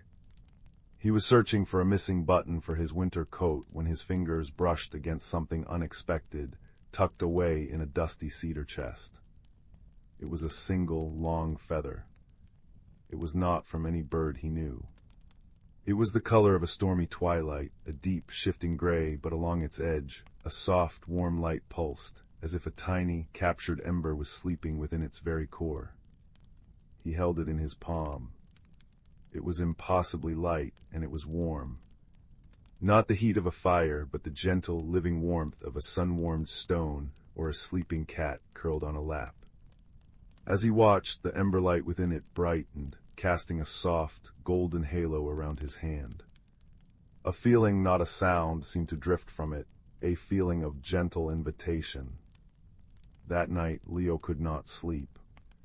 The feather lay on his bedside table, a small, pulsing beacon in the dark. He picked it up, and as he did, an idea, clear and certain, bloomed in his mind. It was not a voice, but a knowing. Follow. Wrapping himself in his warmest cloak and slipping the feather into his grandmother's satchel, where it glowed through the leather like a hidden lantern, Leo crept from the silent house and stepped into the moonlit forest. The world was utterly still. A silver moon, round and generous, hung in the sky, its light filtering through the canopy of ancient oaks and whispering pines. The only sounds were the soft crunch of his boots on the frost-kissed path and the rustle of sleepy leaves. The feather in his satchel pulsed steadily, a quiet, rhythmic heartbeat guiding him forward. He walked for what felt like both a moment and an eternity, until the path he knew ended at a great, moss-covered stone wall he had never seen before. Vines thick with sleeping buds draped over it, and in its center was an archway, so overgrown it was nearly invisible. The feather in his satchel glowed so brightly now that golden light spilled from its seams. Leo pushed aside the curtain of vines and stepped through. He caught his breath. He was in a hidden glen, a secret world nestled in the forest's deepest embrace. The air here was warmer, smelling of damp earth, night-blooming jasmine and sweet, ripening blackberries. A small, quiet lake lay at its heart, its surface a perfect mirror for the star-strewn sky. And all around him, things glowed. Clusters of mushrooms at the base of the trees pulsed with a soft, blue light. Tiny winged insects drifted like living sparks above the water. The very moss under his feet seemed to be threaded with strands of silver luminescence. And it was here that he met his guide. From the shadows near the water's edge, a pair of eyes gleamed, reflecting the moonlight. A fox stepped forward. She was not red, but a silvery gray, the color of wood smoke and morning mist. Her fur looked as soft as thistledown, and her eyes held a deep, ancient kindness. She did not startle or run. Instead, she padded softly towards him, her footsteps making no sound, and sat, wrapping her magnificent brush of a tail around her paws. "You found the invitation," she said, her voice not a sound that traveled through the air, but a thought that settled directly into Leo's mind, calm and clear as water. It was a voice of rustling leaves and cracking embers. Leo, too surprised to be afraid, simply nodded. He opened his satchel and the feather's light bloomed, illuminating the fox's wise face.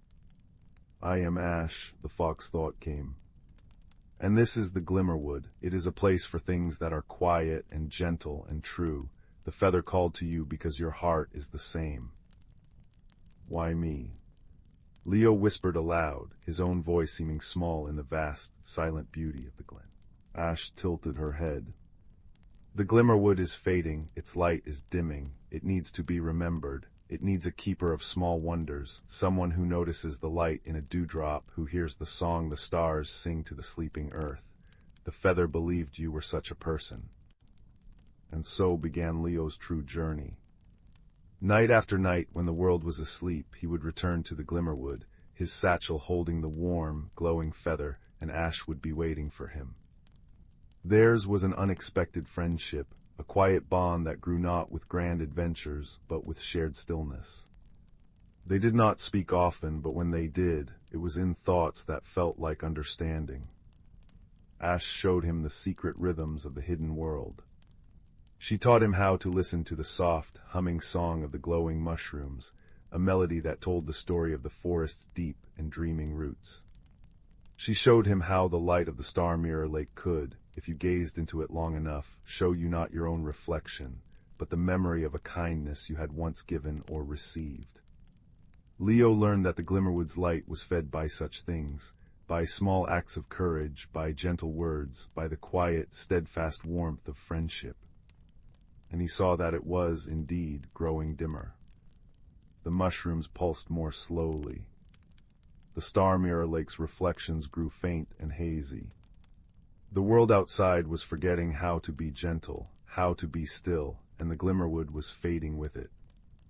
"What can I do?" Leo asked Ash one night as they sat by the lake. The silver light of her fur seemed less bright than he remembered. "You are already doing it," she thought to him.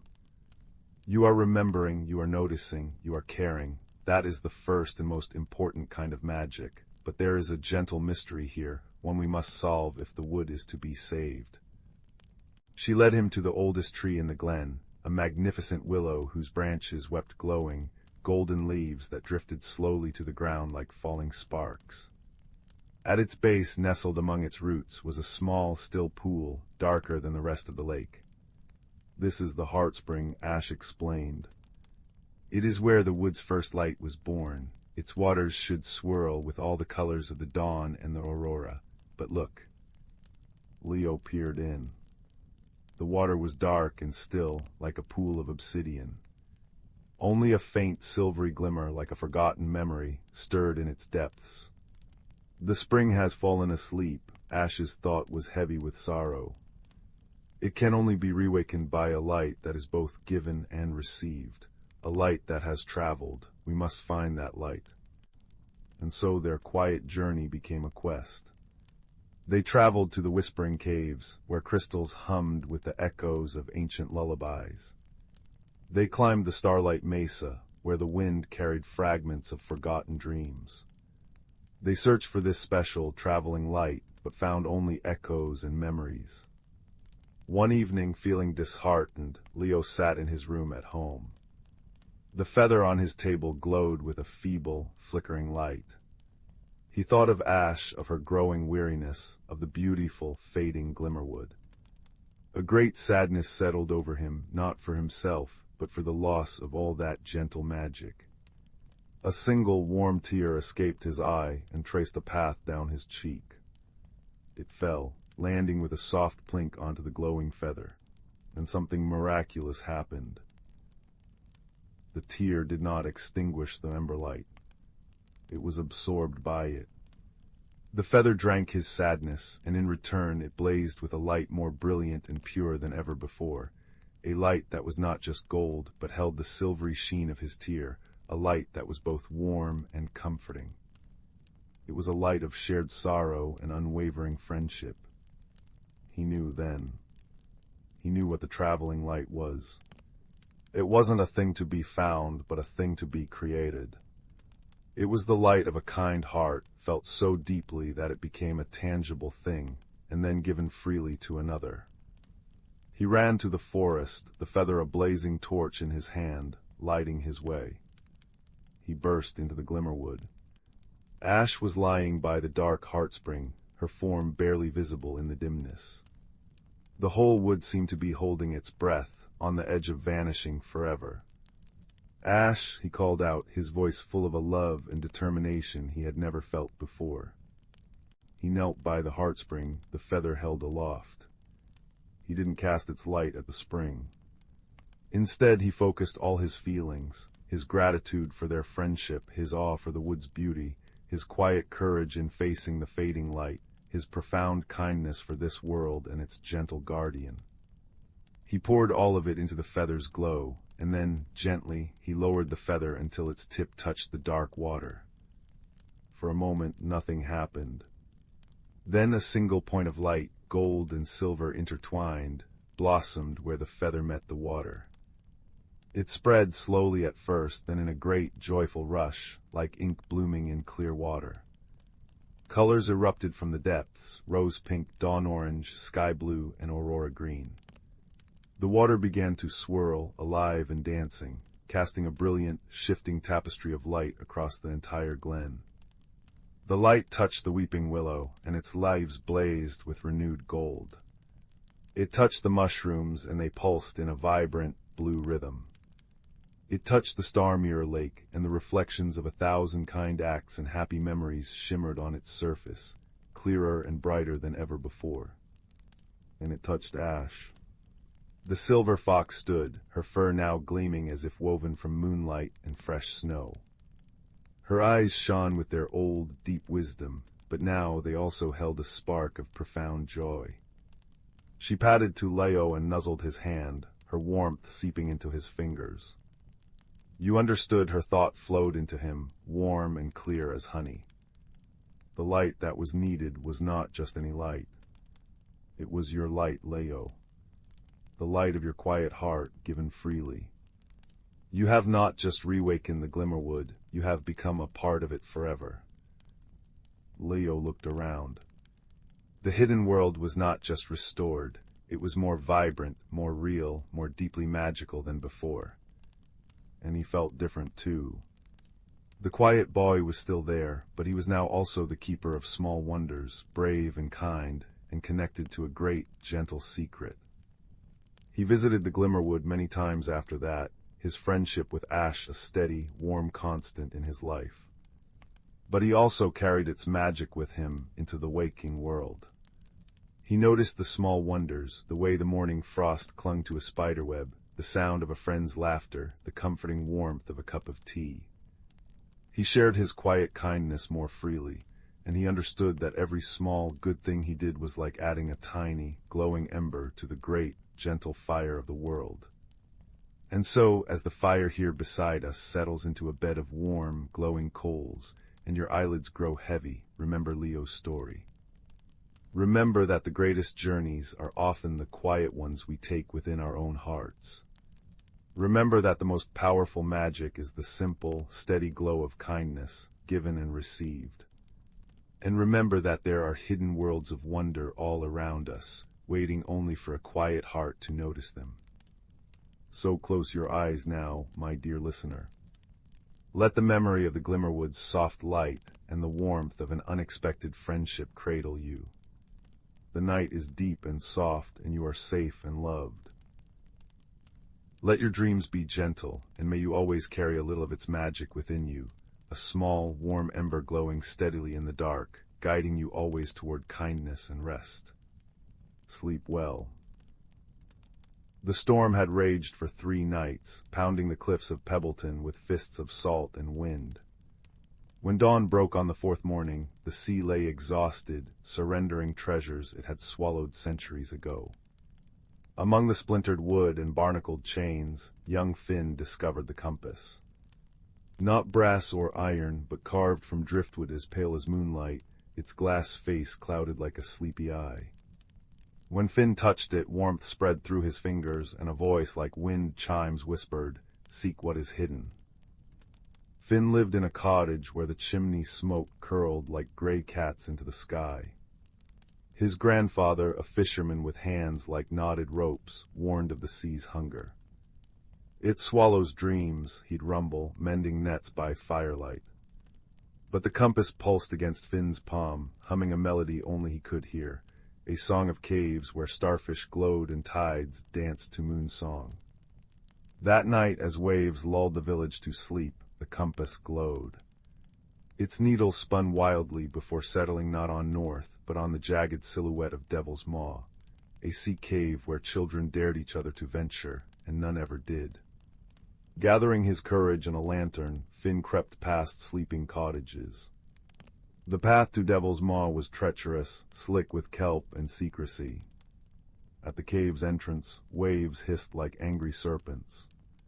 Yet the compass glowed brighter, casting liquid gold light on the walls. Deeper he went, through tunnels dripping with phosphorescent algae, until the air turned sweet with salt blossoms, flowers that bloomed only in eternal darkness. Here the needle quivered and stilled. Before him yawned an abyss, but not of rock. It was a curtain of liquid sapphire, shimmering like a mirage. The compass whispered, "Trust." Heart drumming, Finn stepped through. Cold kissed his skin, yet he breathed easily. He stood in an underwater cathedral. Coral spires rose in candied pinks and blues, schools of fish like living jewels darted through kelp forests, and lantern jellies bobbed, casting soft bioluminescent blooms. This was the Sea of Whispers, where currents carried secrets and anemones sang in chorus. Yet something felt amiss. The coral bore gray scars, the fish moved sluggishly, and the water hummed with a discordant note, a deep, grieving thrum. A shadow darted behind a brain coral. Finn followed, compass aloft, until he cornered a creature unlike any he'd imagined. It had the slender body of an otter, but shimmering scales instead of fur, and wings like spun seafoam. Eyes like liquid amber widened in fear. "You're dry," it gasped, voice like bubbles rising. "I'm Finn," he said, bowing slightly. "The compass brought me." He showed the driftwood artifact. The creature tilted its head.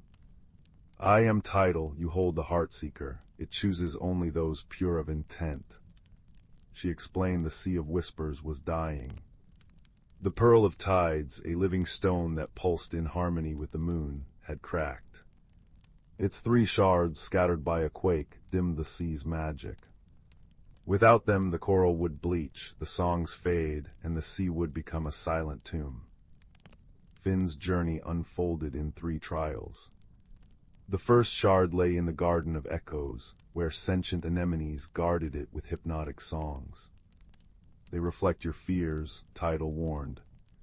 As Finn waded through, the anemones swelled, projecting visions. His grandfather's boat capsizing, the village mocking him as a fool. The compass warmed, whispering, "Courage is truth," sung loud. Finn sang back, a simple shanty about mending nets under stars.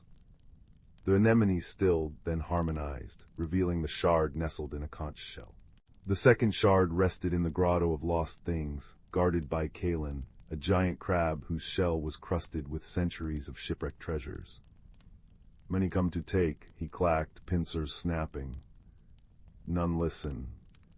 The compass murmured, "Wisdom is in stillness." Instead of fighting, Finn sat, recounting tales of surface world wonders, how autumn leaves blazed, how snow silenced mountains. Kalen's eyes softened. I had forgotten beauty, he rasped, gifting the shard, a chip of opal fire, from his hoard. The third shard proved hardest. It lay in the abyssal well, where the water thickened with sorrow. Here the source of the discordant thrum emerged, an ancient leviathan, its body woven from midnight and sorrow, tangled in ghost nets. It mourns its kin, hunted to extinction, Tidal whispered. The compass glowed fiercely. Compassion is the deepest tide. Finn swam closer, ignoring the beast's mournful roars. With trembling hands he cut the nets, singing the lullaby his mother once crooned. The leviathan stilled. A tear solid as pearl fell from its eye, the final shard. At the heart of the sea of whispers, they placed the shards upon the cracked pearl. Light erupted, not blinding but gentle as dawn. Coral flushed vibrant, fish darted in joyous spirals, and the water thrummed with a pure, resonant chord. Tidal pressed her forehead to Finn's. You mended more than the pearl, you wove two worlds with kindness. As Finn returned through the sapphire curtain, the compass dimmed. Back in Devil's Maw, dawn painted the sky peach and gold. In his pocket he found not the driftwood compass, but a smooth moonstone, Tidal's parting gift. That evening, as fishermen grumbled about empty nets, Finn stood on a dune. The sea isn't hungry, he declared. It's grieving. He showed them Moonstone, which glowed when held over poisoned waters. Skeptical, they followed him to a cove choked with refuse. Where the Moonstone shone, fish returned in silver clouds. Pebbleton changed. Nets were woven wider to spare young fish, boats skimmed trash from waves, and children planted salt blossoms on cliffs. Finn's grandfather, mending nets one twilight, chuckled. That compass of yours, it sought a different north, didn't it? Finn smiled, touching the Moonstone. It sought the heart's true harbor. Years later, Finn captained his own boat. On still nights, he'd anchor near Devil's Maw. Sometimes a shimmer would breach the waves, a fleeting glimpse of seafoam wings. And in his dreams the sea of whispers sang, its melody a promise, where kindness flows, no world is ever truly hidden. The Moonstone, warm against his chest, hummed back in perfect harmony. For Finn had learned that the greatest magic lies not in compasses or pearls, but in the courage to listen, and the wisdom to heal what others cannot see. The twin moons of Zephyria cast soft silver beams through Lyra's cracked cockpit window, illuminating swirling motes of stardust as her escape pod settled into the mossy embrace of an uncharted world. Outside, the air hummed with the scent of night-blooming star vines, sweet as honeyed tea, cool as mountain springs. Lyra, a human botanist stranded light-years from Earth, trembled not from cold, but from the profound silence. Until a chime echoed through the violet ferns, a melody like glass bells kissed by wind. There, refracting moonlight into rainbows, stood Kalen, a crystalline being from the planet Shard, limbs of shifting quartz, eyes like liquid opal. Kalen recoiled, facets dimming. To Lyra, its staccato light flares seemed aggressive, blinding strobes against the gloom. To Kalen, Lyra's frantic gestures and metallic scanner were violent tremors in its vibration-sensitive world. When Lyra reached for a tool, Kalen pulsed crimson alarm, shattering a nearby geode. I only wanted to share water, Lyra whispered, offering her canteen. Kalen mistook the glinting container for a weapon, retreating into shadows. That first night, loneliness wrapped around them both like frost. Dawn revealed their shared peril, the great ion storm, a celestial tempest painting the sky in electric amethyst. Deadly to Lyra's fragile biology, lethal to Kalen's light-based essence. Sheltering in a cavern, they huddled beneath a canopy of glow mushrooms, their bioluminescence painting the walls sapphire and gold. Kalen trembled as storm static threatened to fracture its form. Lyra, recalling her grandmother's tales of kindness, hummed an old lullaby, low, steady vibrations. Kalen's panic stilled. Tentatively, it echoed the tune in shimmering harmonics, the cave filling with a duet of human voice and crystal song. Misunderstanding melted like ice in sunlight. Lyra learned Kalen's light language, soft green for curiosity, warm gold for friendship. Kalen attuned to Lyra's heartbeat, recognizing its steady rhythm as safety. Together they foraged for ship repairs, Lyra guiding them past venom spore thickets, Kalen sensing subterranean mineral veins with seismic pulses. When a rockslide trapped Lyra, Kalen focused sunlight through its body, melting the debris. When corrosive rain threatened Kalen, Lyra wove starvine fibers into a shelter, her hands bleeding but determined. "You're my beacon," Lyra murmured, bandaging Kalen's stress-fractured arm with thermal gel. Kalen responded with a constellation pattern glow, "You are my resonance." The storm passed, leaving the world jeweled in dew. Lyra's repaired pod hummed, ready for launch. Beneath the twin moons they stood forehead to facet, warm skin against cool crystal, sharing memories like treasures. Lyra's earth forests mirrored in Kalen's prismatic recollections of shard-singing canyons. No grand speeches, only quiet understanding. As Lyra ascended, Kalen gathered starlight, projecting a luminous bridge across the sky, a temporary road between worlds. Now, when Lyra tends her interstellar greenhouse, she nurtures crystalline flowers that chime in the dark. And on Shard, Kalen treasures a vial of earth soil, its vibrations humming Lyra's lullaby. Across the void their friendship glows, a quiet promise that in the vast, cold cosmos, warmth blooms brightest when unlike hearts choose to listen. The stars outside your window tonight. They're winking with shared secrets. Rest now, little dreamer. Somewhere a crystal being is singing you a lullaby in light. In a quiet corner of the spinning galaxy, where stardust gathered in soft, shimmering clouds and nebulas bloomed like watercolor flowers across the velvet darkness, there lived two beings from worlds so different they might have never known one another existed. On the crystalline planet of Luminara, where the very ground sparkled with gentle light and the rivers flowed with liquid silver, there lived a being named Kalen. Kalen was a luminarian, a creature of soft, shifting colors and gentle light. When Kalen felt curious, their skin would ripple with shades of sky blue and lavender. When they felt joyful, they would glow with warm gold. Their language was one of color and light, a silent symphony of hues that conveyed meaning more deeply than words ever could. Not far across the starry sea, on the planet Verdant, where forests of singing trees grew and the air hummed with gentle harmonies, there lived a being named Rin. Rin was a Verdanthian, covered in soft moss-like fur that changed texture with their emotions. When Rin was thoughtful, their fur would become as smooth as still water. When excited, it would ripple like grass in the wind. Verdanthians communicated through musical hums and harmonic vibrations that traveled through the air and ground, creating melodies that conveyed their heart's feelings. Their meeting happened quite by accident when both their exploration vessels, gentle, organic-looking ships that moved more like swimming creatures than machines, drifted into the same quiet nebula. Kalen's ship, shaped like a translucent seed pod, had been drawn to the nebula's soft light.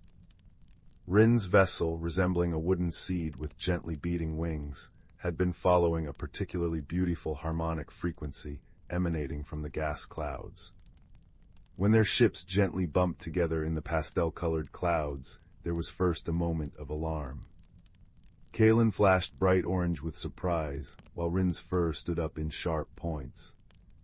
But as they looked at each other through their respective viewports, Kalen seeing a creature of gentle greens and browns, Rin seeing a being of shimmering light, their fear softened into curiosity. Kalen extended a tendril of light from their ship, a gesture of greeting that pulsed with soft lavender, the color of curiosity and peace on Luminara. Rin responded by humming a gentle ascending scale through their ship's exterior, the Verdanthian equivalent of "Hello, friend." Thus began their cosmic friendship, one that would require patience, creativity, and the universal language of kindness to flourish. They found a small, abandoned space station floating at the edge of the nebula, a forgotten observatory that had once been used to study the birth of stars.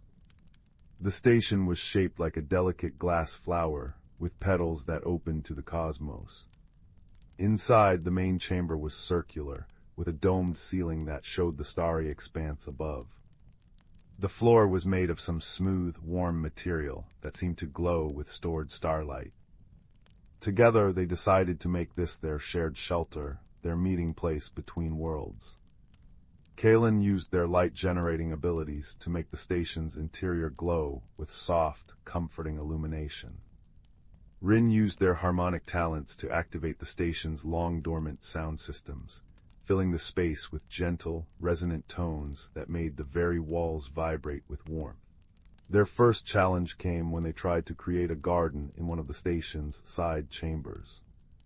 Kalen brought glowing moss from Luminara that pulsed with soft blue light, while Rin brought spore seeds from verdant that grew into plants that hummed when touched.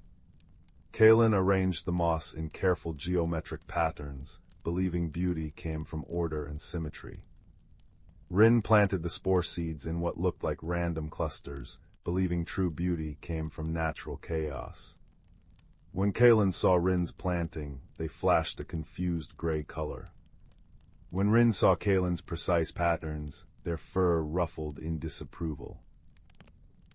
For a day, they moved around the garden chamber without interacting, each convinced the other had ruined their beautiful project. The chamber was silent except for the faint hum of the plants and the soft glow of the moss. Then Kalen noticed something wonderful happening. The humming plants had begun to grow toward the glowing moss, as if drawn to its light. And the moss, in turn, had started pulsing in rhythm with the plants' gentle songs. The ordered patterns and the chaotic clusters were creating something more beautiful together than either could have made alone. Kalen glowed a soft pink, the color of apology and understanding on Luminara, and gently rearranged some of the moss to flow around Rin's plants. Rin, understanding the gesture, hummed a descending melody of acknowledgement and moved a few plants to complement Kalen's patterns. Their garden became a masterpiece of collaboration, where light and sound danced together in perfect harmony. Another misunderstanding occurred when they tried to share a meal. Kalen offered Rin a nutrient crystal that shimmered with all the colors of the rainbow. On Luminara, offering the most colorful crystal was the highest form of respect. But when Rin took the crystal and hummed their thanks, they immediately began to vibrate uncomfortably. The crystal's intense light frequencies were overwhelming to Verdanthian senses. Similarly, when Rin offered Kalen a harmonically charged fruit that produced the most beautiful multi-toned hum when eaten, Kalen found the vibrations unsettling. The fruit made their light flicker uncontrollably, which on Luminara was a sign of distress. They both retreated to opposite sides of the observatory, feeling they had offended their friend. But as they sat in silence, watching the stars drift past the dome above, they realized that their differences weren't failures of friendship, but rather opportunities to learn. Kalen began experimenting with softer, monochromatic crystals that still held nutritional value, but wouldn't overwhelm Rin's senses. Rin found fruits with simpler, gentler harmonics that Kalen could enjoy without discomfort. When they tried again, sharing their modified offerings, both found the experience delightful. Kalen glowed with warm yellow appreciation, while Rin hummed a contented drone. Their greatest collaboration came when they discovered the observatory's main function, a telescope that could view distant galaxies in stunning detail. The mechanism was powered by both light and sound, requiring both their abilities to operate fully. Kalen would stand at one console, their hands generating precise patterns of light that activated the viewing mechanisms. Rin would stand at another, humming specific frequencies that focused and clarified the images. Together, they could see further into the cosmos than either could alone. Some of their most precious moments were spent this way, Kaelin glowing with soft, contented colors, Rin humming gentle background harmonies as they took turns choosing which star systems to observe. They watched newborn stars igniting in clouds of gas, planets with rings of glittering ice, and distant galaxies spinning like slow, celestial dances. During one particularly peaceful evening, as they watched a binary star system where two suns orbited each other in an eternal waltz, Rin noticed Kaelin's light had dimmed to a soft, sad blue. Rin's own fur smoothed in concern, and they hummed a questioning tone. Kaelin responded by creating a complex pattern of indigo and silver light that told a story of loneliness, of being the only one of their kind who longed to explore beyond Luminara, of feeling different even among their own people. Rin listened, their fur rippling in understanding. Then they began to hum a story of their own, a melody that started with lonely, wandering notes but gradually found harmony as it went. The music told of how Rin too had always felt different, how the standard harmonies of Verdanth had never quite resonated with them, how they had sought other frequencies in the universe. In that moment they realized their friendship had healed a loneliness neither had known how to express. Kaelin's light brightened to a warm, grateful gold, while Rin's hum settled into a contented, resonant drone. As seasons passed, marked not by weather but by the shifting patterns of stars outside their observatory, their communication evolved into something entirely new. Kaelin began to incorporate subtle harmonics into their light language, while Rin's music started to take on visual qualities. They had created a bridge language of light and sound that was uniquely theirs. One day a distress signal reached their observatory. A small scout ship from a third species had been damaged in a meteor shower and was drifting without power. The being inside was frightened and alone. Kaelin and Rin worked together seamlessly to rescue the stranded traveler. Kaelin used light patterns to guide their own ship to gently capture the damaged vessel, while Rin used calming frequencies to soothe the frightened being. When they brought the traveler to their observatory, they used their combined light and sound language to communicate comfort and safety. The being, a creature from a water world who communicated through delicate bubble formations, stayed with them until repairs were complete. During that time, the three of them developed a three-way communication system, adding bubble patterns to the light and sound. Their shared shelter had become a sanctuary for cosmic connection. When the time came for the water being to return home, they formed a complex bubble that conveyed profound gratitude, not just for the rescue, but for the friendship and understanding they had found. After their guest departed, Kaelin and Rin returned to their favorite spot beneath the observatory dome. The nebula outside had shifted, creating new patterns of color among the stars. Kaelin glowed with a contented peach color, while Rin hummed a melody of deep peace. They had proven that friendship could transcend not just worlds, but species, communication methods, and even understanding itself. Their bond wasn't built on shared language or similar backgrounds, but on patience, kindness, and the willingness to find beauty in their differences. As they watched a particularly bright star pulse in the distance, Kaelin's light softened to the color of twilight, and Rin's hum lowered to almost inaudible frequencies. There were no more misunderstandings to solve, no more cultural barriers to bridge, just the quiet comfort of friendship, the shared wonder of the cosmos, and the knowledge that in all the vast, star-dusted universe they had found a home in each other. The observatory around them glowed with the gentle light of luminaire moss and hummed with the peaceful frequencies of verdanthian plants, a perfect reflection of their friendship. A sanctuary where light and sound, order and chaos, different worlds and different beings, could create something more beautiful together than they ever could apart. And in that moment, as distant stars wheeled silently past their dome, they understood that kindness was indeed the only universal language, one that needed no translation across all the wonders of the cosmos. Deep within the heart of the world lay the elderwood, a forest so ancient that its roots remembered the first rainfall and its tallest branches had once brushed the edges of the newborn moon. It was a place where moonlight did not merely fall, but pooled in silvery puddles between gnarled roots, and where magic was not a spectacle, but the very breath of the land.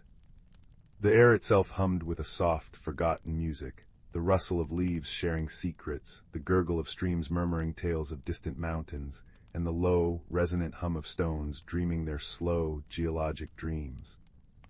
On this particular autumn evening, as a crisp wind carried the scent of damp earth and decaying leaves, a young fox named Rowan sat at the edge of a starlit clearing. His coat was the color of burnt amber, and his eyes, wide with a restless energy, reflected the shimmering constellations above. He was listening, or trying to listen, to the forest. But all he could hear was the frantic thrumming of his own heart. He was filled with a yearning he could not name, a feeling that he was missing something vital, something that hummed just beyond his understanding. A soft rustle came from the canopy above. An immense snow-white owl named Alaric alighted on a low-hanging branch of the grandmother willow, her boughs sweeping the mossy ground like a gentle sigh. His eyes were twin pools of liquid moonlight, deep and knowing. "The wind speaks of unrest, little one." Alaric's voice was not a sound heard with ears alone, but a vibration that settled in the bones, calm and resonant. It carries the flutter of a heart that has forgotten how to be still. Rowan looked up, his ears twitching. "I feel empty, Elder Alaric, as if the forest is singing a song and I have forgotten the words." Alaric blinked slowly. "The words are not forgotten, young fox. They are waiting for you to be quiet enough to hear them. Come, the moon is generous tonight. She will light our path." And so their journey began. They moved away from the clearing and into the deeper, velvet darkness of the elderwood. Here the magic was thicker. Patches of bioluminescent fungi clung to fallen logs, glowing with a soft, blue-green light that pulsed gently, like a sleeping heartbeat. Delicate will-o'-the-wisps, little more than captured starlight, drifted lazily through the air, tracing invisible pathways. "Listen to the stream," Alaric whispered, as they approached a ribbon of water that chuckled over smooth, dark stones. "Do not listen for the sound of water, but for the story it tells." Rowan crouched, dipping a paw into the icy current. At first it was just noise. But as he let his breathing slow, as he let the chill of the water and the soft patter-patter of a light drizzle beginning to fall on the broad leaves above calm his spirit, the noise began to unravel into meaning. It was a story of patience. The water was not fighting the stones, it was singing to them, wearing them smooth over centuries with its gentle, persistent melody. It was a lesson in softness overcoming hardness, in the power of constant, gentle flow. "It speaks of perseverance," Rowan murmured, his voice full of wonder. "It does," Alaric agreed. "And it reminds the stones to dream of the sea." They walked on, the gentle rainfall creating a soothing symphony all around them. A soft pit-pat on the leaves, a steady drip-drop from the canopy, a faint hiss as it met the forest floor. The wind picked up not a gale, but a tender breath that stirred the pine needles into a soft shushing sound, and made the bare branches of the oak trees click together like whispering bones. Soon they came to a circle of ancient standing stones, draped in cloaks of thick emerald moss. In the center stood a monolith of pure obsidian, taller than the rest, known as the Heartstone. "Place your ear against it," Alaric instructed. Rowan pressed his sensitive ear to the cool, smooth surface of the Heartstone. He expected silence, the silence of the deepest earth. But instead he felt a low, deep thrum, a vibration so profound it seemed to resonate with the very core of the world. It was the slow, steady pulse of the forest itself, the rhythm of roots stretching deep, of minerals shifting, of time itself passing with infinite patience. It was the language of stability, of being utterly and completely present. "It feels eternal," Rowan breathed. "It is the memory of the mountain from which it came," Alaric said. It teaches us that even in stillness there is immense life. Now look up. As if on cue, the clouds parted, and the full moon bathed the stone circle in a radiance so pure it seemed to wash the color from the world, leaving only silver and shadow. And in this magical light, the most breathtaking wonder occurred. All through the surrounding glade, flowers that had been closed for the night began to unfurl. They were moon-petal blossoms, their petals the color of moonlight, and as they opened, they released a soft, internal luminescence that made the entire clearing glow. It was a silent, radiant bloom, a celebration of the night. But why do they only bloom now? Rowan asked, his restlessness completely forgotten, replaced by awe. The sun is so much brighter. The sun gives strength for growing, for doing, for becoming, Alaric explained, his form almost glowing in the ethereal light. But the moon gives light for being, for resting, for listening. These blossoms understand that there is a season for basking in the sun's vigor and a season for absorbing the moon's wisdom. They do not fight the cycle, they embrace each part of it. The words settled deep within Rowan. The babbling brook's lesson of gentle persistence. The heartstone's lesson of profound stillness. The moon petal's lesson of cyclical renewal. They were all pieces of a single truth. He thought of his own restlessness, his feeling of emptiness. He had been trying to fill the quiet with noise, to outrun the stillness. He had forgotten the part of the cycle that was for listening, for absorbing, for simply being present in the grand, quiet hum of the world. He sat down in the center of the glowing clearing, the cool moss soft beneath him, the gentle rain a tender caress on his fur. He closed his eyes and did not try to listen for anything in particular. He just listened. And in that state of open receptivity, the forest spoke to him not in separate voices, but in a single, harmonious symphony. He heard the wind's gentle sigh as it wove through the pines. He heard the patient drip of water from a leaf. He felt the deep, slow pulse of the earth through the soles of his paws.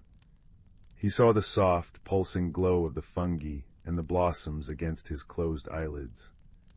It was no longer a language of words, but a feeling, a vast, comforting presence that held him, a tapestry of sound and light and life woven together with threads of moonbeam and magic.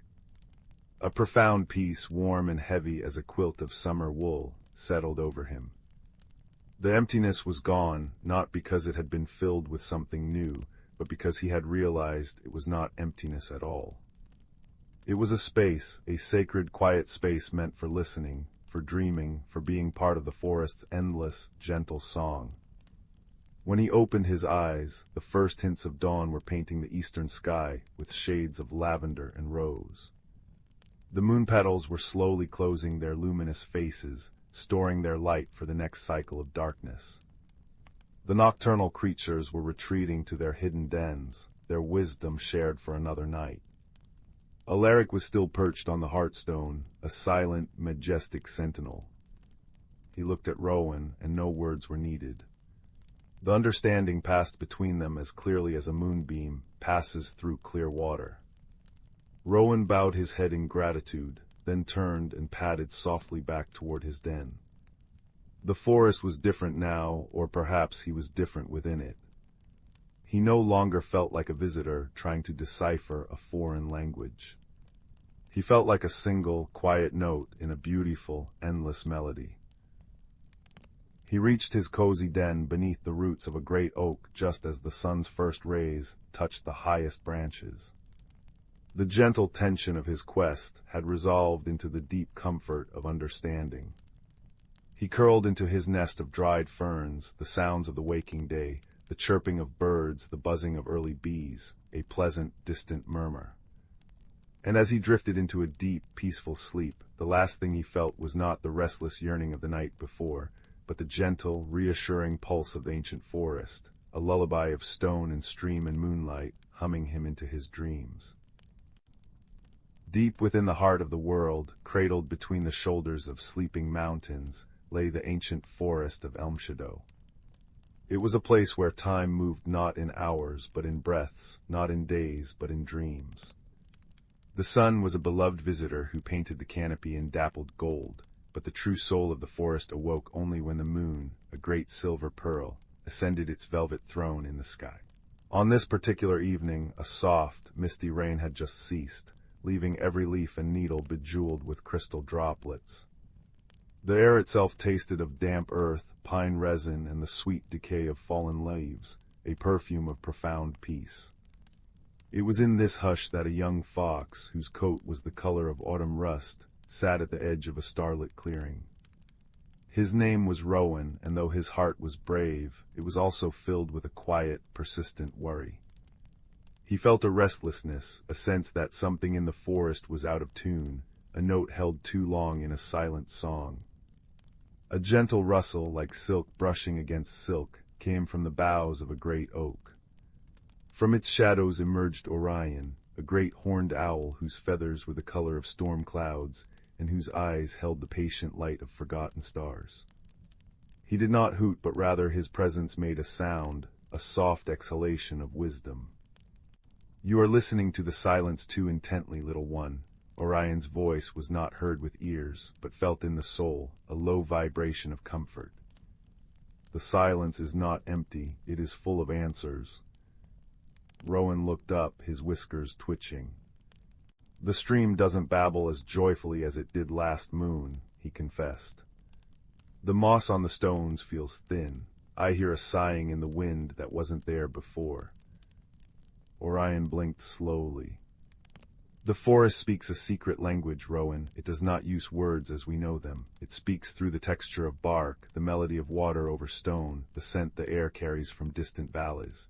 To understand what troubles it, you must learn to listen not with your ears, but with your whole being. Come." With a whisper of wings, Orion glided from his perch and led Rowan deeper into the woods. The path was soft with centuries of fallen needles, muffling their steps.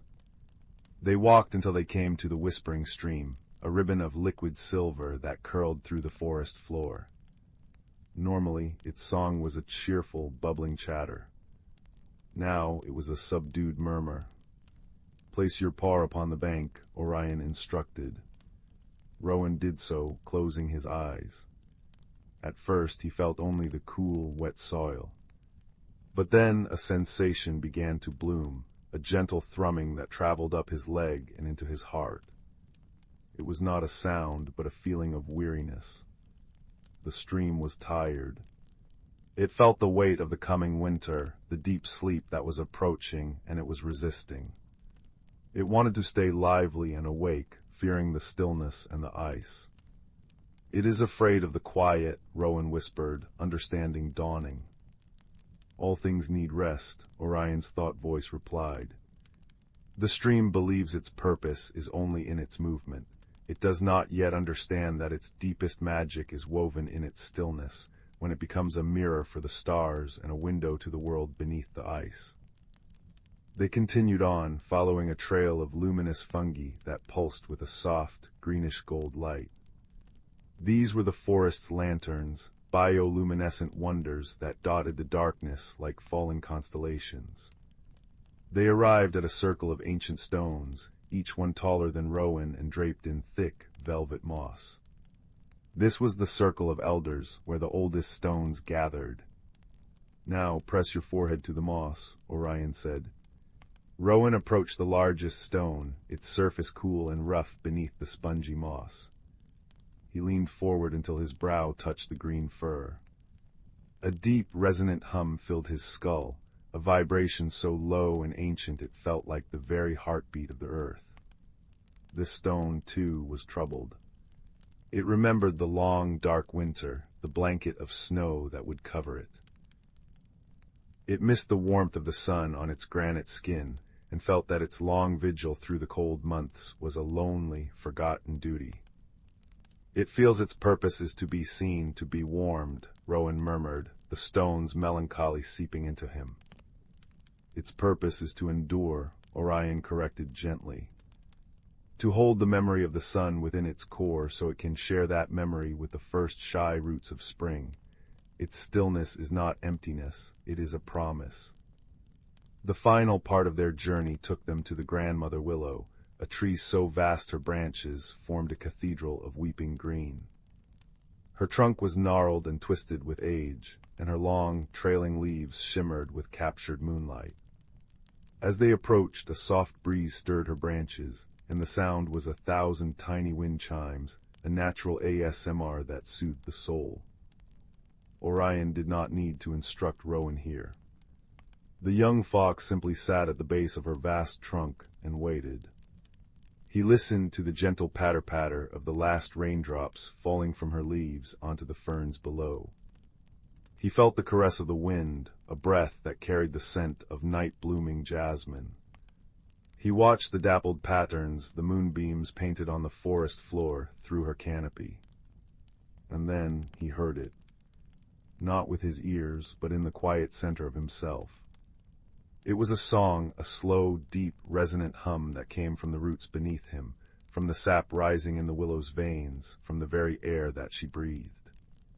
It was a song of cycles, of pushing forth with vibrant life in the spring, of basking in abundant joy in the summer, of letting go with glorious color in the autumn, and of sinking into deep, restorative rest in the winter.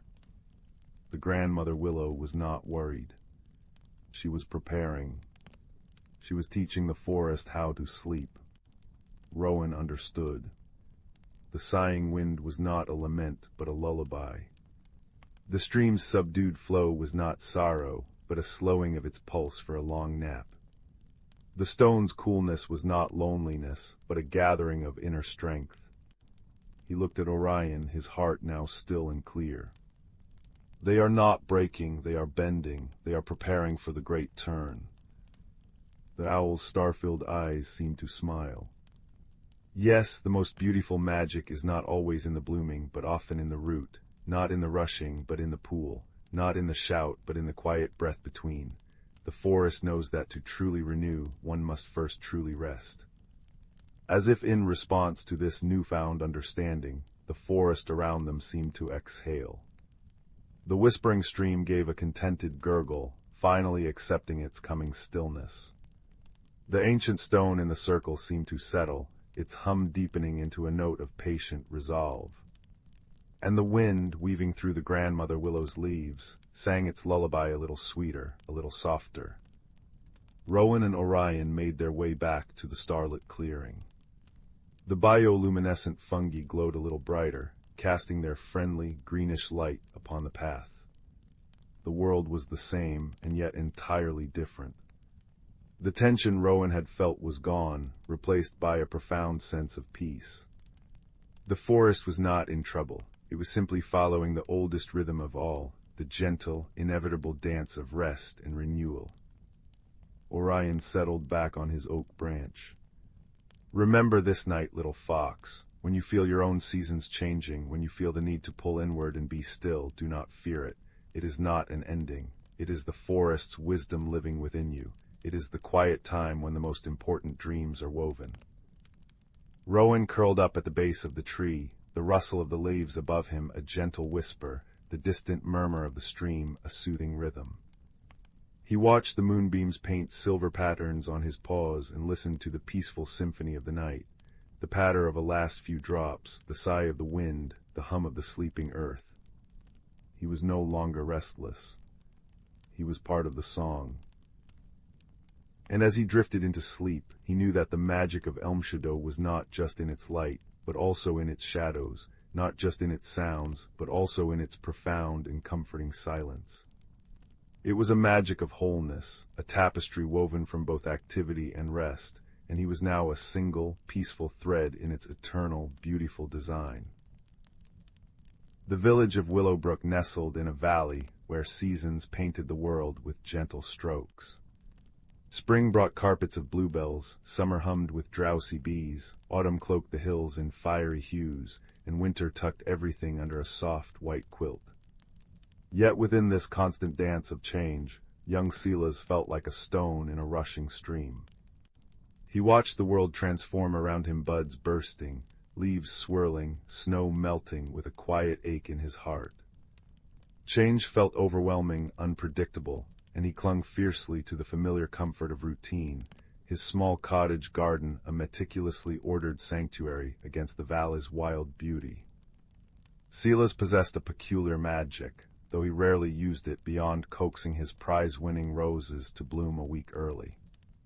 He could sense the inner life of plants, a gentle hum in his fingertips when he touched a leaf, a whispered feeling of thirst from the soil. But lately his magic felt stuck, like sap hardened in winter. It mirrored his own stillness, his resistance to the shifts within himself as he grew older. He longed for the simplicity of childhood, a time that now felt as distant and unchanging as the old oak on the hill. His closest friends, Kaelin and Mara, noticed his quiet withdrawal.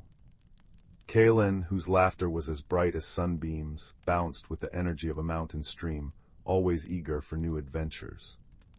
Mara, thoughtful and serene like the deep forest pools, observed the world with quiet wisdom.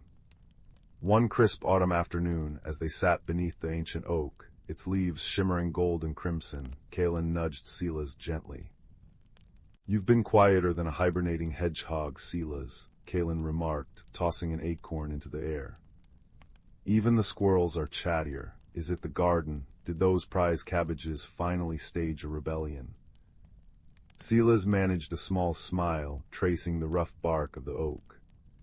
"No rebellion, it's just everything feels so loud. The leaves changing, the geese flying south, even Mistress Alara talking about turning her herb garden into a winter greenhouse. It's all movement. It makes my head spin." Mara reached over and placed a cool, smooth stone she'd found into Silas's palm. "Change is the valley's breath, Silas. It's how it lives. Like this stone," she said softly. "It seems unchanging, but look closer." She pointed to tiny flecks of mica catching the light. "Even the stillest things hold shifts within them, reflections of the world around." Silas sighed, closing his fingers around the stone. "I wish my magic felt like that. It used to feel flowing. Now it's thick like mud, and trying to make anything new happen." He shuddered, remembering a recent failed attempt to encourage a late-blooming clematis. The vine had merely trembled and dropped a few leaves, echoing his own frustration. "The Whispering Glade," Mara said suddenly, her eyes thoughtful. "Grandmother used to say it's a place where the valley's heart speaks, where magic listens to what's inside, not just what you try to force out. Maybe it could help you understand yours." The Whispering Glade was a place of legend, tucked deep within the oldest part of the woods. Few ventured there, speaking of strange lights and murmurs on the wind. Silas felt a familiar resistance coil in his stomach venturing into the unknown, leaving his ordered garden. But the ache of his stagnant magic and the patient, hopeful looks of his friends nudged him. He nodded, a small, hesitant movement. Their journey took them beyond the tended orchards and into the embrace of the ancient forest. The air grew cooler, smelling of damp earth and decaying leaves. Sunlight filtered through the canopy in dappled patterns, painting the moss-covered ground in gold and green. Silas felt his breath catch with every unfamiliar rustle, every gnarled root he hadn't memorized. Kaelin bounded ahead, pointing out interesting fungi and chattering about bird calls, his energy a counterpoint to Silas's creeping anxiety. Mara walked beside Silas, her presence a steady anchor. "Listen," she murmured. "Not just with your ears. Feel the forest breathe." As they walked deeper, Silas began to sense it. Not the individual hums of specific plants, but a vast, slow presence. It wasn't threatening, but ancient and deep, like the roots of the mountains themselves. It felt patient. They reached a small clearing where the trees formed a protective circle. Sunlight streamed down onto a carpet of the softest moss, dotted with tiny, star-shaped white flowers that seemed to glow with their own inner light. The air hummed faintly, a sound felt more than heard. This was the Whispering Glade. "All right," Silas whispered, his voice swallowed by the immense quiet. What do I do? Just be, Mara suggested. Let the glade feel you as you feel it. Kaelin plopped down onto the moss. Yeah, maybe try not trying. Silas took a deep breath, the scent of cool earth and something sweet and indefinable filling his lungs.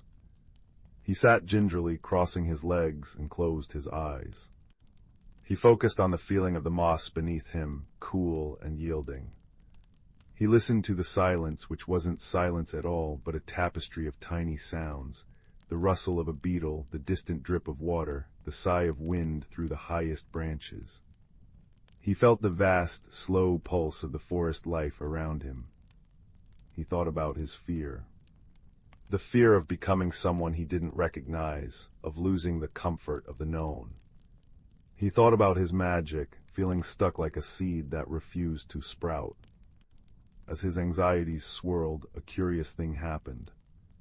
The gentle glow of the starflowers near him dimmed slightly. A patch of moss under his hand felt cooler, almost damp with sadness. He gasped, opening his eyes. The glade seemed to mirror his inner state. When he felt a surge of frustration, a nearby fern curled its fronds inward defensively.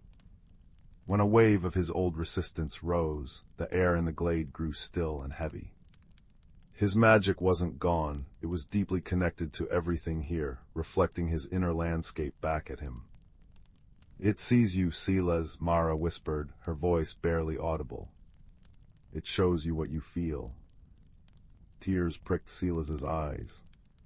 He hadn't realized how much he'd been holding inside.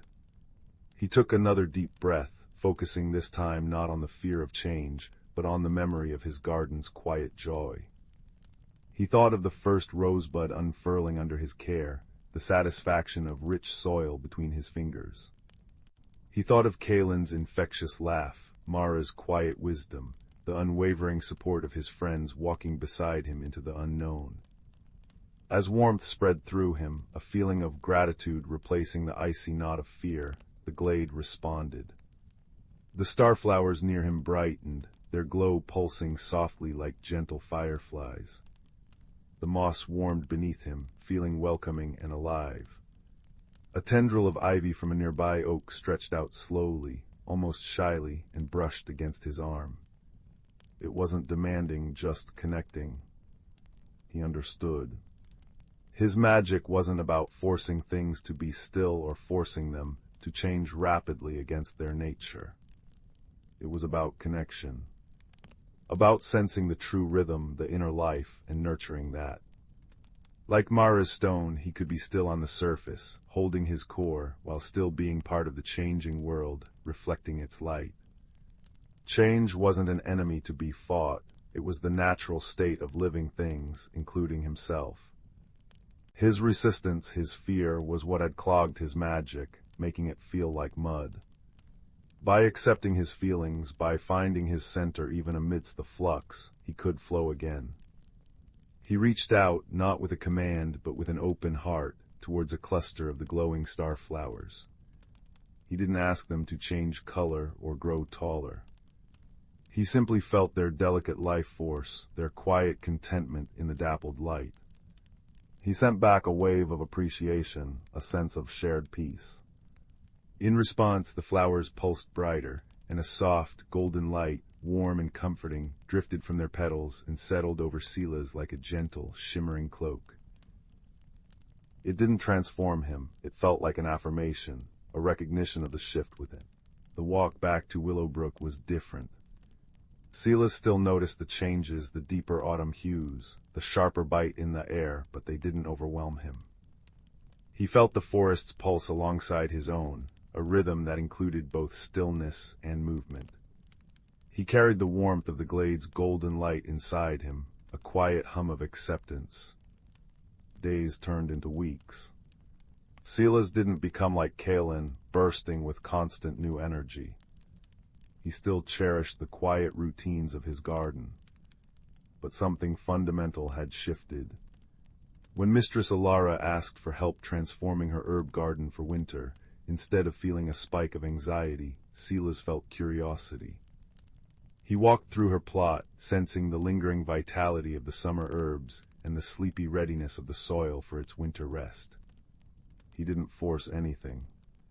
He simply helped her understand what the plants needed to transition comfortably, suggesting protective mulches and hardy winter varieties that resonated with the soil's quiet strength. His magic flowed easily now, a clear stream of connection guiding his actions. One frosty morning, Silas stood in his own garden. Winter was truly settling in. His prized roses were dormant, their stems bare. But in a corner, where he'd planted some late-blooming bulbs on a whim after returning from the glade, a cluster of deep purple crocuses had pushed bravely through the thin layer of frost. They glowed faintly, a soft echo of the starflower's light. He hadn't forced them, he'd simply planted them and trusted the season, trusted the life within them. Kaelin and Mara found him there, sipping steaming chamomile tea. "Look at that," Kaelin exclaimed, pointing to the crocuses. "Brave little things blooming in the cold." Mara smiled, her breath misting in the air. "They found their moment, didn't they? Just like someone else we know." Silas smiled, a deep, peaceful warmth spreading through him, more comforting than the tea. He looked at the crocuses, then at the dormant roses, then at the snow-dusted hills beyond. He felt the slow, sure pulse of the sleeping earth and the quiet hum of his own magic, no longer stuck, but flowing in harmony with the world's beautiful, inevitable rhythm. He didn't need to be a rushing stream or an unmoving stone. He could be Silas, rooted yet flexible, finding his own unique way to grow and glow within the ever-changing, ever-beautiful dance of life. The frost sparkled, the crocuses glowed, and the quiet peace of acceptance settled over the garden like the softest blanket, promising that even in stillness, transformation was always possible, always beautiful, and never truly alone. The village of Bramble Hollow nestled in a valley, where twilight lingered like a contented sigh. Every chimney puffed cinnamon-scented smoke, and lanterns shaped like dandelion seeds cast buttery light on cobblestone paths. Young Milo, with eyes like polished acorns and a patchwork satchel always at his side, first noticed the strangeness one dewy morning. Overnight, every front gate in the village had sprouted identical clusters of moon-pale mushrooms not harmful, but perfectly circular, glowing faintly as if storing starlight. Like tiny fairy tables. Mrs. Gable whispered, brushing flour from her apron as villagers gathered, murmuring in puzzlement. 2 nights later, the mystery deepened. All the copper wind chimes hanging from porches played the same 3-note lullaby at dawn, though no breeze stirred. Old Man Hemlock's prize-winning sunflowers now faced west instead of east, their golden heads bowed as if sharing a secret. A gentle unease settled over Bramble Hollow. "It's not mischief," declared Milo, tracing a glowing mushroom cap with his fingertip. "It feels thoughtful, like someone's trying to say hello but forgot how." Milo decided to solve the riddle. That evening he packed his satchel with a honey cake wrapped in wax paper, a woolen blanket, and his most important tool, grandfather's magnifying glass, its brass rim warm with memory. He nestled beneath the ancient Whispering Willow by the duck pond, its leaves sighing advice only patient ears could hear. As moonlight silvered the pond, ripples formed without wind, swirling into intricate spirals. Suddenly, a small creature emerged no taller than Milo's hand with skin, like river-smooth pebbles and hair of woven reeds. It carried a hollowed acorn cup, dipping it delicately into the water. Milo held his breath. A water nymph. Grandfather's stories were true. The nymph froze, eyes wide as dewdrops.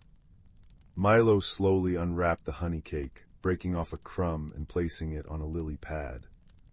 The nymph tilted its head, then skated across the water to claim it. With gestures as fluid as the current, it pointed toward the northern woods, then mimed dropping tiny seeds. "You're planting the mushrooms," Milo whispered. The nymph nodded, then vanished beneath the surface, leaving only a shimmer. The next clue came from Orla, the moss-bearded tortoise who napped by the library's warmth vents. Saw shimmer dust near the wind chimes, she rumbled, blinking slowly. Not pixies, too quiet. Following her advice, Milo sprinkled fine oat flour around Widow Peony's porch that night. At dawn, delicate, webbed footprints glowed in the flour, leading straight to the hollow oak near the sunflower patch. Inside the oak's knotted trunk, Milo found his mentor, Thistle, an ancient hedgehog whose spines held fragments of quartz that caught the light. "Ah, young observer," Thistle rasped, brewing pine needle tea over a glowworm lamp. "You seek the pattern weaver. She's shy, that one. Came from the crystal caves after the great rumbling shifted her home." Thistle explained the nymph was only helping a lonely friend who adored Bramble Hollow's cozy order, but didn't understand human ways. She rearranges things to make them more beautiful, by her lights. Armed with understanding, Milo prepared. He left gifts where the footprints appeared, a smooth blue marble by the wind chimes, a spool of silver thread near the sunflowers. That night, under a plum-colored sky, he saw her. Perched on a sunflower, a tiny figure with moth-wing sleeves hummed softly. As her fingers brushed a wind chime, it chimed the same 3 notes a melody Milo suddenly recognized as the village's bedtime bell. She was copying what she loved. "Hello," Milo whispered, holding out a mushroom-capped plate with a single blueberry.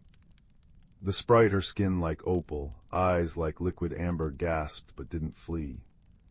"Your patterns are lovely," Milo said gently. "But our gardens, they're like stories we've written ourselves." He sketched Bramble Hollow's map in the soil, showing how each garden was cherished just as it was. The sprite, whom he learned was named Lumina, trembled. "I only wanted to help the pretty sounds and colors stay," she chimed in a voice like tinkling ice. The solution came at dawn's first blush. Milo gathered the villagers.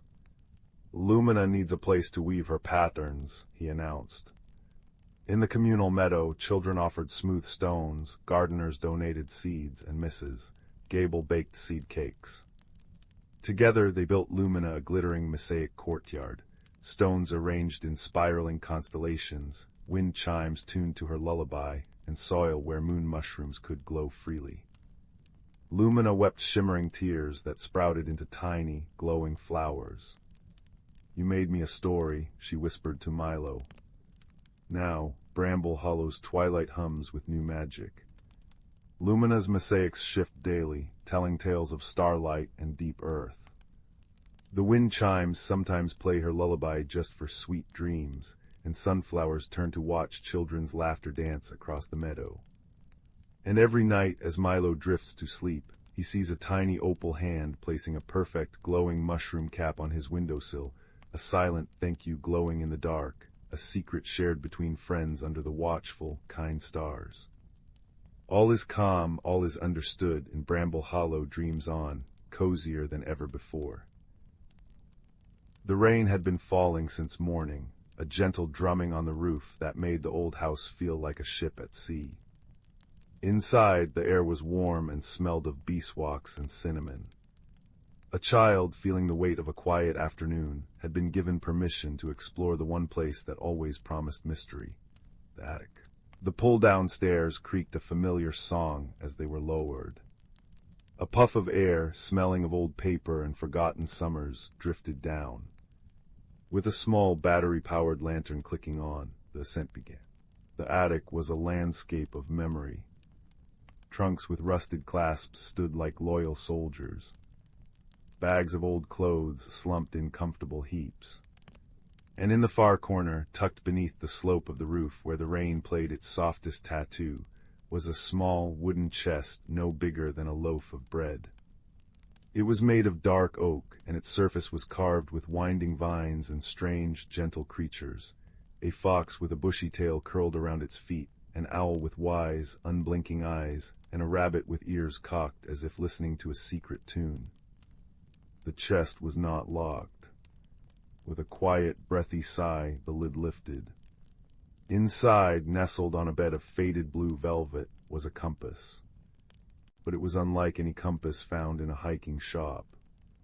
Its case was made of what looked like mother of pearl, shimmering with soft colors in the lantern light. The needle was not of iron, but of a silvery wood, and it didn't point north. It quivered, spinning slowly before settling decisively, pointing not toward the attic door, but toward the wall stacked with old hat boxes. A soft, rustling sound came from that very direction. From behind a hatbox emerged a rabbit. He was the color of dust and moonlight, with fur so soft it seemed to absorb the light, and ears that twitched with gentle curiosity. His eyes were not the frightened black beads of a wild rabbit, but warm and deep, the color of dark honey. "Ah," the rabbit said, his voice a soft, whiskery murmur. "You found it. I was wondering when someone would." The child, more surprised by the talking than the presence of the rabbit, could only stare. "The whispering compass," the rabbit continued, nodding toward the object in the child's hand. "It doesn't point to places on a map. It points to places in the heart, to where you are needed or where you need to be. It seems it has chosen you for a small journey today." The child looked at the compass, then at the rabbit.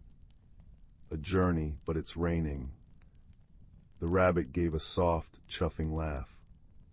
"The best journeys often are. The rain makes the world quiet and listens along with you. My name is Thistle, and I believe the compass is pointing us toward the bramblewood. There is a disquiet there, a sadness that needs mending." And so, with the compass held carefully in one hand and the lantern in the other, the child followed Thistle. But they did not go out the front door. Thistle led the way to a large, old wardrobe in the corner of the attic. He nudged the door open with his nose, and instead of musty coats, a path of soft moss lay before them, winding away into a twilight lit by glowing mushrooms and fireflies. The air was cool and sweet, smelling of wet earth and night-blooming flowers. The sound of the rain transformed into the gentle rustle of leaves high above. This was the bramblewood. It was not a frightening place. The brambles themselves were heavy with fat blackberries, and their thorns were sheathed in soft, green moss. The trees were ancient and kind, their branches creating a canopy that sheltered them from the worst of the weather. As they walked, the only sounds were the soft thump-thump of Thistle's paws on the path, the gentle swish of ferns brushing against their legs, and the distant, melodic chime of a bell that seemed to hang in the air. "The bramblewood is usually filled with music," Thistle explained, his ears drooping slightly. "The stream sings, the wind in the reeds plays a flute-like tune, and the bell blossoms on the elder trees chime with every breeze. But the central blossom, the great bell, has fallen silent, and with it, a great deal of the wood's joy has faded." They walked on, the compass needle steady, until the path opened into a small clearing. In the center stood the most magnificent tree they had ever seen. Its bark was silver, and its leaves were like tiny emerald bells that shivered without a sound. At the very top, where the trunk forked, there was an empty space where a large, golden blossom shaped like a bell should have been. Perched on a lower branch was a large, tawny owl. She was preening a feather on her wing with fastidious care, but she looked up as they approached, her great eyes blinking slowly. "Hoo-hoo," she said, her voice a soft, resonant echo. "Seekers, I am Willow. You have come about the silence, I presume." She sighed, a sound like wind through a hollow log. The great bell blossom did not simply fall, it was taken. A young dragon new to these parts was so enchanted by its chime that he plucked it. He thought it would make his new cave more cheerful. But a bell blossom cannot chime away from its tree. It has simply wilted, and the dragon, whose name is Pippin, is too shy and embarrassed to return it. "Where is his cave?" the child asked. Willow swiveled her head nearly all the way around. "Follow the stream until you hear the sound of unhappy sniffles. You cannot miss it, but be warned he has a guardian, a rather chatty one." Thanking Willow, who gave a silent nod and returned to her preening, Thistle and the child followed the babbling stream. Soon the sound of the water was joined by another, a rapid, chattering voice. And I told him, I said, Pippin, that's not yours, you can't just go around picking up the landscape. But he just looked so sad, and his cave is dreadfully drafty, and now look, the whole wood is gloomy, and he's miserable, and it's all a terrible muddle. The speaker was a red squirrel, perched on a stump, and waving his bushy tail in agitation. He wore a tiny acorn cap perched jauntily on his head. "Hello," said Thistle. "You must be Scurry." The squirrel jumped, then peered at them. "Oh, visitors, yes, I'm Scurry, guide, philosopher, and currently failed diplomat. I'm trying to convince Pippin to give the bell back, but he's locked himself in his cave and just keeps sighing. Great, gusty sighs that blow all my carefully stored nuts into disarray." He gestured to a small, tidy pile of nuts that was indeed looking rather scattered. The compass in the child's hand was now pointing directly at a large, mossy mound with a dark opening, the dragon's cave. From within came the sound of those very sighs, deep and forlorn. "What if we could help make his cave cheerful without the bell?" the child whispered to Thistle. Thistle's nose twitched. A fine idea, but how? They looked around.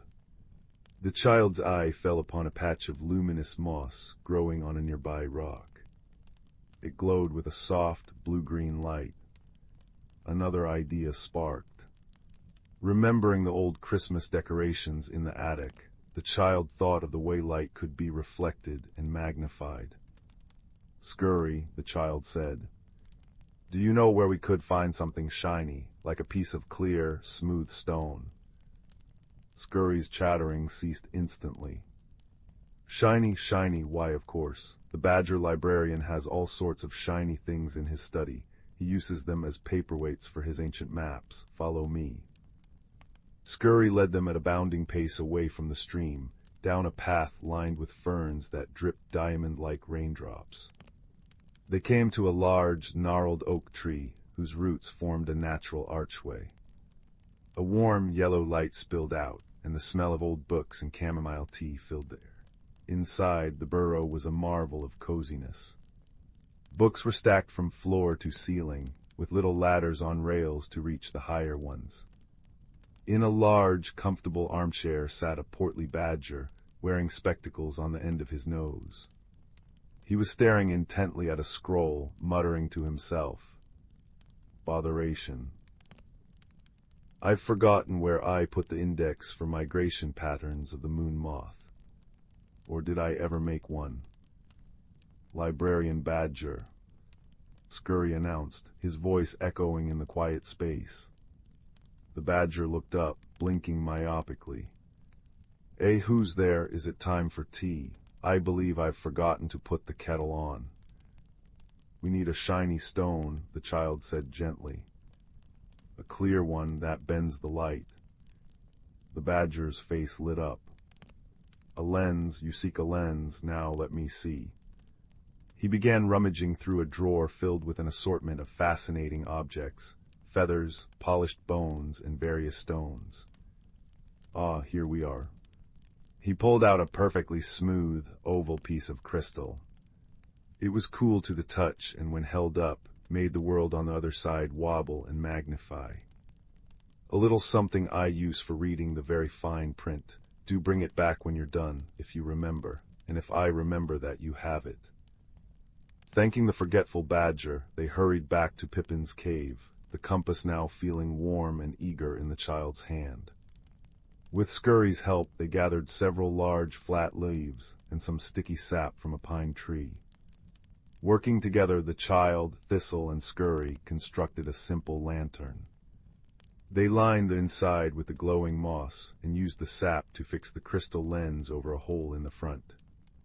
The child crept to the entrance of the cave. "Pippin."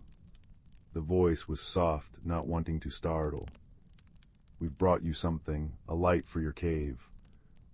There was a moment of silence, followed by the sound of shuffling. A small, shimmering snout poked out. Pippin the dragon was not much bigger than a large dog. His scales were the color of a new penny, and his eyes were large and swimming with tears. "It's very dark in here," he sniffled, his voice a low, rumbling whisper. The child held up the lantern. When the light from the glowing moss passed through the crystal lens, it projected a magnificent, swirling pattern of blue-green light onto the cave wall, dancing and shifting like silent, aquatic music. Pippin's eyes widened. A small wisp of smoke, smelling of cinnamon and rain, curled from his nostrils. "Oh," he breathed. It's beautiful." "It's yours," the child said. "To keep your cave from being dark, but the bramblewood is dark too without its bell. The music is gone." Pippin's head drooped. "I didn't mean to break it, I just wanted its song." He turned and shuffled back into the cave, returning a moment later with the great bell blossom. It was indeed wilted, its golden petals soft and drooping, its clapper still. He placed it gently in the child's hands. "I'm sorry." The journey back to the elder tree was a quiet, hopeful one. Pippin, emboldened by his new lantern, shuffled along behind them. When they reached the clearing, Willow the owl was still there, and she hooted softly in approval. The child carefully climbed onto Thistle's back, who was surprisingly sturdy, and with Pippin giving a gentle boost with his snout, reached the fork in the tree. As the wilted blossom was placed back in its home, a wonderful thing happened. Its golden color returned, the petals stiffened and lifted, and with a gentle gust of wind that rustled all the leaves of the bramblewood, the bell gave a single, clear, pure bong. The sound washed over the wood like a wave of light. It was a sound that felt like coming home, like a warm blanket on a cold night, like the first laugh after a long cry. And as it faded, the other bell blossoms on the tree, and then on all the elder trees throughout the wood, took up the song, until the air was filled with a gentle, chiming melody. The stream seemed to babble more joyously, and the wind in the reeds began its flute-like tune once more. The disquiet was gone. The sadness had been mended. Not by force or anger, but by understanding, a clever idea, and a simple act of kindness. Their task complete, the whispering compass in the child's pocket gave a final, warm pulse and fell still. Thistle nudged the child's hand with his soft nose. "It is time to return. The rain on your world's roof will be a lullaby now." They said their goodbyes. Scurry promised to visit with a gift of the season's best nuts. Willow gave a deep, respectful bow. Pippin, his cave now filled with beautiful, dancing light, puffed a grateful smoke ring that smelled of warm cookies. Back through the wardrobe they went, emerging into the dim, familiar light of the attic. The rain was still falling, but now its sound was a comforting rhythm, a part of the wood's song they had helped restore. The chest was closed, the compass once again a secret waiting for its next moment. Down the creaking stairs back into the warm, cinnamon-scented house, the child carried the memory of the journey, the feel of moss underfoot, the sound of Thistle's soft paws, the sight of Pippin's grateful eyes, and the final, glorious chime of the great bell. And as they curled up in their own bed, the sound of the rain was no longer just rain. It was the bramblewood whispering its thanks in a language of droplets, a gentle, steady rhythm that sang of friendship, courage, and the extraordinary secrets waiting in the most ordinary of places, guiding them softly into a deep and dreamless sleep.